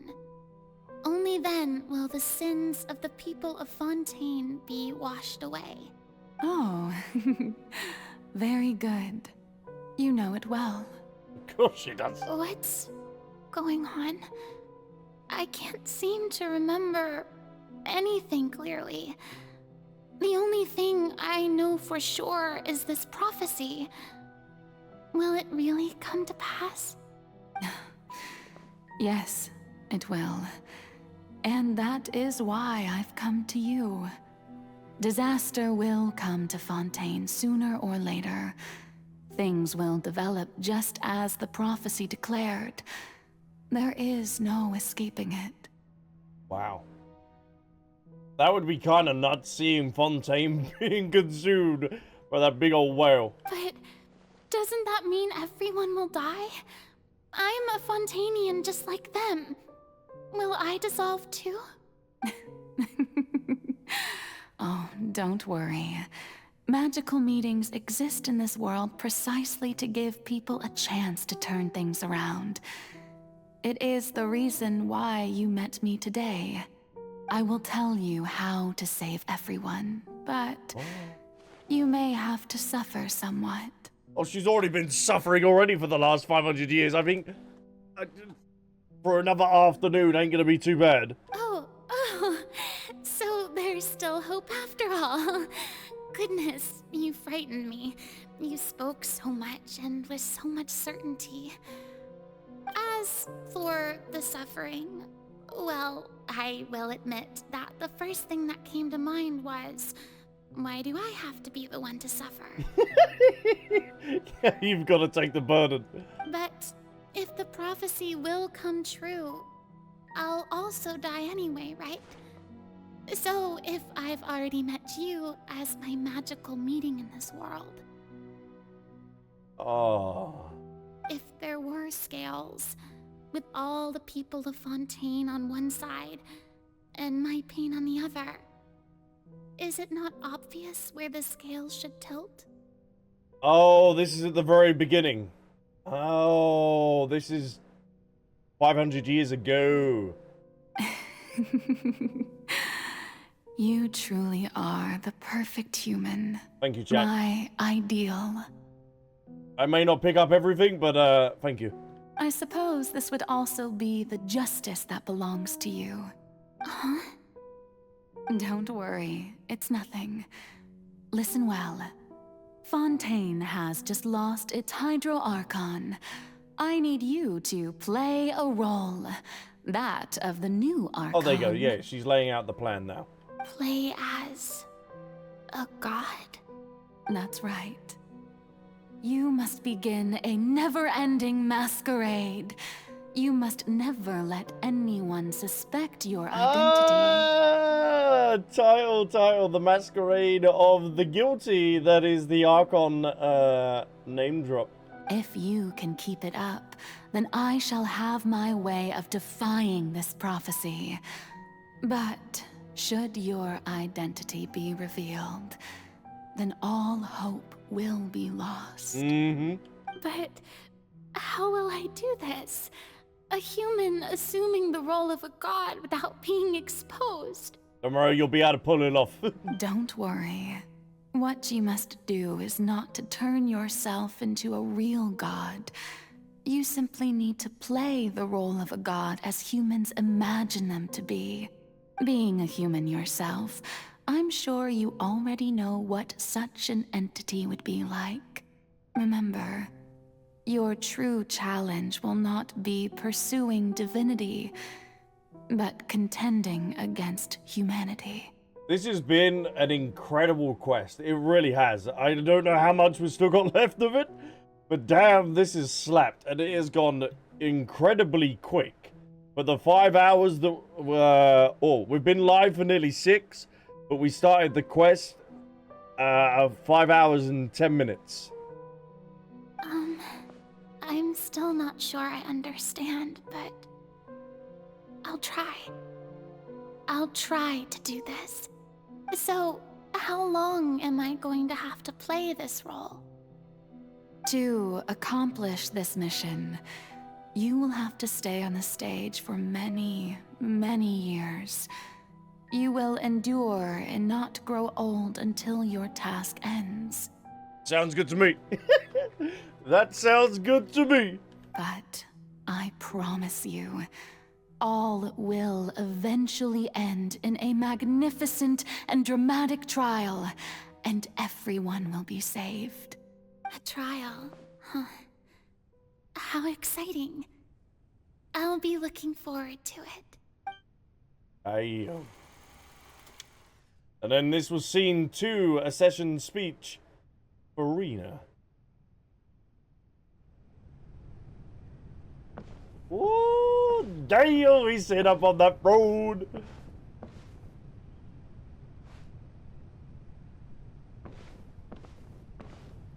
Hopefully in a couple of patches I will actually have Furina on my account. That's gonna be so cool. The Maison Cardinalise has announced my accession, but this is my first time facing the people. What should I say to most appear like a god? To be honest, I still don't know. Perhaps I should first try to act natural. Summon courage. So this is the persona that she ends up putting on then. Ladies and gentlemen, good evening, and welcome to the Opera Epiclese. I'm sure you've all heard about how I have taken on the role of Hydro Archon. Indeed, I am Furina de Fontaine, your new Archon. Appear earnest, Furina. We gotta work it out a little bit. In truth, I know little about becoming a nation's new god, but it will be my honor to guide you all. As the god Focalor, the god of justice, I shall do all within my power to lead you into an age of fairness and justice. Close politely. Once again, thank you all for coming. If you should have any questions or suggestions, please send them to the Maison Cardinalise. The future of Fontaine will require us to work together, after all. This should do it. Yes. I thought I might stammer, but thankfully, I was able to convey my thoughts just fine. Okay, and next. That's the new Hydro Archon. Is this some kind of joke? Oh, they're gonna be down. I would have thought that a being that surpasses humanity would be a bit more assertive. Oh, all right, we're gonna be a little bit more assertive. We'll be a bit more dominant. Hey, did you hear that? She even told us to send her suggestions there at the end. Shouldn't gods be all-powerful? She's being so modest. What's the difference between her and an ordinary person, then? Well, she would have had to adapt with the times over 500 years. The people 500 years ago were going to be different, so it'd be kind of cool. But, If you ask me, perhaps the succession didn't actually happen. She might just be a maison-back puppet. Oh, they were onto something, but then... Not exactly right, but tinfoil hat. Wait, what's going on? Why is everyone suspecting me of being a fake? Oh, this is bad. If I get exposed here, there'll be no saving the people from the prophecy. You've got it, Furina. You got it. Right. Mirmi said that I just need to play the role of a god as humans imagine them to be. Calm down, Furina. Think. What do the people want? How would they imagine a god to speak and act? Assertive, with a strong sense of presence. One who can dispel all doubt. That is the character I'm fated to play. Damn. You've done a really good job, though, all the way up to this point. Oh, there it is! Very good, my people. Only ones such as you are deserving of my rule. Now, I was wondering, if some weak puppet were to one day come onto the stage and claim ownership of this opera house, would the children of Fontaine follow them? Well, it seems that you would all see right through them. Having passed my test, you are qualified to witness wondrous trials alongside my august self, here in this opera house. You may consider my previous act a door gift of sorts.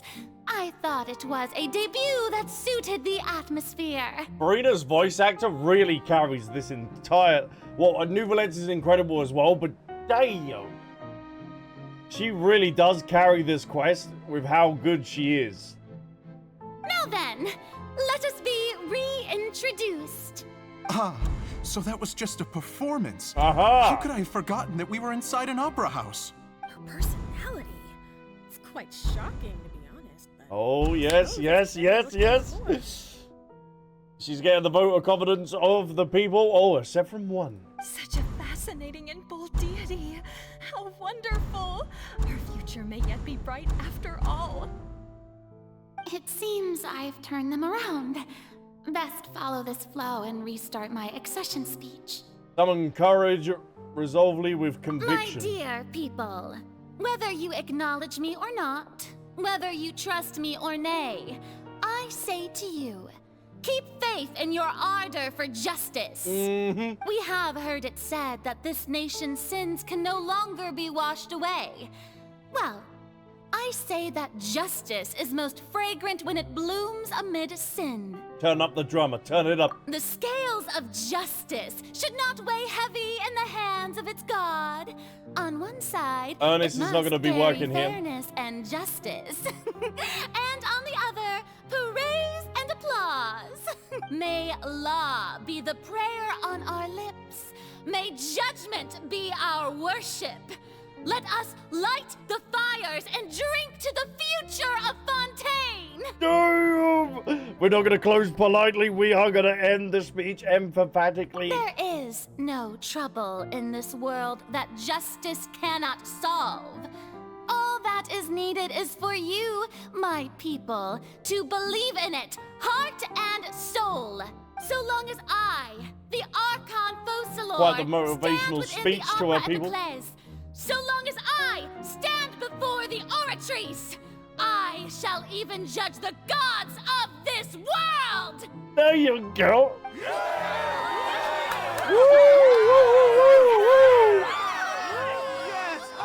We respect that, we love that, that's my girl. Now that should be scene 3. The Opera House, Furina.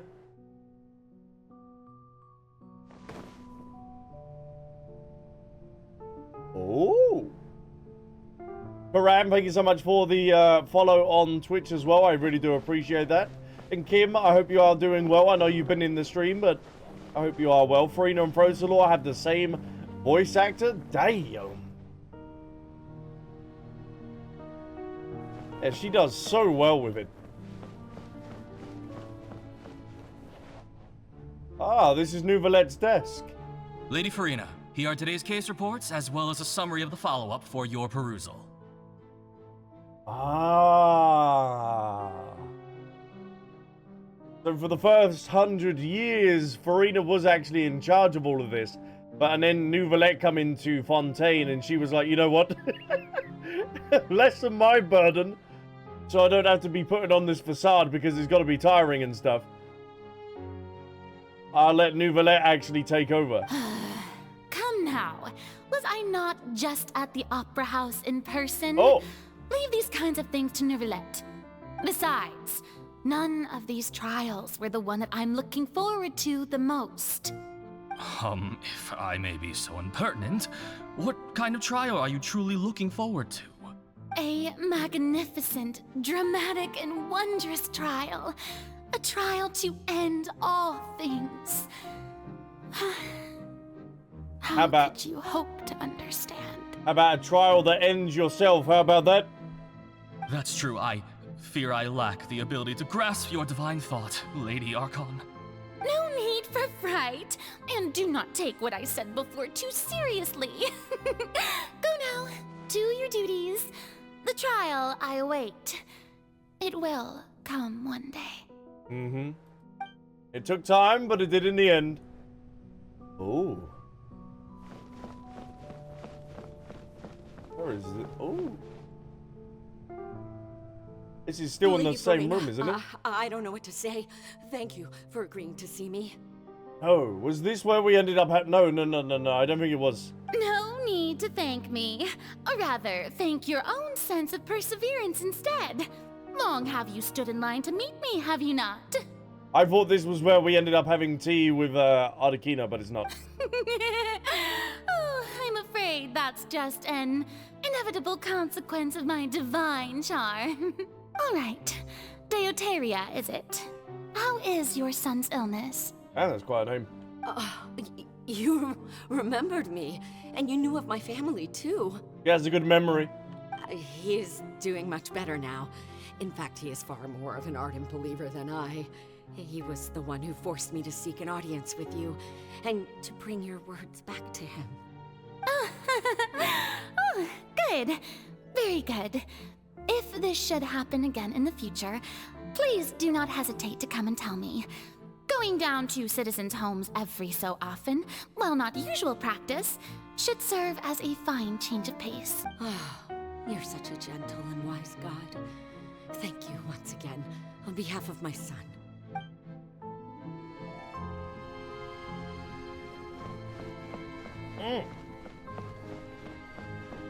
What knowledge are we going to be pulling out of the bookshelf? Or what smut?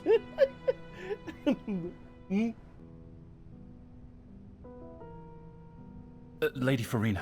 Yes. Here are the latest hydrological reports. As for the specific parameters you asked to take note of, I'm afraid things still don't look good. So that is the Fontaine Research Institute then. I see. It's as I thought then. As your god, I did already expect this, but I wanted to see how far your human wisdom would allow you to analyze it. Oh, I was thinking of Oceanid smut. The way the waves of water crashed against my back. All manner of signs indicate that the prophecy will still come to pass. Forget it. That's not something you need to worry about right now. Well, as I understand it, the Fontaine Research Institute is also trying to find a way to counter the rising water levels. Really? Have they found anything? When they were talking about the Hydra, I knew about it was the Fontaine. Afraid that they haven't found any effective solution thus far. Oh, is that so? Well, no wonder. This issue has reached the realm of the gods, after all. Still, their spirit is praiseworthy. The power of water. Oh, Bunny's just walking away. And now we're back at our bed after a long day. The day is finally over. I haven't had a moment to breathe this whole time. Oh, yeah, God. Oh. But it's good to see that everything's getting on track. There are no longer any voices of suspicion. For now. Maybe this is fine. I just need to keep going, and everyone will be saved. All right, Furina, don't think too hard about this. You need rest. Tomorrow's a new day. It's a new dawn, and I'm feeling good. Scene 4 is the Opera House, Furina. Lady Furina, here are the new trial reports for the latest cases, as well as a summary of the follow-up. Thank you very much, I appreciate that. There'll be no need for that. I've seen them already. There's no need to go back over scenes I've witnessed in person before. Oh, she's having enough. She's having enough with all of this work. If you heard your boss say that, you'd be like, oh, yeah, really? Someone's annoyed.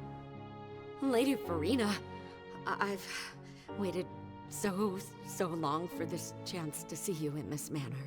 Indeed, my dear, loyal citizen. This joyous moment is an honor for us both. Liar! Lady Furina, we're detecting significant hydrological anomalies near Poisson. Oh, they know about that all. Oh! Oh, you knew about this entire time and you didn't take any precautions in order to prevent it if it was going to happen in the future? That's poor management. Or unless that's kind of what it's suggesting, is that Furina gave less and less about the stuff as time went on. Understood. Keep monitoring. Keep me informed should anything come up at the Institute. Oh, is it? Maybe it's the Institute's doing. Oh, that's a cool transition. I don't think I let anything slip today. I must show the people that there is nothing to worry about.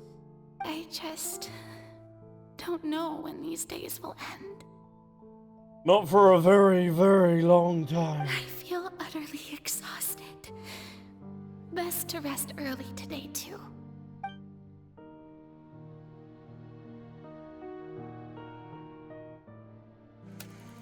Ooh. Scene 5, Opera House, Furina.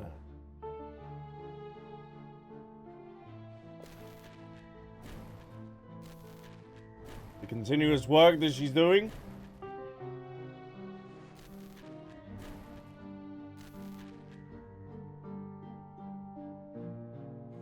Yeah, she's doing this for centuries. Whoa. Oh, yeah. The prison sentence.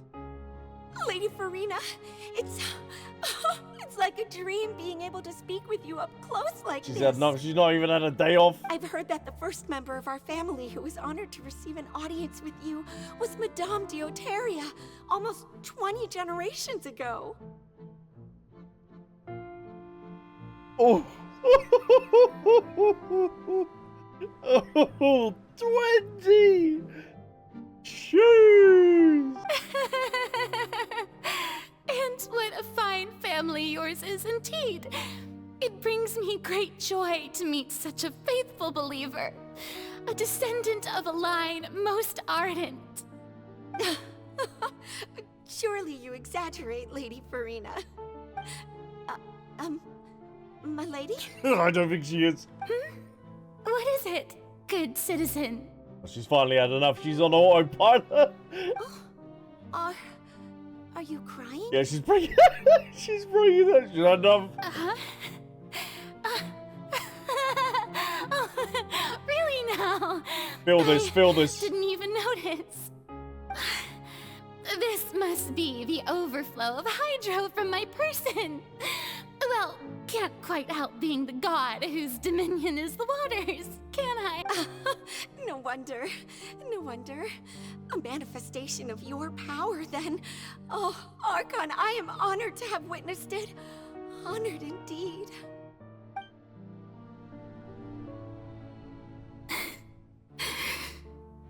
So interminable. Oh.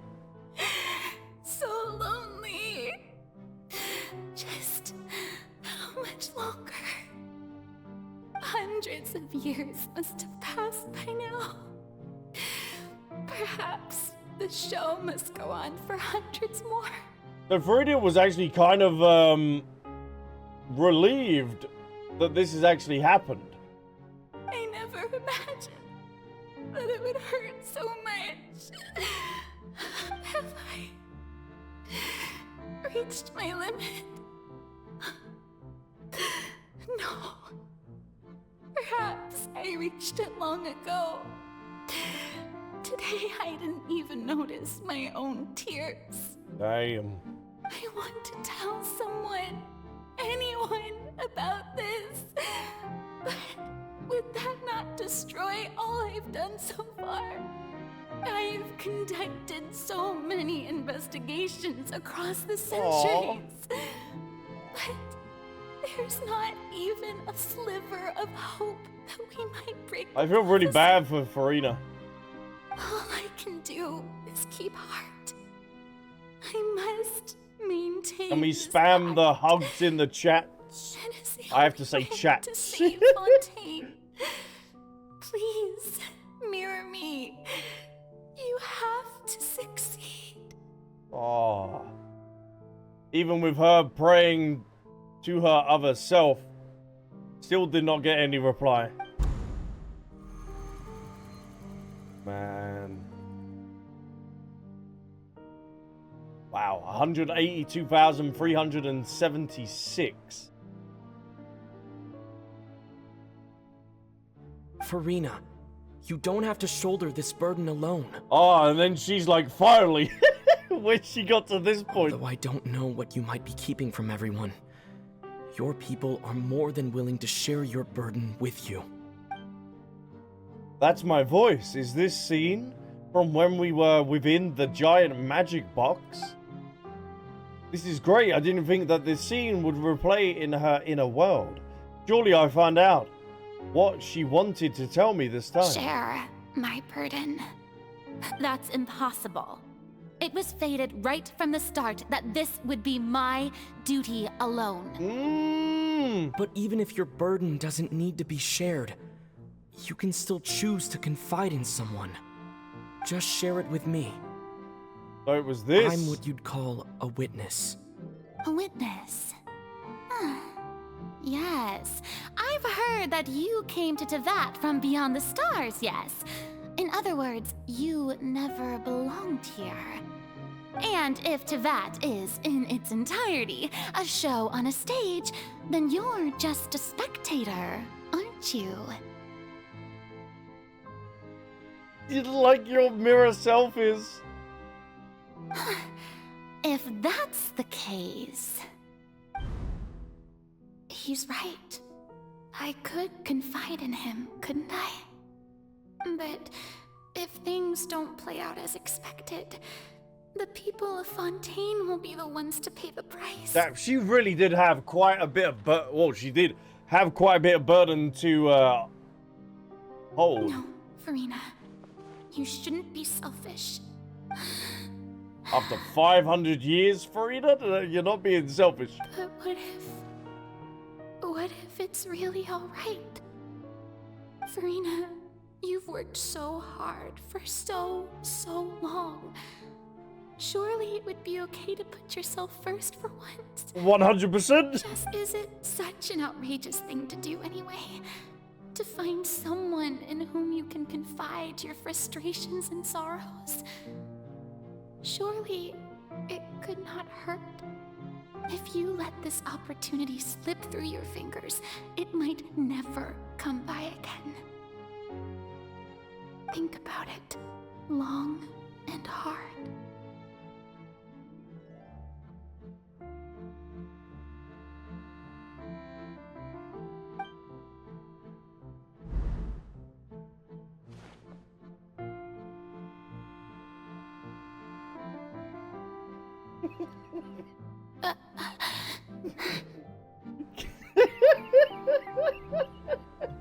House, please! Oh, I didn't say anything! Guilty as charged, guilty as charged.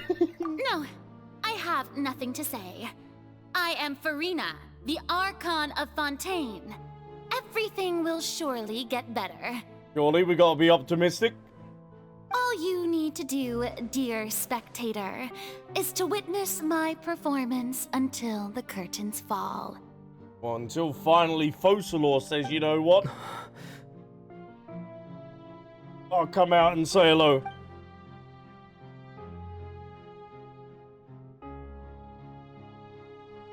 Fine. Oh. So even Furina doesn't know the truth? You've never once let her in on the full plan? How could you? Yes, it had to be done. To deceive the heavenly principles, you must first deceive yourself. Yeah, I think Furina deserves like a 500-year break after this. She did very well. If she had let her resolve falter even once in these 5 centuries, Fontaine would have been doomed to the most tragic fate. It seems that trusting humanity was the right decision after all.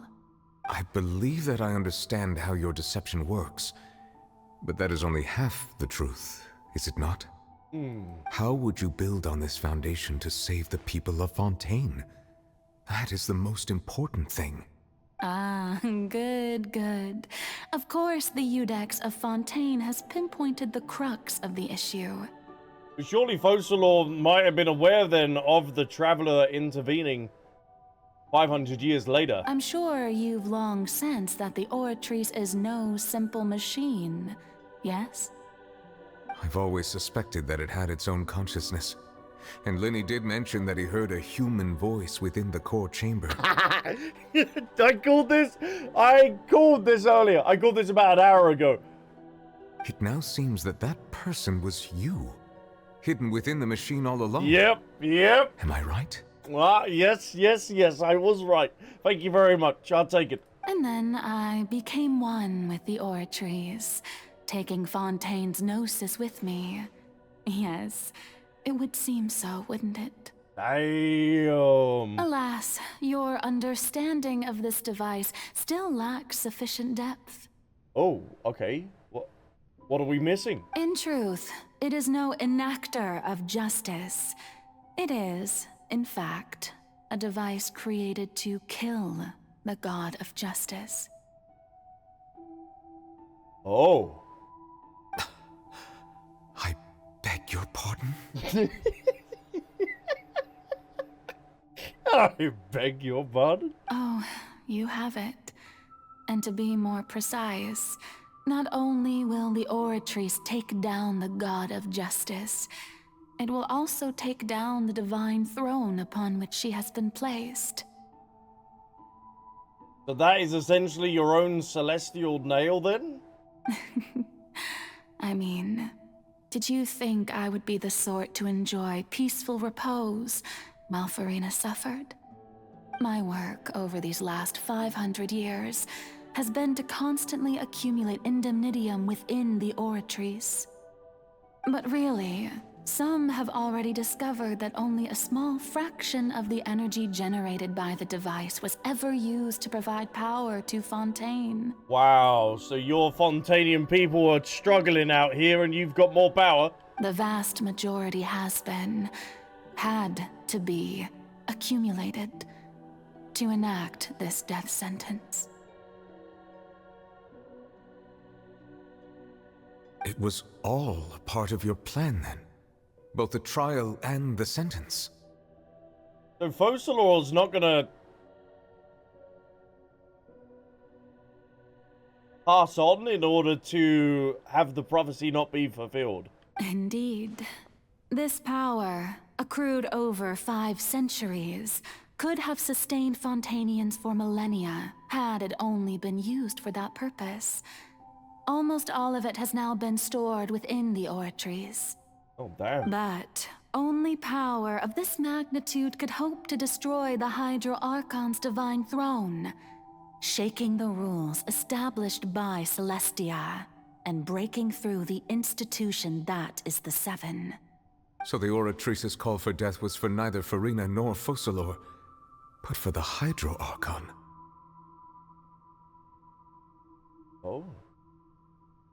I'm trying to piece all of this together, chat. I'm sorry if I can't pick up all of it instantly on, like, the first, of this first playthrough. The destruction of that divine throne. If I do not misunderstand your intent, you must be... Returning what's rightfully yours to you, of course. Oh, his power. She wants to originally return his power to him. In other words, this was all done to return the authority of the Hydro Archon to the Hydro Dragon of this planet. Oh, we were talking about that. Because that's what I was saying, that potentially that is the kind of, like, choosing point. But... Oh, wow.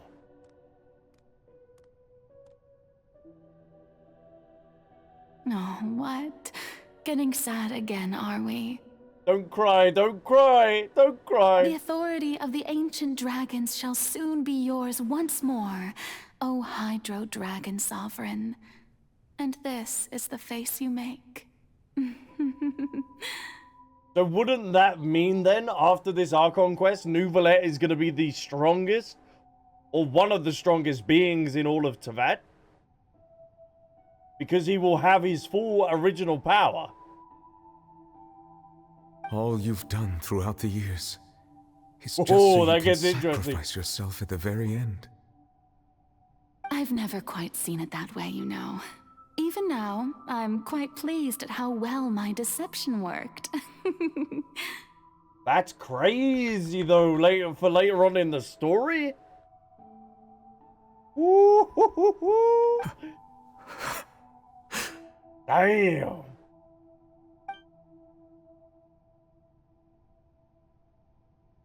So now Neuvillette. Hydro Dragon, don't cry. Oh. Hydro Dragon, don't cry. I must say, had it been within my rights, I would have loved to judge the heavenly principles themselves. Were they not guilty of essentially the same crime? Ooh, so now it's going to be up to Neuvillette in order to judge the heavenly principles. Oh, man, the end game of Genshin, if they do it right, is going to be absolutely insane. Egeria stole the power of the Primordial Sea, and the heavenly principles stole the power you ancient dragons possessed. That is very true, and that's the Archons use that power now. I, for my part, am the god of justice. And is it not just that your original powers should be returned to you? Oh, hold on then. Is that the Tsaritsa's plan? This entire time is to give the dragons back their original power, because and then you would have all these dragons to then go against Celestia, maybe?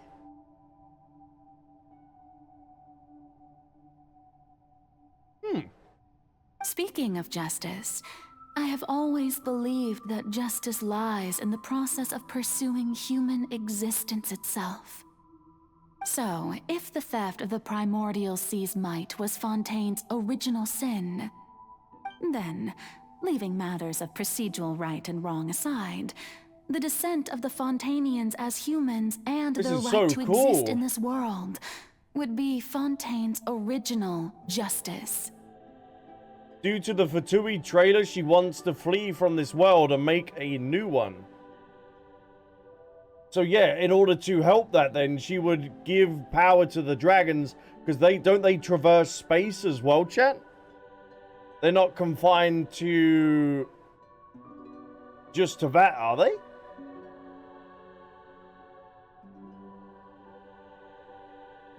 So then the Fatui would get what they want. They would want to flee from the world. The dragons would get what they want because they would have Teyvat, what is originally theirs, that was taken. Other words, existence was Egeria's justice. And to me, justice is the continuation of that existence. Defying the prophecy and ensuring that Fontaine's people shall live on. That should be the justice enthroned over all others. At this point, we, whether it be myself or all other Fontainians, have shouldered the burden of this sin for far too long. Iudex Neuvillette, the highest judge in our land, when you regain your full power as an elemental sovereign, what verdict shall you pass upon us? So when I was invited to the court of Fontaine to serve as Iudex, I see now that that was your idea too. Ah, she had a plan this entire time for the 400 years. At last, I now understand the true purpose behind this position. So this entire quest then is to give like a stepping stone for Neuvillette then? In the beginning, I was uninterested in human existence.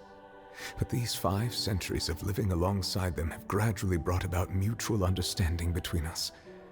And I have even attempted to feel as they feel. You are a devious one, Focalors. You devious little minx. Things being as they are, surely you know that I could never declare them to be guilty. Well, that'd be up to him to judge. The hour of my execution is almost here. No. For the sinner, the curtain call has come. Ooh! I know I may not sound it, but faced with death, I find myself a little afraid. Perhaps this is one thing both gods and humans have in common. Oh, so that's like a guillotine coming down on her. I don't know why you pan to the feet all the time like that. Farewell, Neuvillette. I hope you've enjoyed the part you played these 500 years. Oh. No, don't go.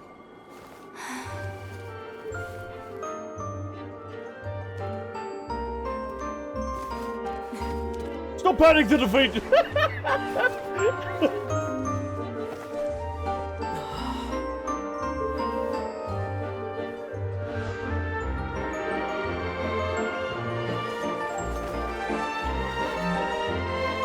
Oh, man.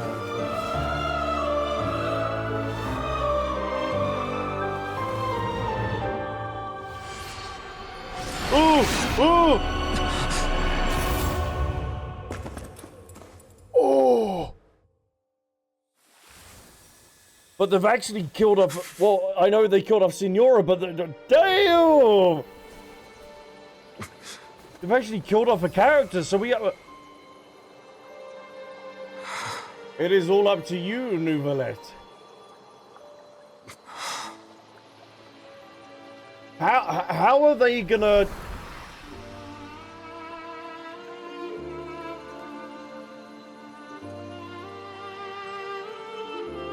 How are they going to explain this to the people of Fontaine? Thank you, Furina, for all you've done. Holy... like, what? Just as I wish we could.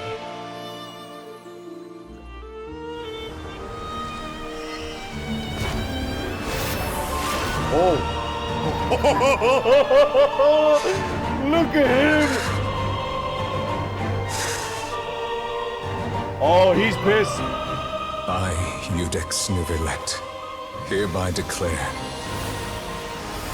people of Fontaine, your sins are forgiven. Oh my god! Surely Celestia is seeing this though, huh?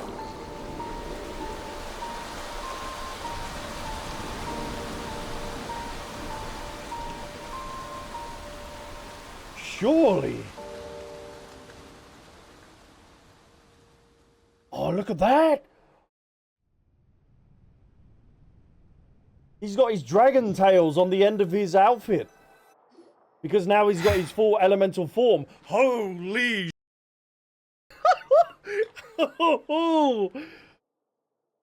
So... what...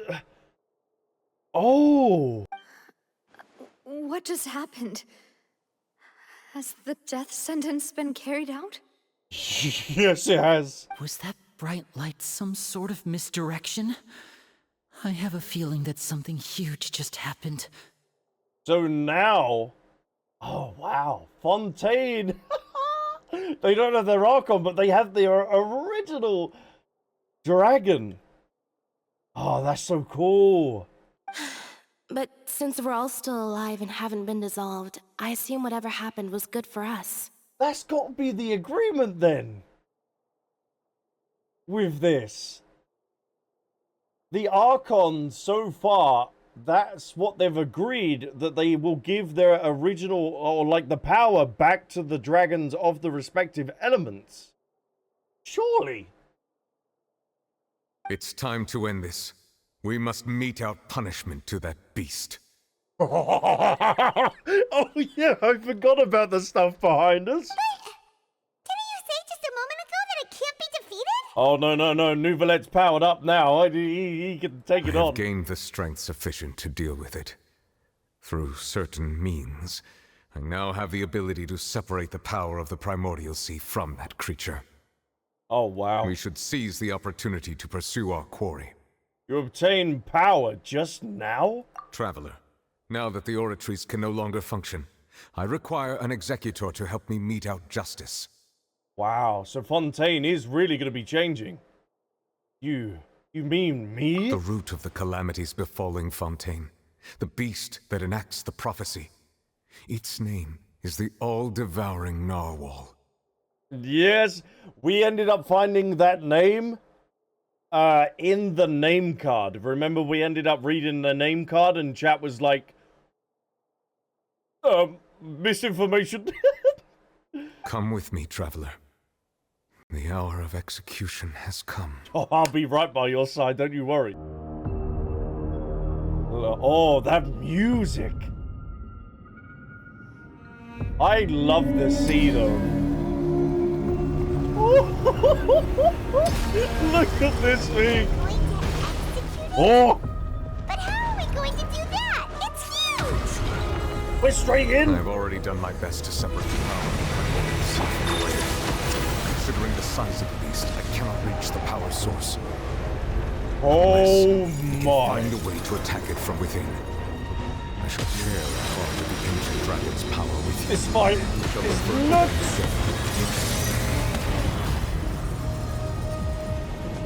Look at this! Oh man! I can feel its sorrow turning into hostility. Whoa! It's coming out that end. Oh, I can't do nothing. Oh! Defensive mode engaged. Shields! Destroy the eye of the maelstrom. Oh, damn. Shine down! The all-devouring Narwhal Nice. cannot resist its instinct to devour. Continue to Just like Dory. Oh! I can speak whale.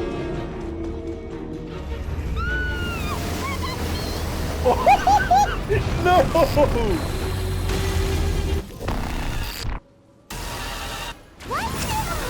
What? Who are you? Holy music.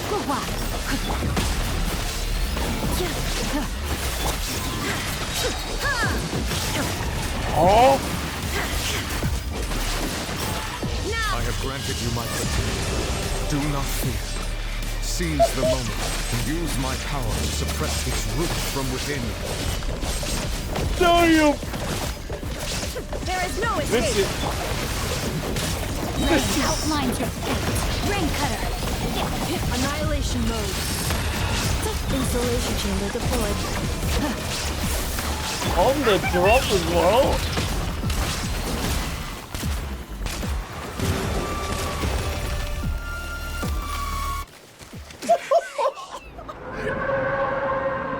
This is cinema.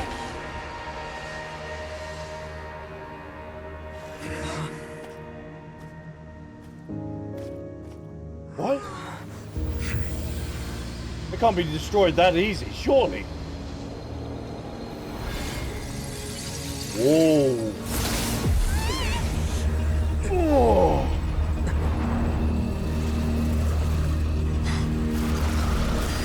Huh?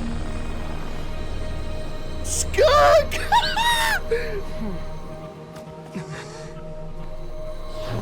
You just... Child just got yeeted. But she put Thanks for helping with the cleanup. It should have been my job, but... Oh well. If you could dodge a wrench, you could dodge a child. Oh, what? They revealed Skirk 2 years ago. And the Genshin community only recently got access to her? Wow.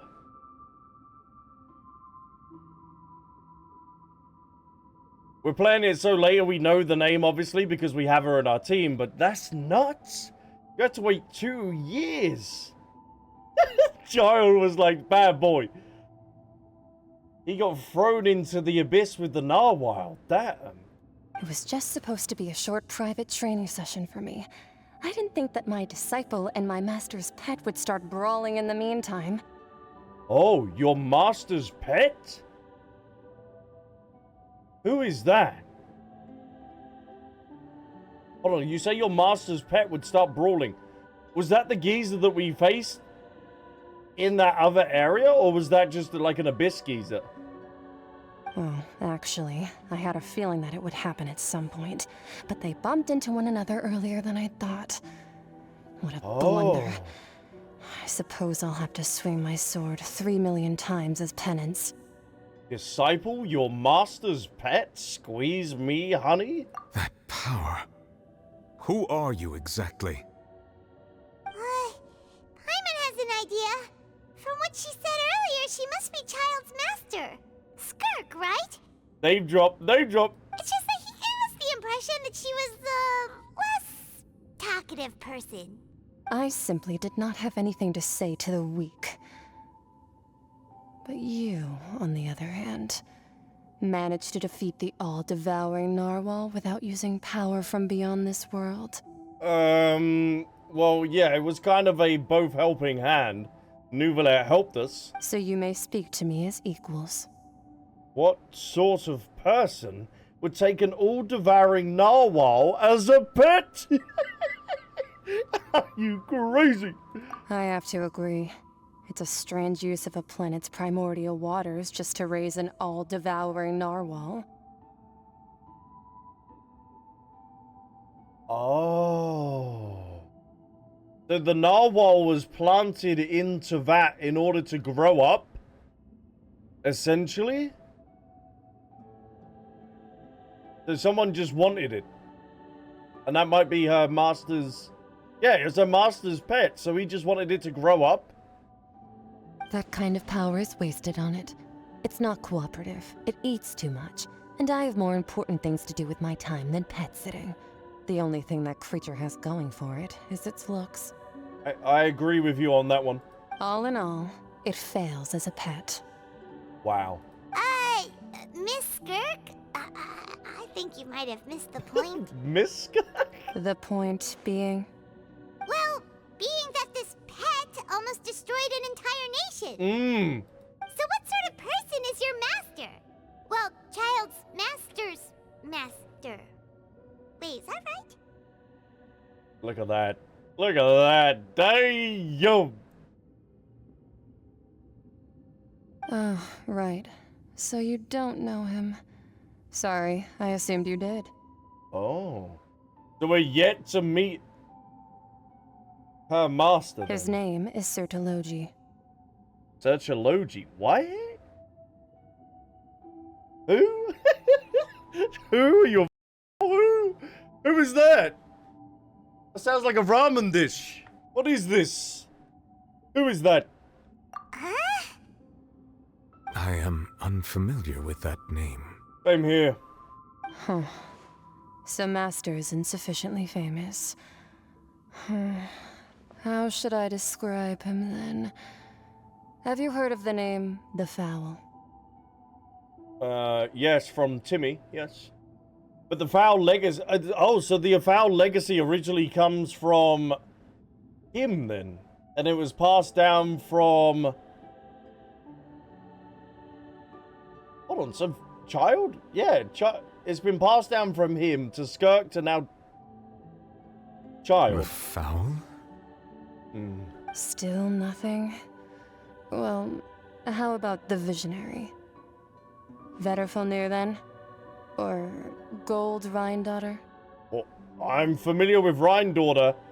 I'm not familiar with Vodfernir or Gold.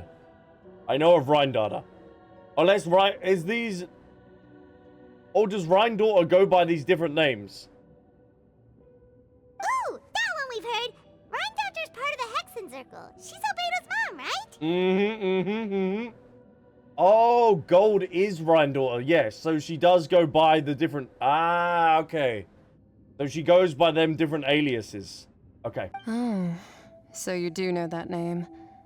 To be honest, I also heard all of those names and titles from my master.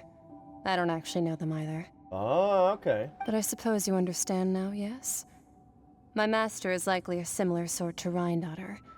They are both pursuing some form of perfection. Oh. So the whale was just a little side thing that he does. Just a creation that he wanted to see what it would do. Wait, didn't you also mention a visionary person? Hyman didn't quite catch their name. Actually, never mind that. I believe it expedient to inform you. Why? That the all-devouring narwhal used up nearly all its strength fighting you. We just that strong, huh? Such roiling hydro energies will prove difficult for the planet's deep seas to digest. As such, the Fontaine back on the surface has most likely been thrown into chaos. Well, that ain't good. In other words, the prophecy that you've been fretting over should now be in full swing. Huh? What? Huh? Is it natural? Is it nature after all? The prophecy will surely come true. We knew this and accepted it. However... Not to worry. Focalor has already managed to deceive the heavenly principles. Oh, yeah. Are we getting another cutscene? In the end, the people will all be dissolved into the waters, and only Furina will remain, weeping on her throne. Wow.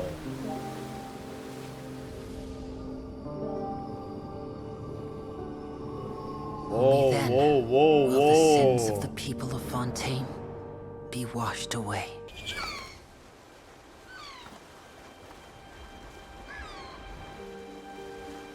See, I would love to get so many cutscenes in the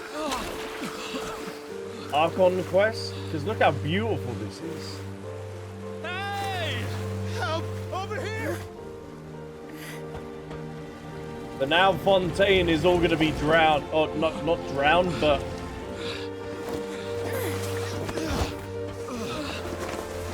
the water levels should lower now.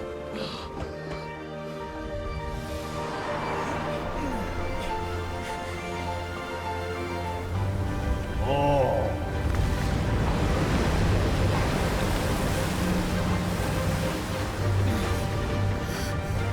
What? Oh, that's Wriothesley's ship! All hands, initiate There emergency he is! rescue!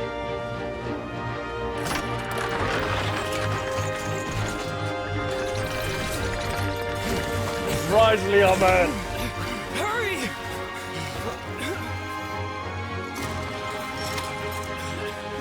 Hey, lend a hand! Yeah, Noah's Ark. Oh, man.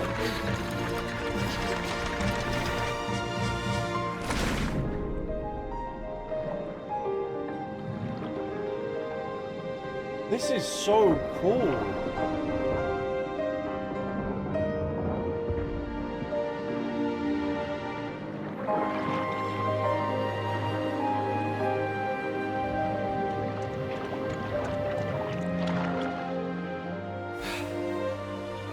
Look! The water's receding! Oh, no. That should have stayed. Ah. That would have been so cool if they went and kept it, and then that boat. It's a miracle! We didn't dissolve. The prophecy was wrong. The prophecy was wrong.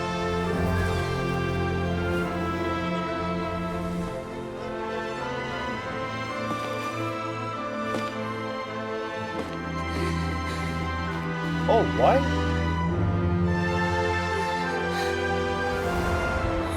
Are you alright? We're saved. The prophecy Furina? was wrong. How? Has she become her own human now then?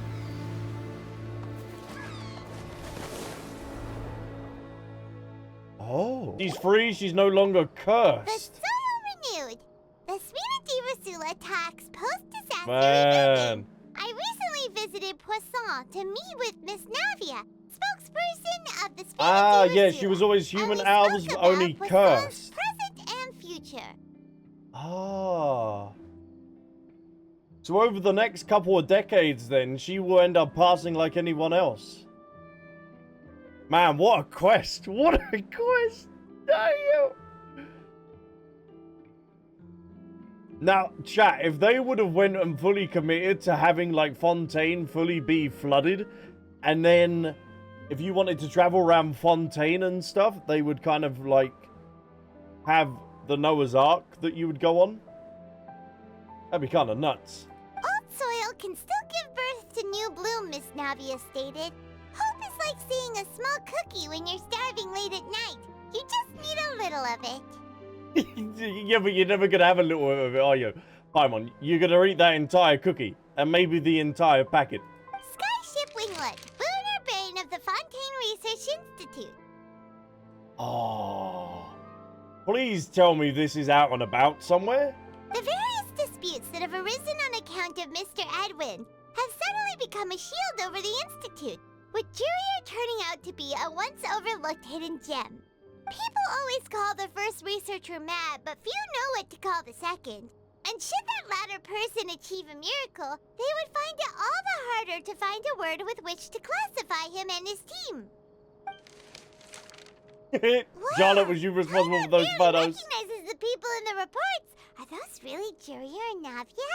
They sound like real big shots.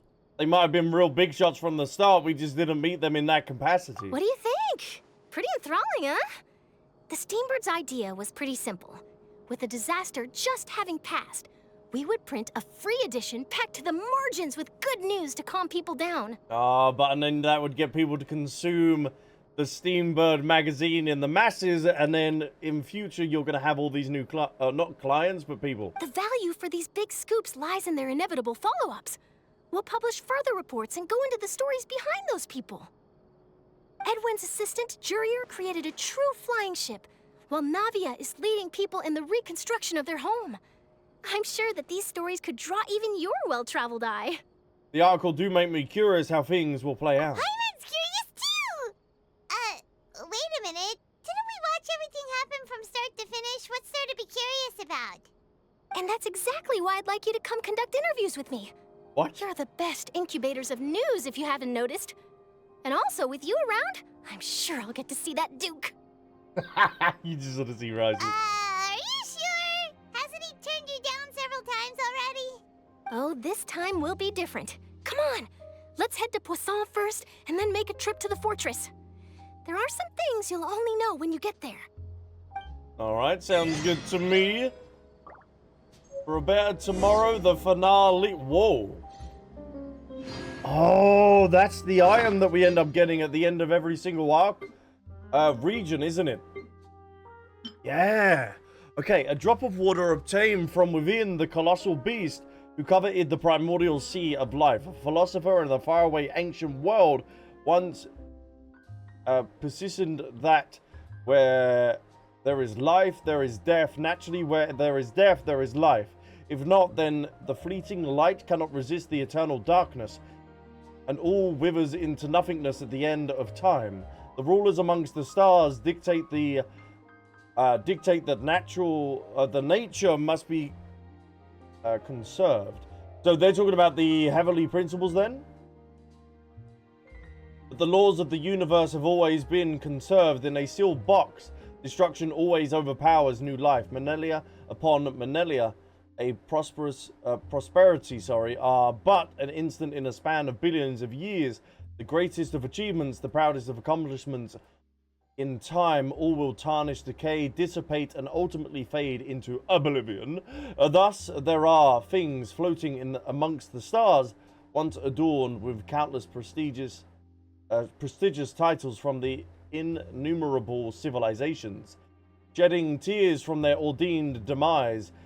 Their tears stream down out of desperation, out of hope, because all of desperation and hope alike will be utterly extinguished.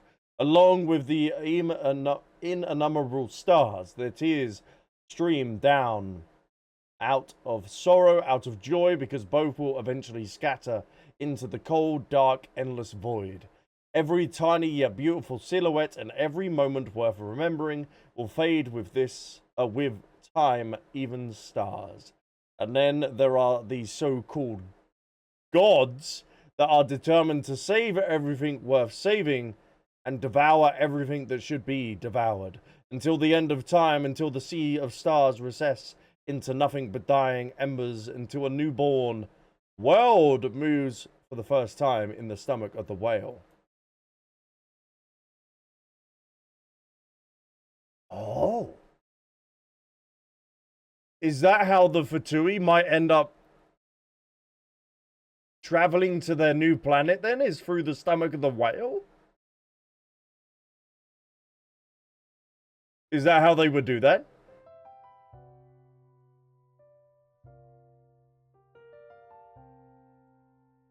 There will be no more sins, no more sadness, no more tears, because everything died within the ancient stars.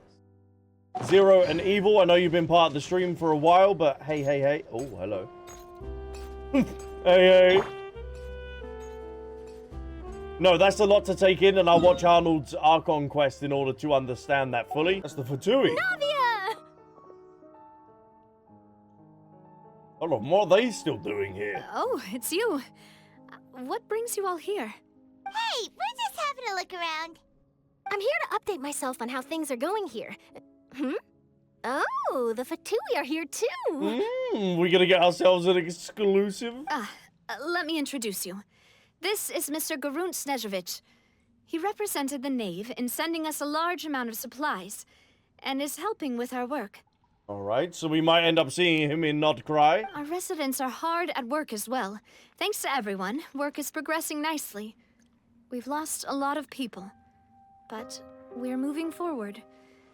That will have to be enough. Hello, Miss Charlotte.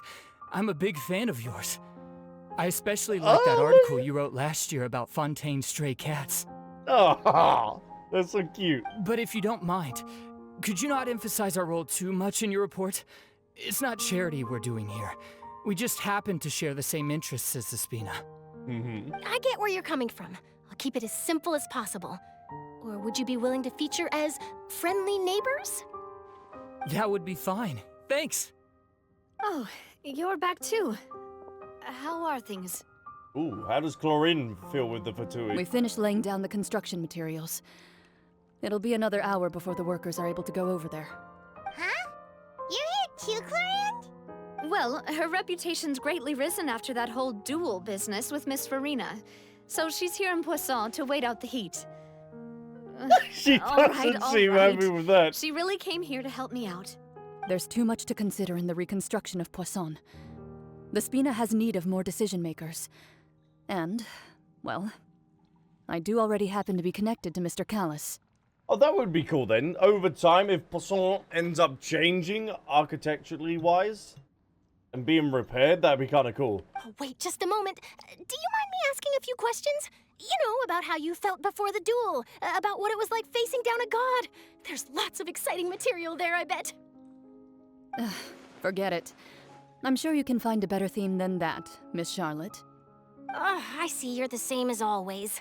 Couldn't you do me a favor, for Navia's sake? Wow!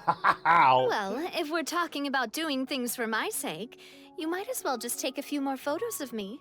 Or of the Traveler. It's better than wasting time persuading Chlorand, at any rate. Of course I will. I'm not gonna let him off that easy. All right, then everyone who wants to be in the photo, gather up. And smile. Jeez. No, you know what we say instead? Because I'm definitely going to be ordering it after stream because I'm hungry. KFC! KFC! How did it go? Was it a good shot? Did Paimon look cute in it? Not bad. Your addition really helped the composition of the picture. All right, hang on a moment. Let me snap a few more shots. KFC, if you ever want to sponsor a streamer, I can do a mukbang. I can eat. I can do a eating stream. I'll be down for it. Charlotte takes more photos of Poisson. All right, that should do it. I'll be back here later anyway, so let's call it a day. All right, you take care of yourself. You're very quick. Oh, wow. That was quick. Speed is of the essence when it comes to the news, and freshness is the key. Also, not to brag, but I'm pretty good at building connections. Who knows? I might eventually get that interview with you after all, Miss Chlorand. Wow, you really do have that never say die spirit. I'm impressed. That's good. She would be a good employee. I'll hazard a guess that this is how you got that interview at the Fortress of Meripede. You already knew she was going. Whoa, you're well informed. Let me make a guess too. I asked Sijuin, who told Monsieur Neuvillette, and he told you, right? Precisely. The Fatui guy's like, what is going on here? I just want to get my supplies or whatever and go. That's a very complete information chain. In truth, all Monsieur Neuvillette asked me was, when did the fortress become so friendly towards the media? They didn't. I told him that it was best not to speak too soon. There's no guarantee that Wriothesley will make a personal appearance. Yeah, fucking hell, I can't speak. Wriothesley is still a criminal, he's just serving out his sentence. You're right. I've got to treasure every moment I have with them. In which case, I'll be making a move first. Stay safe now. And tell me if you hear anything interesting. I'll treat you to afternoon tea in exchange. Lovely. Go to the Fortress of Meripede. The power of speech is over. Yeah, it's got to me.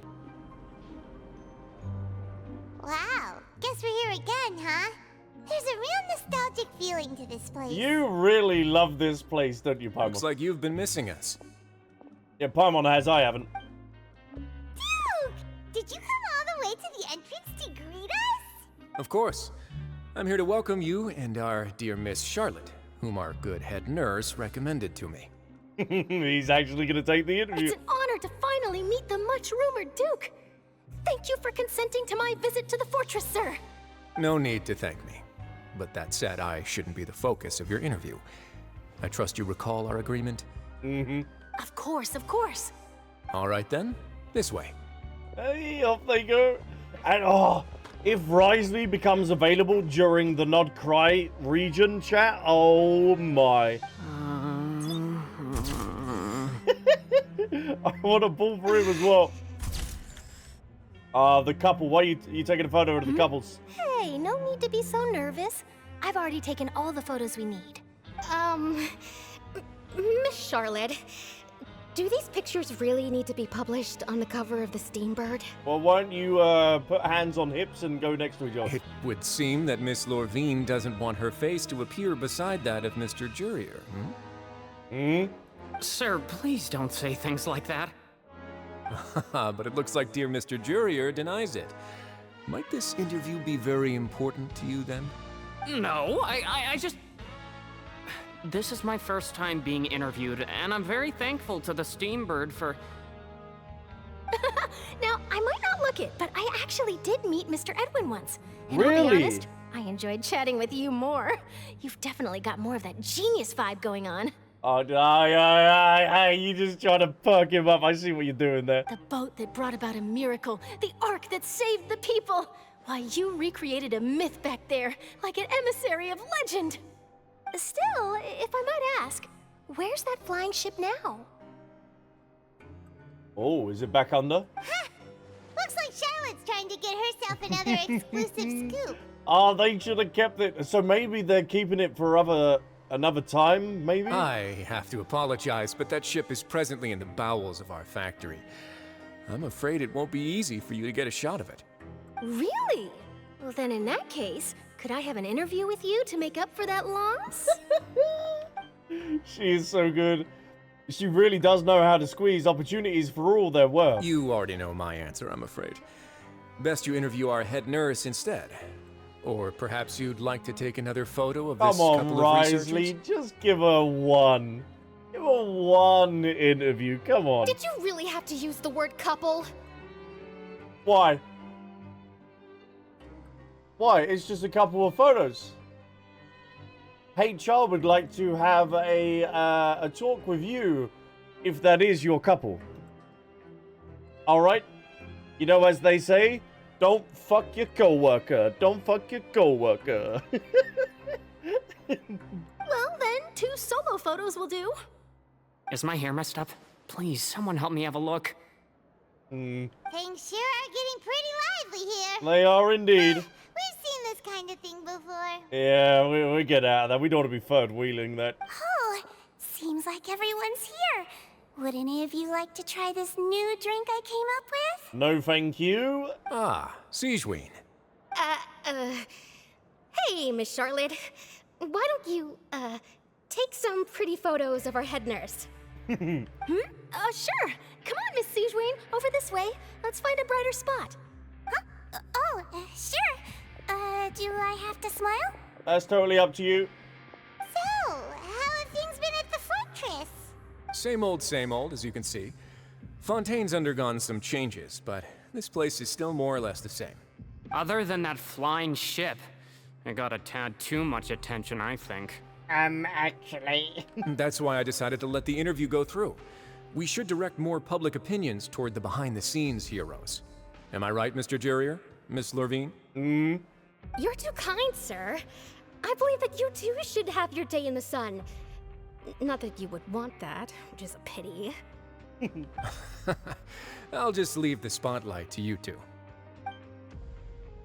You walk with Wriothesley for a while and share the news I from see. above ground. Lots of things happened that day, huh? Anyway, regarding that Harbinger, I'm not sure you remember, but his 3 young followers are still waiting for his return. Oh, really? You sure did win them over, huh? I'll tell them that there's good news and bad news.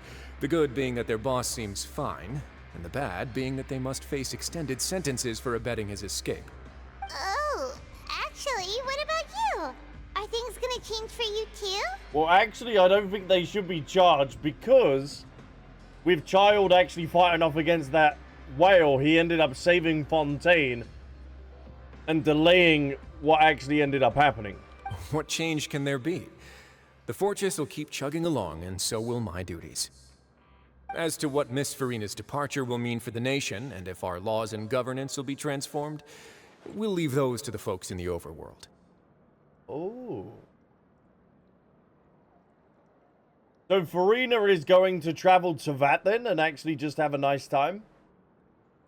And Neuvillette is going to be the main go-to geezer. Hey everyone, the photo shoot's done. Good. It would seem. In that case, let's call it a day here. Thanks for your cooperation. Come on, Traveler, let's go. Till next time, everyone. There'll be a next time? Of course there will. Maybe. Who knows? I might write a story about the underwater factory next time. Until then. That's all. We have... All right. Last stop, the docks. Hold on. Oh, you know, I'd love to see you in one of Charlotte's photo shoots one day. Oh, come on, Wriothesley. Siege, we want you Is to that be in really one. necessary? Our line of work doesn't really require much photographing. It's precisely because we don't need the picture that they'll have value as keepsakes. You don't really look all that opposed to the idea, you know. Maybe I'm just happy that I managed to once again avoid the spotlight. I think this interview went well either way. Yes, you successfully kept prying eyes away by using Mr. Jurier and Miss Lorvine as shields. Very good. You should be happy for them. They have a bright future ahead of them. Still aided and abetted an escape and a prisoner? Yeah, but I think you should just let him off for now. You know, it's a rare thing what happened. Here are the interview notes. They mentioned that the flying ship may have many uses in the future, and the journalist asked me what I thought of them. Ooh, so chat, we might actually see Noah's Ark again. Seriously, how would I know anything about that? Flight is just flight. Whether people want to use a flying ship to broadcast good news or organize weddings is none of my beeswax. A wedding? Huh. No, he's got our hopes up. Lucky, brother. Oh. Why are you looking at me like that? Because she wants you to propose to her. Okay, go with a promise ring first, and then you can go from there. So the flying ship can be used for weddings? It can. Oh, boy, you better get that booked. I didn't say that. That journalist mentioned it, and what does that have to do with us anyway? True. What does that have to do with us? What does it have?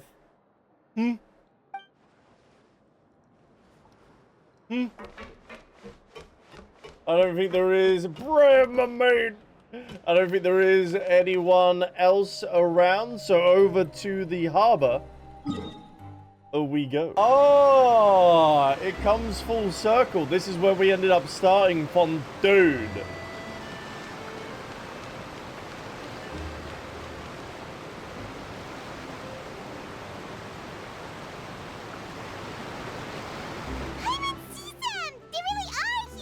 Yeah, the kids are getting out of the country. Wriothesley's gonna be on their ass, so they're like, you know what? We're gonna get out of here before we get convicted. Navia mentioned that she stayed in touch with Linny and the others after working together. Apparently, they've been at the docks distributing these strange pockets the whole time since. Oh, they're still doing that? Traveler, Paimon. Ah, and Miss Charlotte, too. They were doing that at the very beginning. Would you like a magic pocket? Yeah, go on then, why not? Get my inventory upgraded. What sort of gadget is it? It's a wondrous bag that can be used to carry many things. The water level has returned to normal, but if you see any of your things floating around, you can use this to carry them. Or you could trick a friend into doing it for you. Trick a friend? I wonder which of my friends would fall for that. Frimine already did. Don't look at me! You could just make a friend like Frimine here. Isn't that right, Frimine? Is this what you meant by, I'll help you make some more friends? Aww. To be honest, that sounds pretty sweet. I don't stress him too much, please? though. Sure. Please, write down my address. House of Half. Lynette sure is working hard to help Frimine socialize. Yeah, it's nice to see. He was the one who proposed doing this. Oh, he really? even wants to assist in our magic shows. Sounds like that would suit him. Yes, I was planning to first introduce Pear as an assistant, and later Frimine himself. In the future, I think we can leave underwater escape magic to him too. That said, would anyone want to see a diver escape underwater? Yeah, I'll be down. Where's he going? Is he going with Charlotte? Oh, it'll work out. Every journey begins with the first step. He'll become a part of our show eventually. Oh, he's gone? Lynette, could you come over? Miss Charlotte says she wants to take a picture of us. Ooh. Got it. Down by the pier, it's gonna be a lovely photo. Well, does the mech want one as well? You can come over, don't you worry. My, that Charlotte is rather perceptive. She got rid of everyone the moment she realized I had something to say to you. So, how have things been, Traveler? It's been alright, not too bad. You know, we've fought a whale, we've seen Child be thrown to into the abyss. We've met Skirk, we've had some dealings, we've met Fosalor, we've had bits and bobs. Father says that you did a great deal during the latest events. She's very grateful for your contributions to Fontaine. Well, thank you. I'll see her later. That's alright. We were more than happy to help. So, what's she doing now? Oh, I guess you haven't heard. Well... What? What's she doing? After Lady Furina left, Father and Monsieur Neuvillette opened negotiations, during which he gave Fontaine's gnosis to her as a diplomatic gift. What? So he gave up his elemental dragon power? No, you muppet! A diplomatic gift? A gnosis? Oh, what an idiot. Yes, I was quite surprised at first myself. But when I thought it over, there were actually a number of things going for it. It could have been done as an apology for the incident with Lord Child, or as thanks for his help in tying the all-devouring Narwhal down. Furthermore, Father did also lend significant aid to Fontaine and Poisson. Well, that's true, but this is a gnosis we're talking about. Doesn't this seem a bit irresponsible? I would agree, but I've also heard that it seems that Monsieur Neuvillette has had a significant change of heart regarding the matter. Well, yeah, with all the stuff that he now knows. So there's some reason for this that only Neuvillette knows about? I suspect you'll have to ask him about that yourself. Ah, yes, speaking of which, I did see him strolling around the entrance to the Fortress of Meripede a while back. Isn't he real busy and stuff? Paimon didn't think he'd have the time for that. But back to the topic. The gnosis was given to the knave, right? What about Child? What do you mean, what about Child? He got thrown into the abyss. They say that he's returned to Snezhnaya to recover from his wounds. I hear that the recent disaster really did a number on his health. Are you sure about that? Well, I guess I can call him one of my war buddies. That's true. When you think about it, we've had loads of run-ins with the Fatui.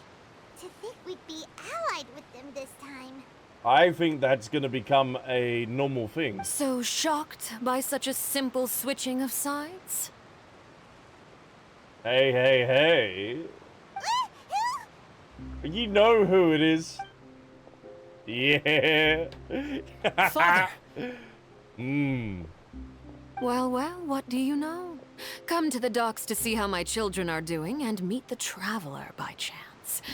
Please do not pay my accomplishments in Fontaine too much mind. I would have done them regardless. You sure about that? Are you going to take the Gnosis back to Snezhnaya? Yes. That is our duty as harbingers, yes. They only need one more, and that is Natlan. Don't be too preoccupied with sides.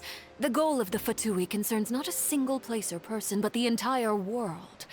With such a grand goal in mind, it is inevitable that we must wear many masks. Switching my masks is something I've always done.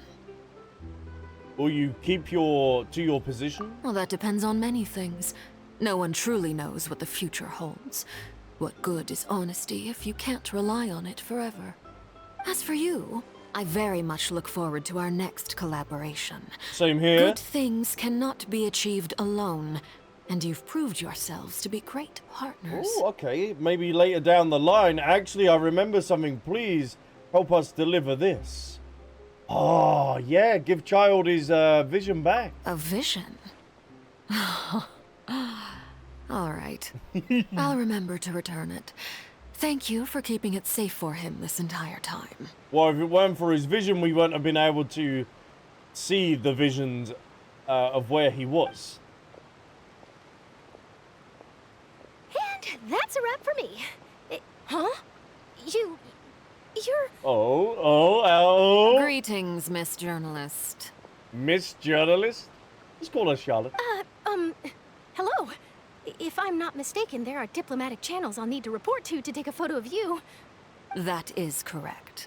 So forgive me, but I will not be able to serve as a subject in your article. Wow. However, feel free to write as much as you'd like about our dear magicians and our upcoming rookie talent. I will. The sea breeze is quite pleasant. I shall continue my walk while the weather remains so agreeable. Would you like to talk with me on the way, Pata? Farewell, Father. Go. We're not gonna go speak to her. She has such an intimidating presence. I didn't even dare to take a picture. Thankfully, I've already wrapped up all my pre-scheduled interviews. Thank you all. This'll be more than enough for me to write about, I'm sure. I bet she's submissive, though. She has an intimidating presence, but deep down, she's submissive. Don't be too nervous. Why don't you take a magic pocket before you go? Here, Traveler, Paimon, you take one too. Oh, we can actually take one? To move things about? That's right. Funny. I was giving out magic pockets when we first met too. And what do you know? I'm doing the exact same thing right now. So many things have happened, but the pockets are still the pockets. We will all follow our own paths, and serendipity will lead you to your fated friends. All right then. We'll be handing out pockets in some other districts later, so we'll get going now. Have a good day, you two. You take care. Well, guess we said Charlotte, huh? Shall we go see how Neuvillette's doing? Let's go see how he's doing. This will be the final character, I do believe, as we normally end on the Archon of each region. So, you really are here, Neuvillette. Paimon didn't think you were going to have free time this hour of the day. Well, he's probably just relaxing after all what's happened. Really? Oh, I suppose you must have met Mr. Linney. He took the time to greet me earlier when he passed this way. In any case, you came at a good time. I was just considering reaching out to you to set up a meeting, so I may explain some things that I haven't had the time to before. Aw, Paimon's glad that you remembered. Thank you for keeping us on your mind, what with you being busy and all. Alright, let's have it then. How was Fontaine actually saved? The whole business is still quite the mystery to us. It is strange how words can often leave a bitter taste in the mouth when it finally comes time to say them out loud. Neuvillette sighs softly before telling you the truth concerning what he saw that day.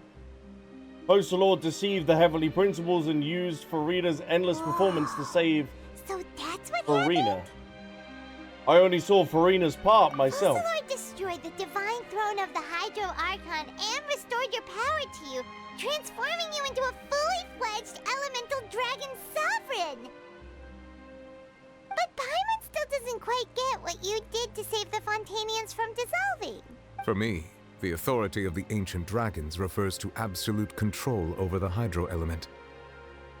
Fontainians were incomplete humans born of Egeria's use of the power of the Primordial Sea, with constitutions similar to that of mimics. But so long as those primordial energies remain within them, I could use the ancient dragon's authority to grant them true blood, after the fashion in which life was first brought into being on this planet. In other words, when I gave my verdict, Fontainians became true humans, and thus would naturally no longer be dissolved by water from the Primordial Sea. Fossilor must have counted on you to make that decision as well. Your verdict was the key to making the prophecy appear to have come true while saving everyone. You could say that it was at that moment that the Fontainians were finally truly born. Yeah, and in a manner of speaking, Fossilor finally managed to fulfill the original Hydro Archon's wish to turn Oceanids into real people too! It seems from your expressions that you still have more things you wish to ask. Yeah, we're gonna have like 4 different questions that we can ask. Ask away. I will tell you the truth as I know it. Damn! Damn! About the initial verdict that was passed on Child. I have investigated his case along many avenues, and I have learned that he once fell into an unknown chasm when he was young. There, by chance, he awakened the all-devouring Narwhal.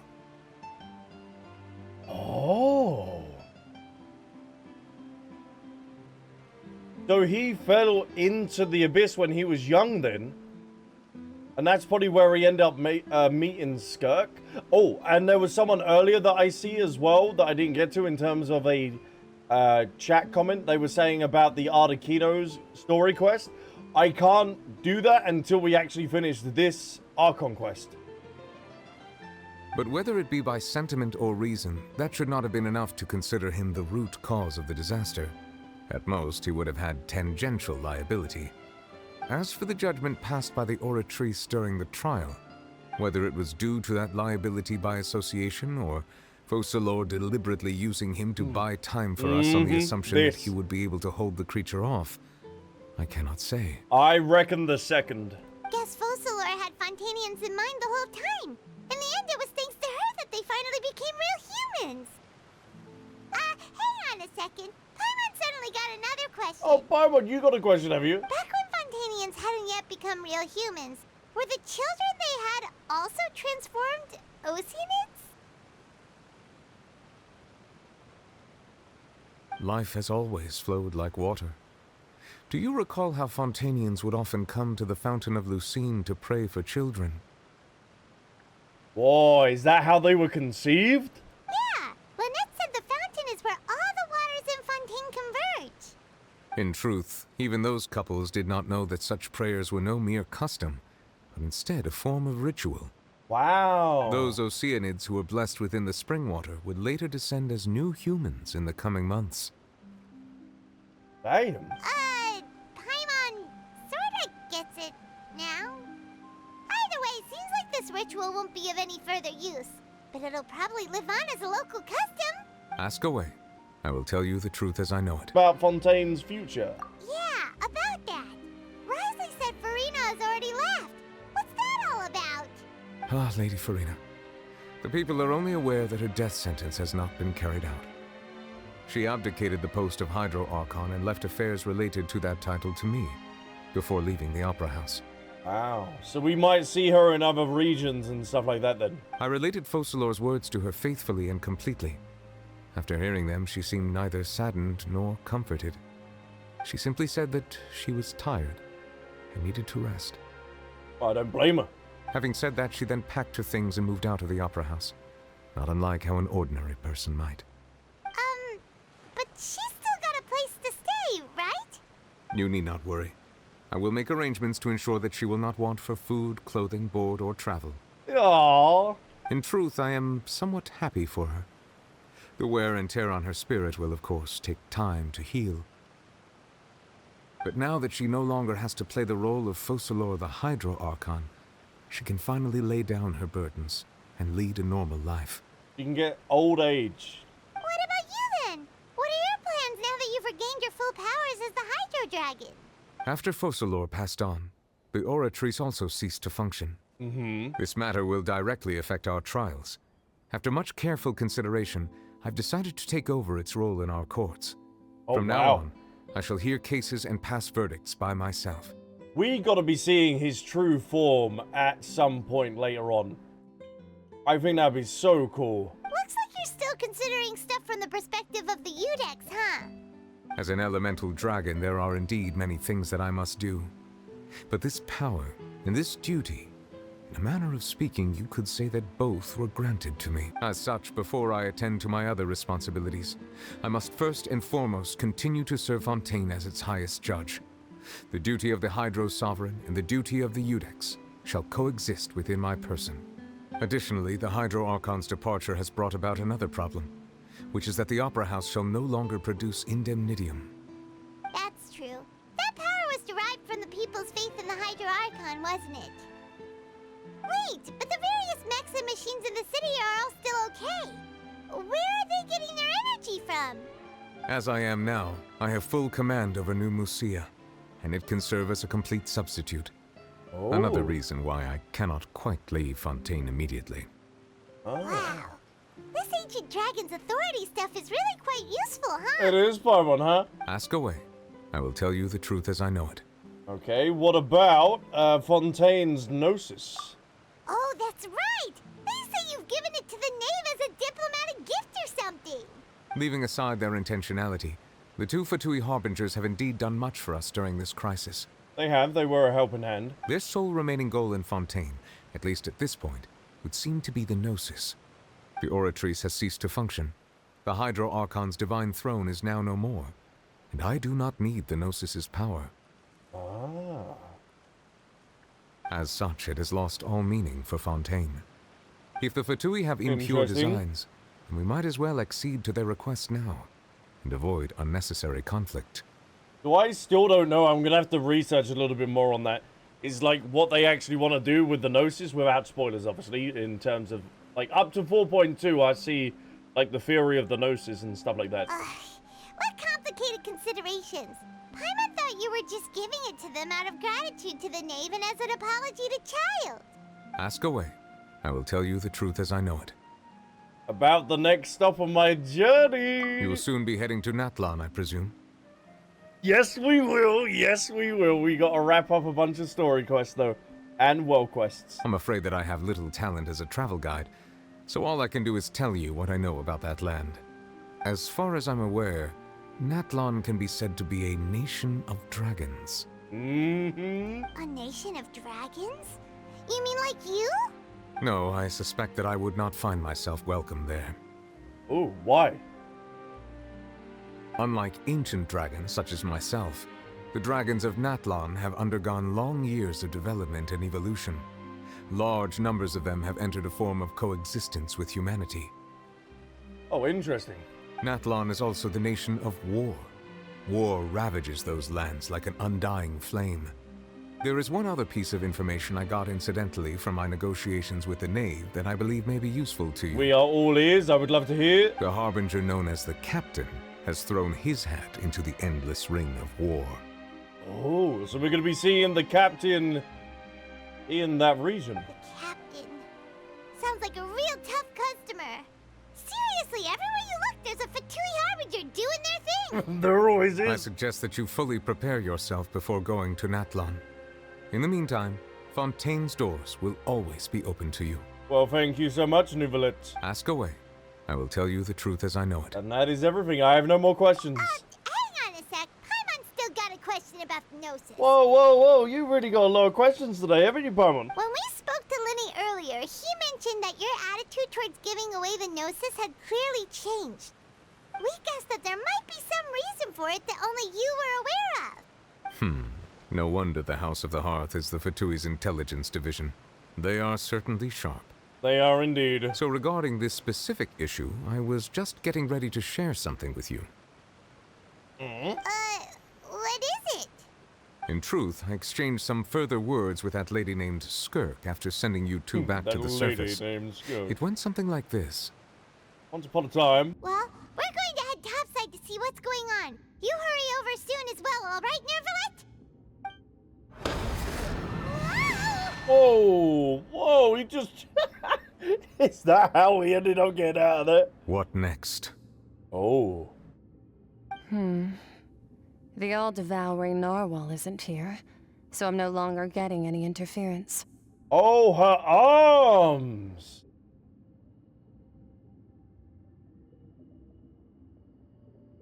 Yorez, is it her arms are made of the same kind of elemental or abyssal... It's abyssal, sorry, not elemental. It's abyssal power. I can finally catch the scent of your power, what it's made of. It is the authority of the planet's primordial dragons, but with something very similar to a god's curse mixed in. It's quite a novel blend. Oh. I'm sure I've encountered something like this before. What was it again? I do not know what you speak of. Ah, of course. How could I forget? Oh, and she's also got this thing going across her chest, whatever that may be? You should have the remains of the third descender on your person, yes? Third descender? On his person? Remains? I've never heard of any such thing. Huh? What are you speaking? Huh. According to your parlance, I believe it may be called a gnosis. Oh. The third descender of Teyvat ended up creating the Gnosis? Huh? Well, that much is true. After Focalor's divinity faded, she handed her gnosis to me. So do they want to resurrect maybe the third descender? But I fear I have never heard of it described in the manner that you just did. No, that's the first time that we've ever heard of it. I've been training with my master, the Foul, ever since I was young, and I have never returned to the surface since. So most of the information I possess, I got from him. Oh, interesting. It is only natural for those who are greater than humanity to possess a different sort of common sense, which is why there are so many problems in our attempts to communicate with humans. Regardless, you should probably get rid of objects of misfortune to prevent any disasters from befalling you. Yeah, she said remains, so... Like, does each gnosis represent a different body part? So it, like...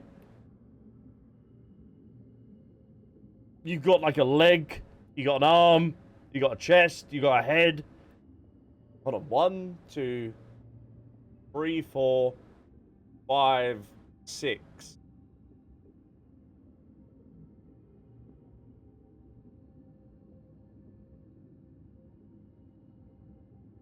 Yeah. If you cut the body up into body parts, that would be 6. So you'd need 6 different gnosises in order to create a full body. To live in itself is a blessing. But once a person dies, the bonds he once had with this world shall all turn to curses. Ah, so yeah, the Descender ended up dying, and then the gnosises are all curses? What do you mean by that? No need to fret. These are just my... Damn! Personal thoughts. And my reason for no longer wishing to return to the surface. There is so much lore for this question. This is nuts. third descender you refer to, who are they? And when did they die? Master never mentioned them to me. Perhaps it just wasn't that important for me to know. If you're interested, though, I could ask him. I'll be sure to pass the answer on to you next time. Yes, please. So they... Potentially, that is the Fatui's plan, to resurrect the third descender? Next time? You believe we will meet again? I do. Wait. I have a disciple of my own, don't I? He can be the messenger then. Wow! So... Neuvillette and Child are gonna be... Do you remember the fourth descender, Albs? Yeah, it's us.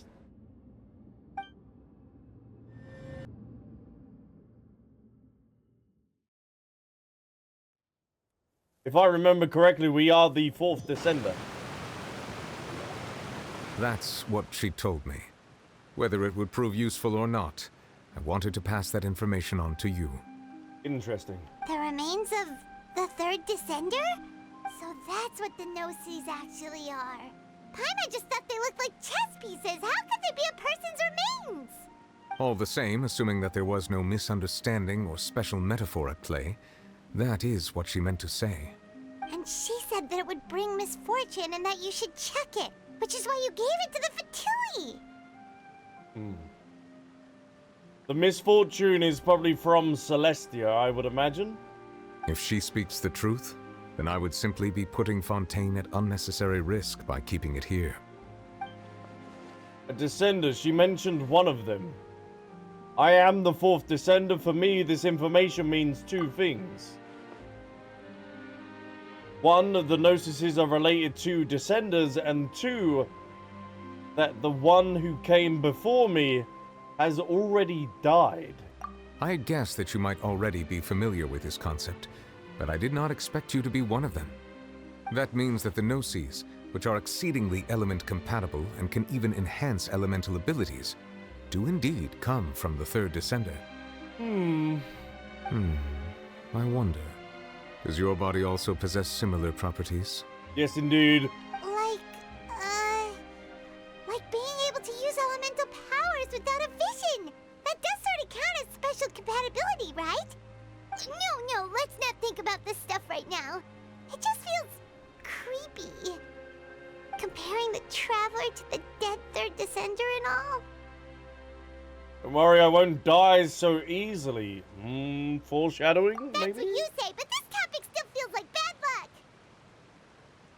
Maybe a lot of foreshadowing there. Once Child recovers, let's get some more answers out of him. Or go look for his master and get the answers that way. That sounds good to me. I too believe it unwise to make too many blind guesses when information is lacking. The same is true of being at court. All right.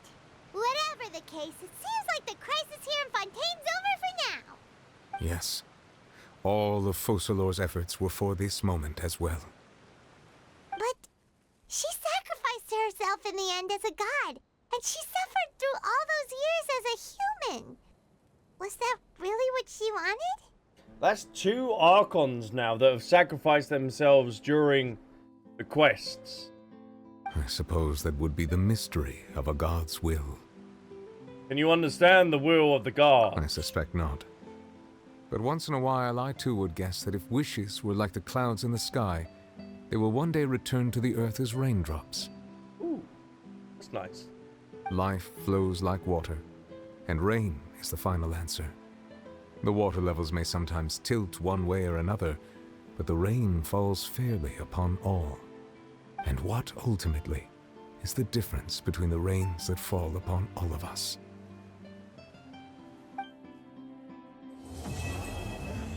And there we have it. Damn!